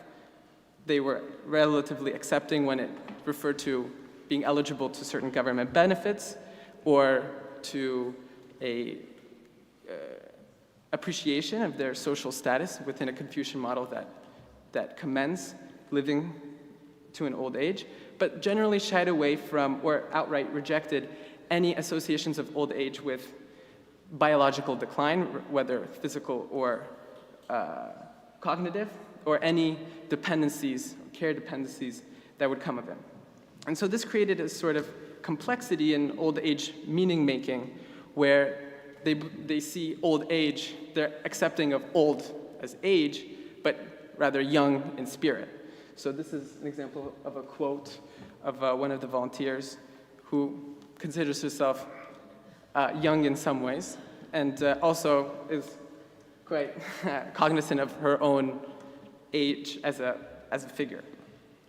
So on to conception of care. So a change with this longevity society of care is that it's not just the family or individual, but also introduces this community local component. So when we spoke to interviewees, there was a dissection between care within the home and care outside the home. It's also important to mention that in Taiwan, home-based care is very much encouraged by the government, and is generally, again, reflective and aligns with the sentiments of the people, where there's a private duty to care for by the children or the spouse, and when that is not enough, then there is an additional help by imported foreign labor. But there's also a stigma associated with that, and also not everybody can afford these resources. And then care as an outside of this prism, the community-based care actually only serves as an extension of the family, providing social support as a form of daycare, but in line with helping seniors live within the home for as long as possible, delaying more institutional care that is provided by the government. And so care, volunteering care, becomes an extension or an intermediary between the private home-based care and the public service. So some even go further in providing volunteer care, where maybe they do not have the filial bonds or the resources to have a personal caretaker, but are not ready yet to completely depend on government for full-time facility care. And actually, the volunteers themselves support each other to extend how much time that they can live on their own. And many actually live in the same buildings. And this is an example of a woman that lives with 2 other women volunteers in the same apartment building, and they actively help each other. So onto expectations of care. Nearly all of the senior volunteers within our age range, 65 to 94, prioritize self-care above anything else. And when expected more forms of care, such as family and government care, talked about when I am old, or when I'm older, or when I'm not able to, then they will rely more on family and government care. Number 1 is self-care because of a fear of being a burden, but also seeing self-care as necessary if they want to continue their work of caring for others in this volunteering framework. And then there was a tension in the family care where there was a pride in filial bonds and having children take care of them, but at the same time being afraid of being a burden. And only as a last final resort did institutional care play a part. But of course, many of the volunteers and members that access community-based services use these facilities as an informal support. So in order to also understand how to target active aging policies and how they're marketed, we wanted to understand their motivations. For most of the people we interviewed, the initial reason for volunteering came from negative motivation, a boredom or loneliness, or there was actually family pressure to get out of the house, or they were worried about their own health, so decided to start fitness classes at some of these community-based services. But then as time went on, they generally continued working because of the positive motivations associated, such as civic responsibility and social connection. As we were doing the intakes, we noticed a general absence of male volunteers, but also male participants in the active aging framework, largely associated with different conceptions of care and different expectations of care between the genders. So women, females, they accepted other women to take care of them, and men accepted also other women to take care of them, but no one expected or accepted men taking care of either women or men outside of course, their family structure.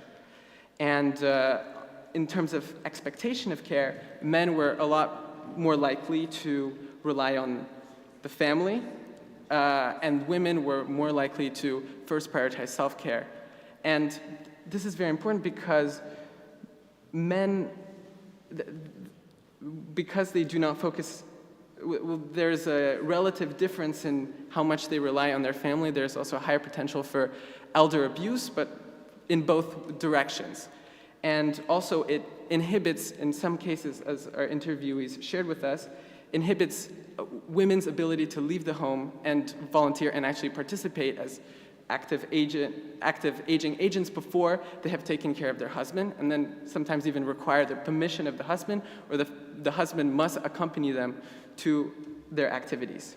And so because there's an absence of men in these active aging spaces, it creates different tastes to what are the activities involved, making these, having active aging stigmatizes women's sphere, making men participate even less in these active aging community-based services. So this is one of the major problems we noticed in the Taiwan active aging community-based service model. So here's an example of male self-exclusion from these active aging community service facilities. Women take care of men, women may take care of men. It is considered improper for men to take care of others outside of their family. Yes.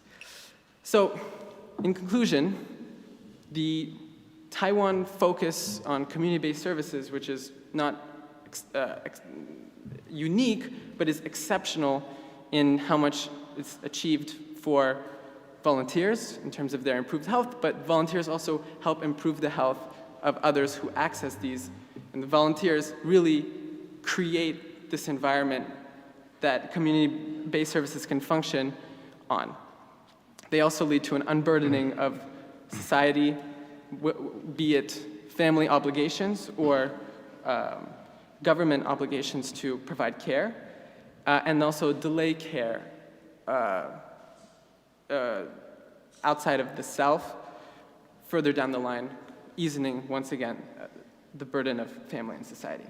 But the biggest critique is just the lack of ambition when discussing active aging community-based services. First, beyond the age limit.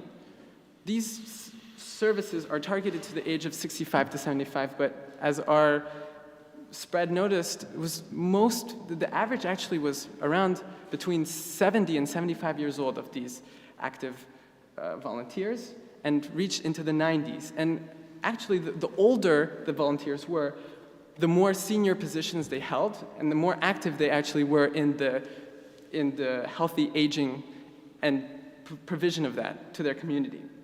Second, as we already discussed, the lack of engaging men in active aging because of the stigma associated with care being a female job.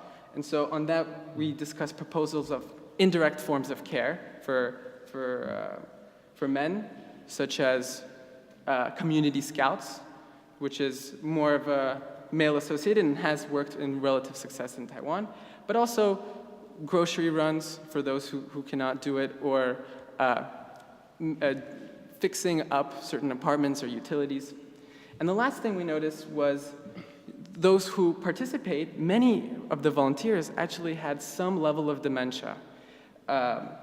And we realized that they still were able to be volunteers. And they were not only members, but actively helping with certain tasks that they were able to do. And the other volunteers actually promoted this and protected them, and were actually, at the beginning, quite hesitant to welcome me in because they were worried that they would be exposed for having people with varying levels of cognitive decline. But, for example, in one of the districts where we were working, there was a Alzheimer's facility that had capacity of 150 people that was full, but the community itself had 800. And so many of them had home-based care because they were not able to access the institutions, but they were also, could be potential volunteers, especially on the lower symptomatic expressions of it. And Taiwan has already led many great campaigns in educating people on how to deal with those with Alzheimer's to decrease elder abuse, but has not considered how to integrate them into the greater longevity vision. So those are the main considerations. Thank you for your time. Thank you.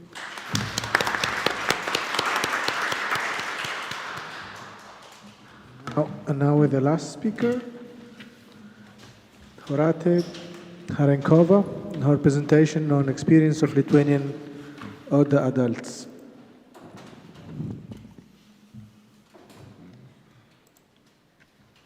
Hello everyone, so I am last speaker today in the last session and the last day of conference. So thank you so much for being here and for staying for so long, and I will try to be quick.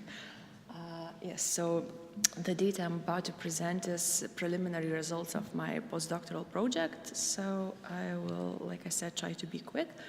So briefly on the background of my study, so research shows that aging in place in many countries is a preferred long-term care option for many older people and for their relatives and for social policy makers, so essentially for everyone, for every sort of party of interest. And among many positive aspects of aging in place, there is independence and sense of familiarity, stronger engagement with community, and just overall better emotional well-being. These are all sort of benefits of aging in place, and they are often mentioned.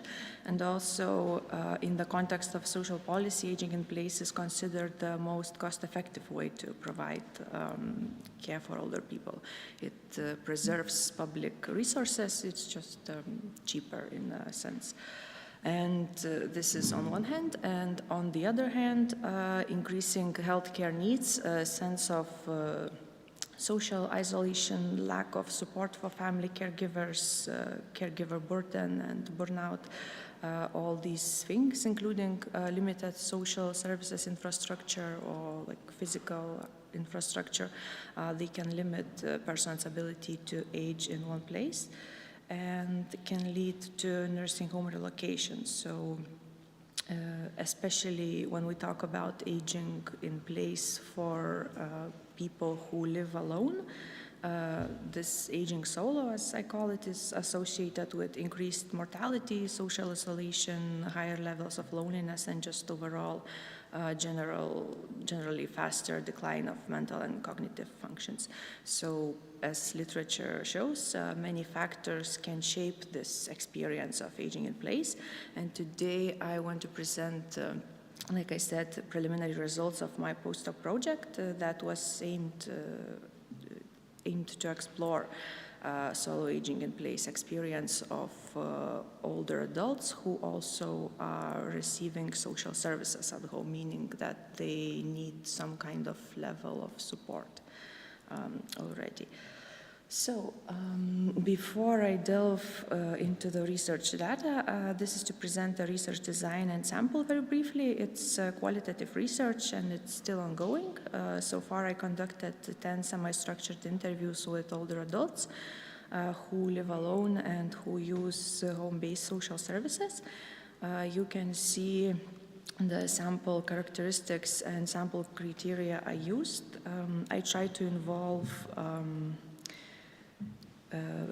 people with different health statuses and from different community settings and with different duration of the use of social services and the length of living alone. So the current sample is rather diverse in most regards, except for gender, as there is only one man. I plan to include more in the upcoming stages, but this also reflects the reality, as statistically, as we've seen, men usually are outlived by women by roughly 8 to 10 years. And in the oldest old groups, there are always more women than men. So now on to the research data.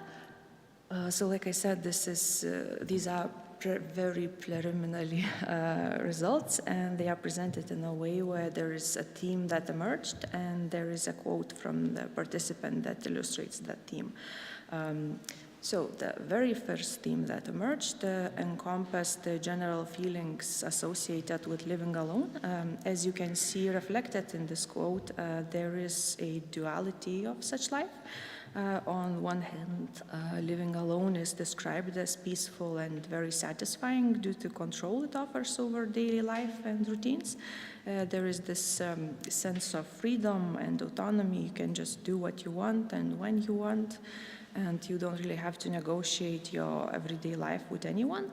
And on the other hand, living alone also brings up this feeling of vulnerability and uncertainty. If something happens, and most research participants were worried about falls and health emergencies like strokes, for example, or heart attacks, something that happens very suddenly and unexpectedly. So they were worried, will they be able to call for help, or will someone be there at all to help? And in some interviews in particular, there was this worry of dying alone and unnoticed. So the second theme covers the changes in relationship networks. So there was this general sense that social circle as such, it shrinks over time. And as you can see in the first quote, one issue was that the participants faced was that their social network was also aging. and people are getting older, the research participants are getting older, and their friends also are getting older, which means they're getting weaker, they can visit each other less often, and this leads to this gradual loss of reciprocal support. This also introduces a new layer of social fragility, as traditional support networks, for example, colleagues from work or neighbors can no longer help. And also it was interesting to see that social interactions appear to mostly limited to already established and long-lasting relationships. So, for example, neighbors who moved in the same apartment complex roughly around the same time as the research participant, or friends from childhood or friends from work, and there are very few these so-called new relationships, and they're mostly very technical and functional people. So, for example, social services workers or nurses, people who have certain function in the life of that person. Some participants also mentioned that they have frequent and in some cases almost daily phone contact with relatives. And on one hand, this gives sense of care and belonging, but also it cannot replace these face-to-face interactions. So as a consequence, participants feel alone both physically and emotionally. And in many cases, these face-to-face interactions, they weren't really as simple to maintain, to organize, because in many cases children were living in other cities and sometimes even in other countries. Then the third theme that emerged was related to barriers of community engagement. So the quote you see highlights how the built environment shapes isolation. And as of yet, all research participants had mobility issues to a certain degree. So even basic outings were limited by uneven sidewalks or inaccessible shops around their homes, or just the lack of ramps or elevators or any kind of technical support in their houses. So it was both the infrastructure of the community and the architecture of the house that was a barrier and contributed to social exclusion.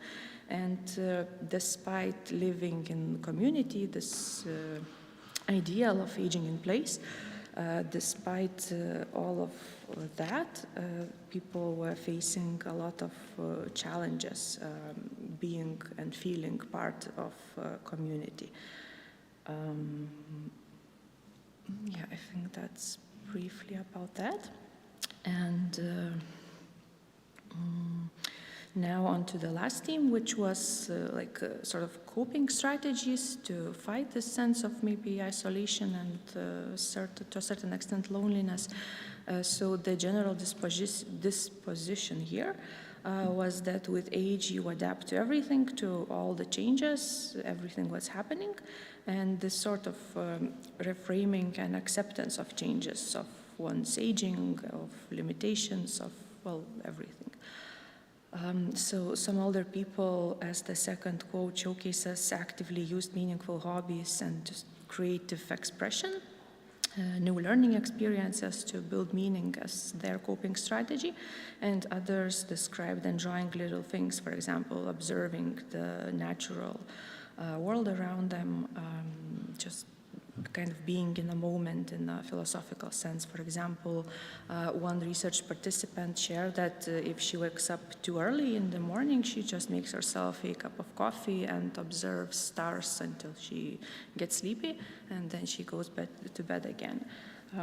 Also, some others, mostly it was people living in their own private houses. They have small sort of like garden, kind of couple of trees growing there. So they mentioned that, for example, in early spring, simply watching their garden bloom brings them this sense of contentment. And now that was briefly the preliminary results, and now on to The conclusions and implications, yes. So firstly, research has shown that solo aging is not inherently lonely, and many older adults living alone, they express contentment and even pride in their independence and also satisfaction with their routines. They value this peace and autonomy, and for some this solitude sort of, it's not a burden but also a resource. And the policies should not assume that living alone kind of equals isolation. Instead, we should listen closely to what solo agers actually want and need, and not like fear on their behalf and think that they're so, alone and sad and aging in their homes. And second, while older people do not necessarily feel lonely, they still express a desire for connection and for certain recognition, for a more visible role in the community they are a part of. This is not about needing constant care or daily visits, but just about being seen and valued and included in the community. So there should be more focus on social infrastructure, for example, like community-based day programs or maybe companion networks or something like that, to just make these people feel that they're seen and also a part of community. And lastly, the boundaries of social life are shaped by the interplay between this built environment in the community and health. And in many cases, lack of adapted infrastructure is way more limiting to these people than their age or their health. In many cases, it's even more limiting, and age or health is actually the lesser of the issues. And even the strongest motivation to engage, for example, can be undone by the bus that's inaccessible or the pavement that is too slippery to move, especially when you are an older person. So the strategies supporting this aging in place, they should focus on fostering environment or the place that supports both mobility and dignity. And this means sort of aligning housing, transportation, and care systems with the reality of this demographic transition. So we have smaller families, we have dispersed kinship networks, lots of transnational families. There are also people who live longer, meaning they need support for longer. And it also means supporting people not only as social services recipients, but also as people who still want to participate and create and connect, as reflected in the quote too. So that's it. Thank you.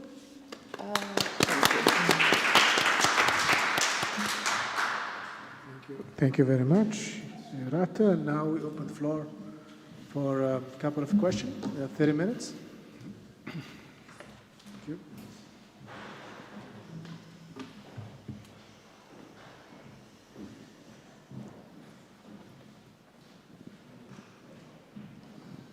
Thank you.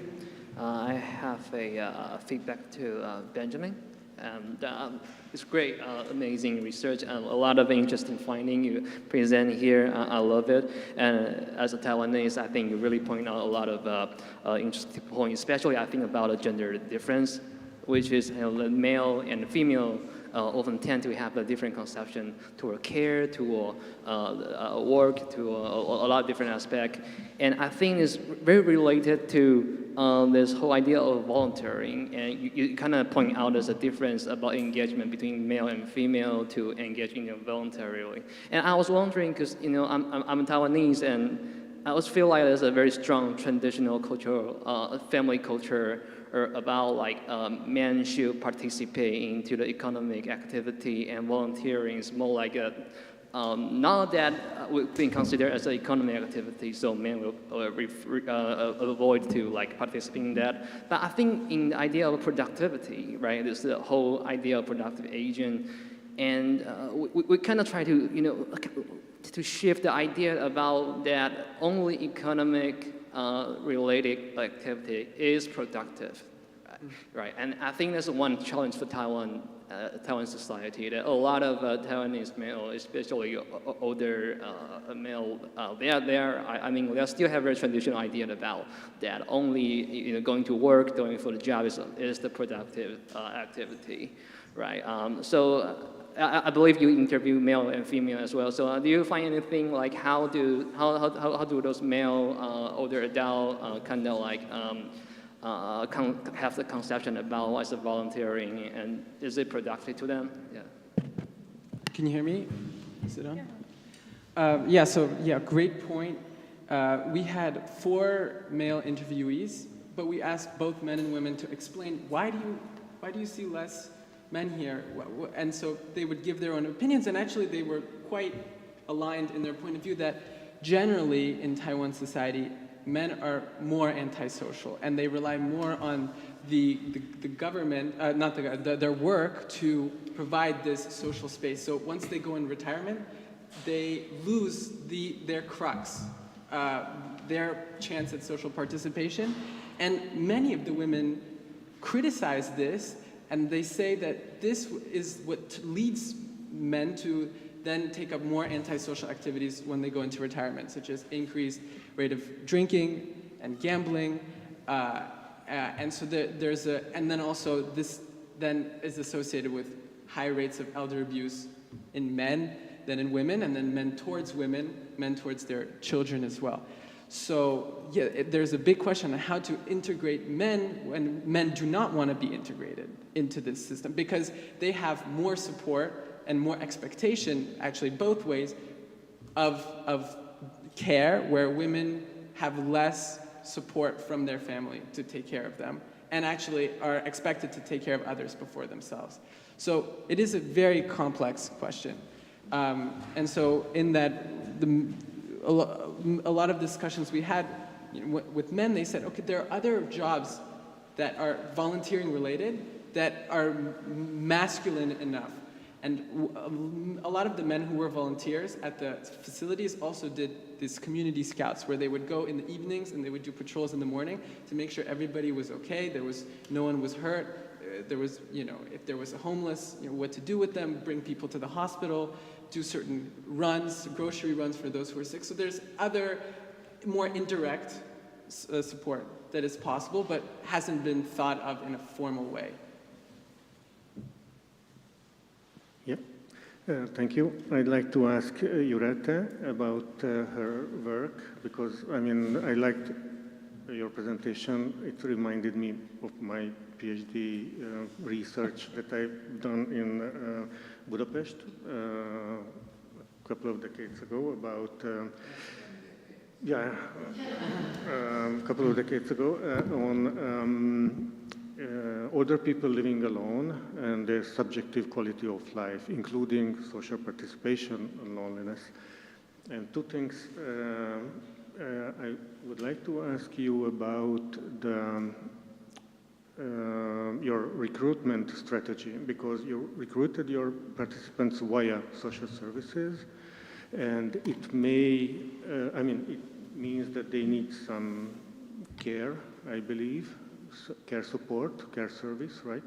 So they need, they have some limitations, either cognitive or physical, which makes them vulnerable in terms of loneliness, obviously. So what is your strategy for recruiting further? Those not receiving care, whether they need or not is a different story, but whether they receive, because, for instance, in the British loneliness strategy, social workers and even postmen were included to help identify those in need of some sort of support because they are lonely. And on the other hand, as the case was in Taiwan, men tend to stay below the radar in terms of loneliness as well. So, and I believe your sample may need to improve or recruit more men in that sense. Thank you. Yes, Yes, thank you for the questions. Regarding the recruitment strategy as such, so yes, I contacted social service providers, NGOs, and municipal social service providers, just every district that I can find. Some replied and some didn't, and those who replied were both positive and negative replies. So in total, I have maybe like 25 or so contacts of people, so this was only 10. So it's still very much ongoing research. It's just very, very preliminary results. And regarding the men and just in general loneliness of men as such, not just older adults, but also including older adults. So I don't really know why, but it's always more difficult to include men into research like this. I've seen that in those 25 or so contacts. So far, there was only one male interviewee, but I think there are maybe like 5 contacts of men in total. So it's better, but it's still a very long way to go. So yeah, men, they might face more difficulties just approaching and asking for help in general, but also they face probably more difficulties opening up about their experiences. Before that, I was doing another postdoc, for example. It was on family caregivers, people who provide care for their aging relatives, whether it would be parents or just some other relatives like aunts and such. So there was the same issue. My idea, my sort of ambition was that, okay, so there will be like 10 men and 10 women, and it was maybe like 17 women and 3 men. And I was actually actively trying to involve more men. So it's interesting issue. I don't really know how to. There are not so men in Lithuania elderly. They are all either died or in high demand. Yes. Yes, sadly that's true. And just like I said, it also reflects the statistics. Women outlive men. By a long shot, almost 10 years in some cases, if you watch the statistics annually. And also in the oldest old, which it was my sample, many of the people, they were in their 80s or in their 90s. So this is the particularly old category that has very few men as is. So yeah, so I thank you for the question. I don't know how to answer it. Thank you very much. Even if they are not that many, whatever that means, let's not discard their struggles. Thank you. Thank you. Another question? Actually, on your point, the men that were involved in the volunteering, actually, all of them reported first having experience taking care of family members, and so they were more inclined to participate. I sense that you have a similar experience. Yeah. In some cases, well, not in some cases, there was only one case of men, but it was, I think, he said that, like I said, the people, they were recruited through the help of social services organization, and that man only participated because his care provider noticed this call and said, oh, that would be interesting to participate, don't you agree? And then she kind of motivated him to agree on the interview with me. So even that one man is kind of by accident. Not forced, motivated or encouraged, politely nudged. Maybe I have a question. I'm curious to know the role of the extended family in elderly caregiving in Lithuania or in Taiwan. Is there any support or expected support from the extended family, or maybe the children, or? Yeah, in Lithuania, caregivers are mostly women, and more specifically, eldest daughter. Like I said, I did research on that, so there was also a very interesting tendency. If a woman is a provider, so it's mostly because she's a daughter, or the eldest daughter, or just the most responsible daughter, but it's always daughter. And men usually are providing care because it's like the only child. There is literally no one else to provide care. And also there was another interesting case. It's more like an outlier, but I think it also illustrates the point. So there was this woman who had a big fight with the rest of her family at some point in her life, and she only had good relationships with her nephew, and that was the reason why nephew was her caretaker, because again, there was not much else. But there is also expectation. We had some researchers done quantitative representative surveys, and it shows that people would like to receive care from their family members, and society as a whole also thinks that it's duty of children, not some other people or extended family members, but of children to take care of their aging parents. Interesting. And what about the government support? Is there any government support for elderly care, regardless of their relationship with the family? I would say, for example, maybe, I don't know, cash for care for those children?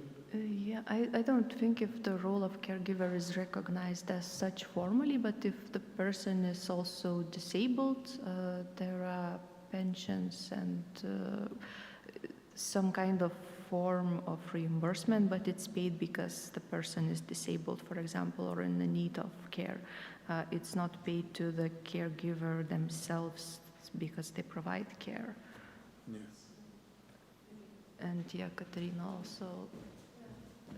There is cash for care, but as Jurata said, that it's paid to the person, and then the person is free to choose the caregiver. But I think one of important issues that this is kind of non-insurable income. So when the care is purchased or when it's being paid for, this is non-insurable income. So it's normally the eldest daughter or someone in the family and is not insured. So yeah, it's a bit problematic.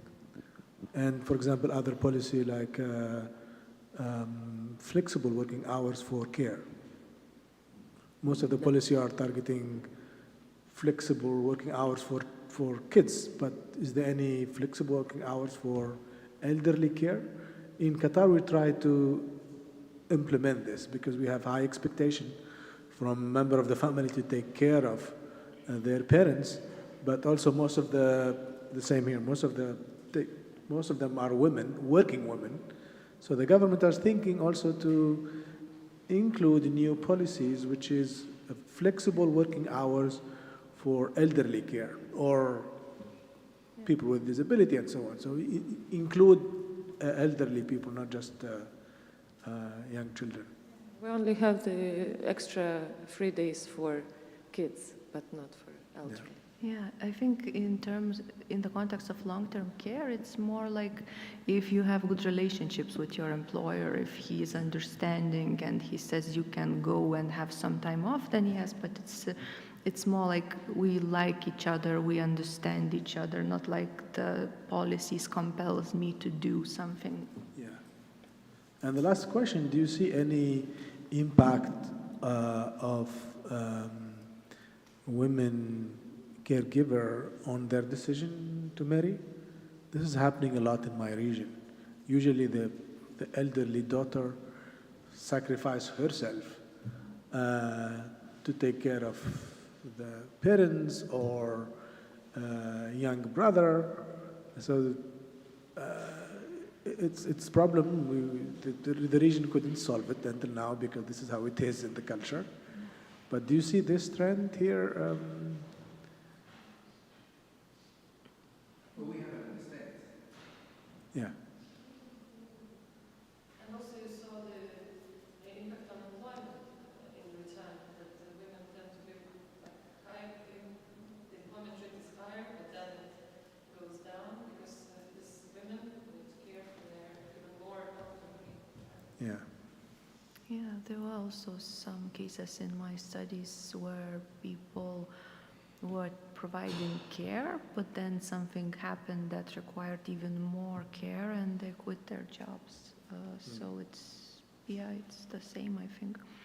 It's not really something that you can combine maybe that easily as with childcare, because children grow up and they usually become less dependent. But with older age, it's everything turn around. You provide care, and then you will need to provide even more care, and then you need to choose one or the other. And do you think the government also thinking of the home care? So one of the issues we are facing in the region that, yes, the young child wants to take care of the parents, but the parents do not want to live with the children because he wants to be independent. So the government thought of home care. So the government will pay for a nurse, for someone to take care of this person in his house. I'm not sure if this is something the government is, The integral care, I mean social workers, personal care workers and nurses together is at the beginning in Lithuania. They starting create that system. At the moment we don't have home care official, as Ekaterina said. It is at the beginning.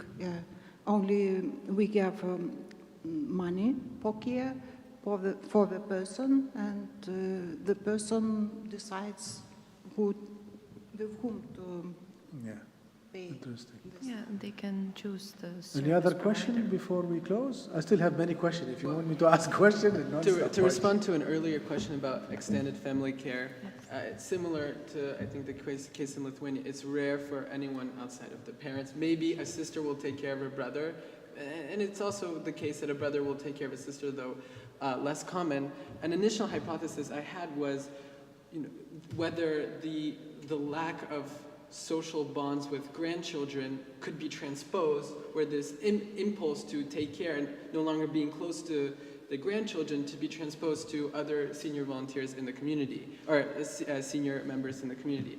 And so that's why with every interviewee, we tried to create a family, social, relational background. And what we did notice is that not a single one of the volunteers was a primary caretaker of the grandchildren, which you look 50 years back, this would not be the case at all. And so there seems to be a correlation where this lack of care can be deviated towards helping this society that has become a family in and itself. Interesting. And do you see, I read the paper and I've seen this in my proper eyes, that because of this inefficiency somehow in the formal elderly care, there is a new trend, which is the elderly care tourism. I went to a country outside Europe, and we went to this hotel, 5-star, and what we saw is maybe 200 or even more elderly care from Scandinavian countries, mixed ones, and the hotel offer a full service. So they live, basically those elderly migrants, they live in the hotels 24 hours, where they have a personalized service, 24 hours nurse, with the doctor in the hotel. They pay less, and of course they're enjoying all the service of the hotel. And most of them from Europe, going to other cheaper place. Do you think this is something happening in Lithuania, or maybe from Europe to Lithuania?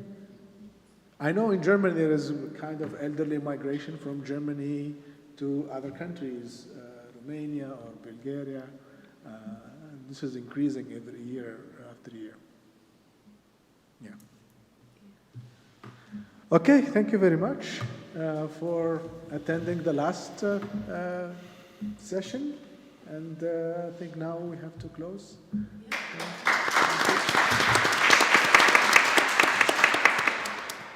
So, those of you who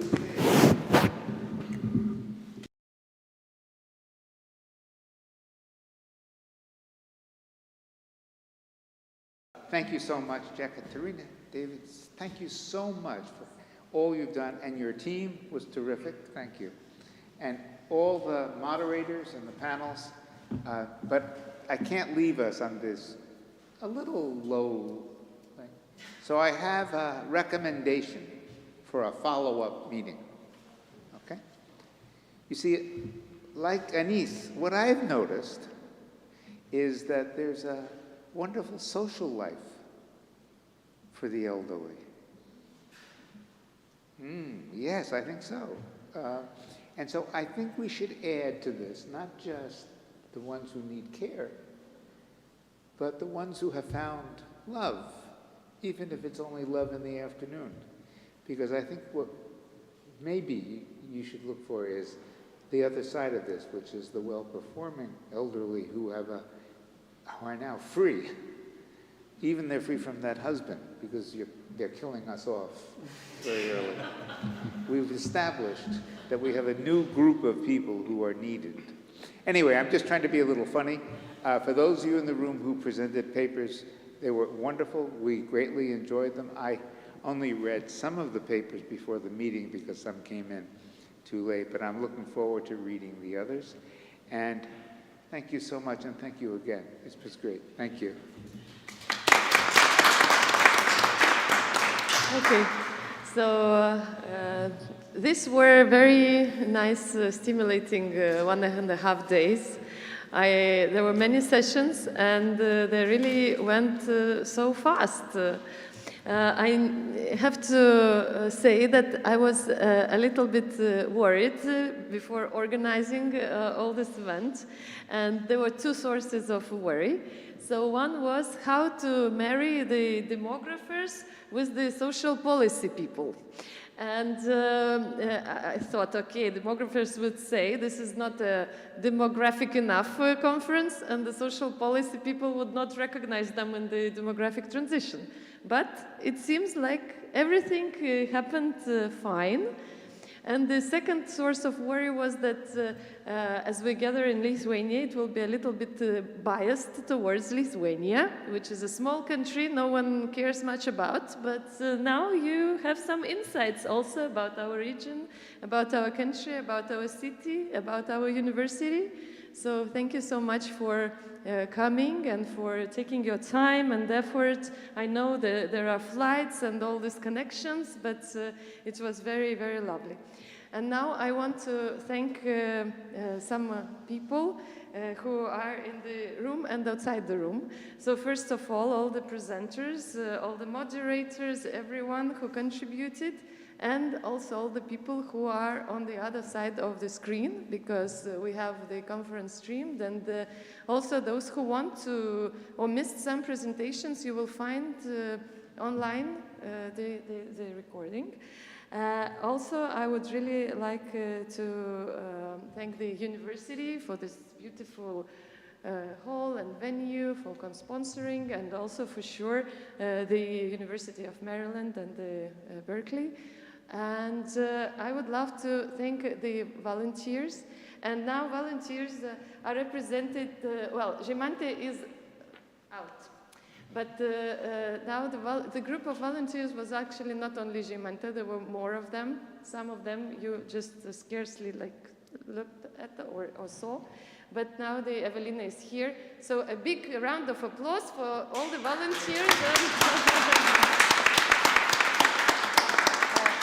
And also at the backstage, there is Ina, who was doing all the technical work. Thank you so much. Thank you so much. And for the catering staff, they're not here, but for Mana Guru, who had the dinner for the network and took care of us. A social, nice enterprise, and I think they did a nice job. And there is still coffee and biscuits and fruit left, so don't run away, and still let's take a chance to network a little bit more. And finally, for Douglas, for Neil, and for Doug. Doug did so much work as well on all the everything organized and everything. Thank you so much for putting your trust in us, and I hope that you enjoyed that all. And also for the head of my department, Daiva, who really was supporting and... So now I think that brings us to a close. We kind of made sure that I think it hopefully stopped raining. Tomorrow the weather will be beautiful, so enjoy still the city, enjoy the coffee, climb up the tower, the bell tower, if you haven't done so, and then we see each other during the next meeting. Yeah, okay, thank you so much. Thank you.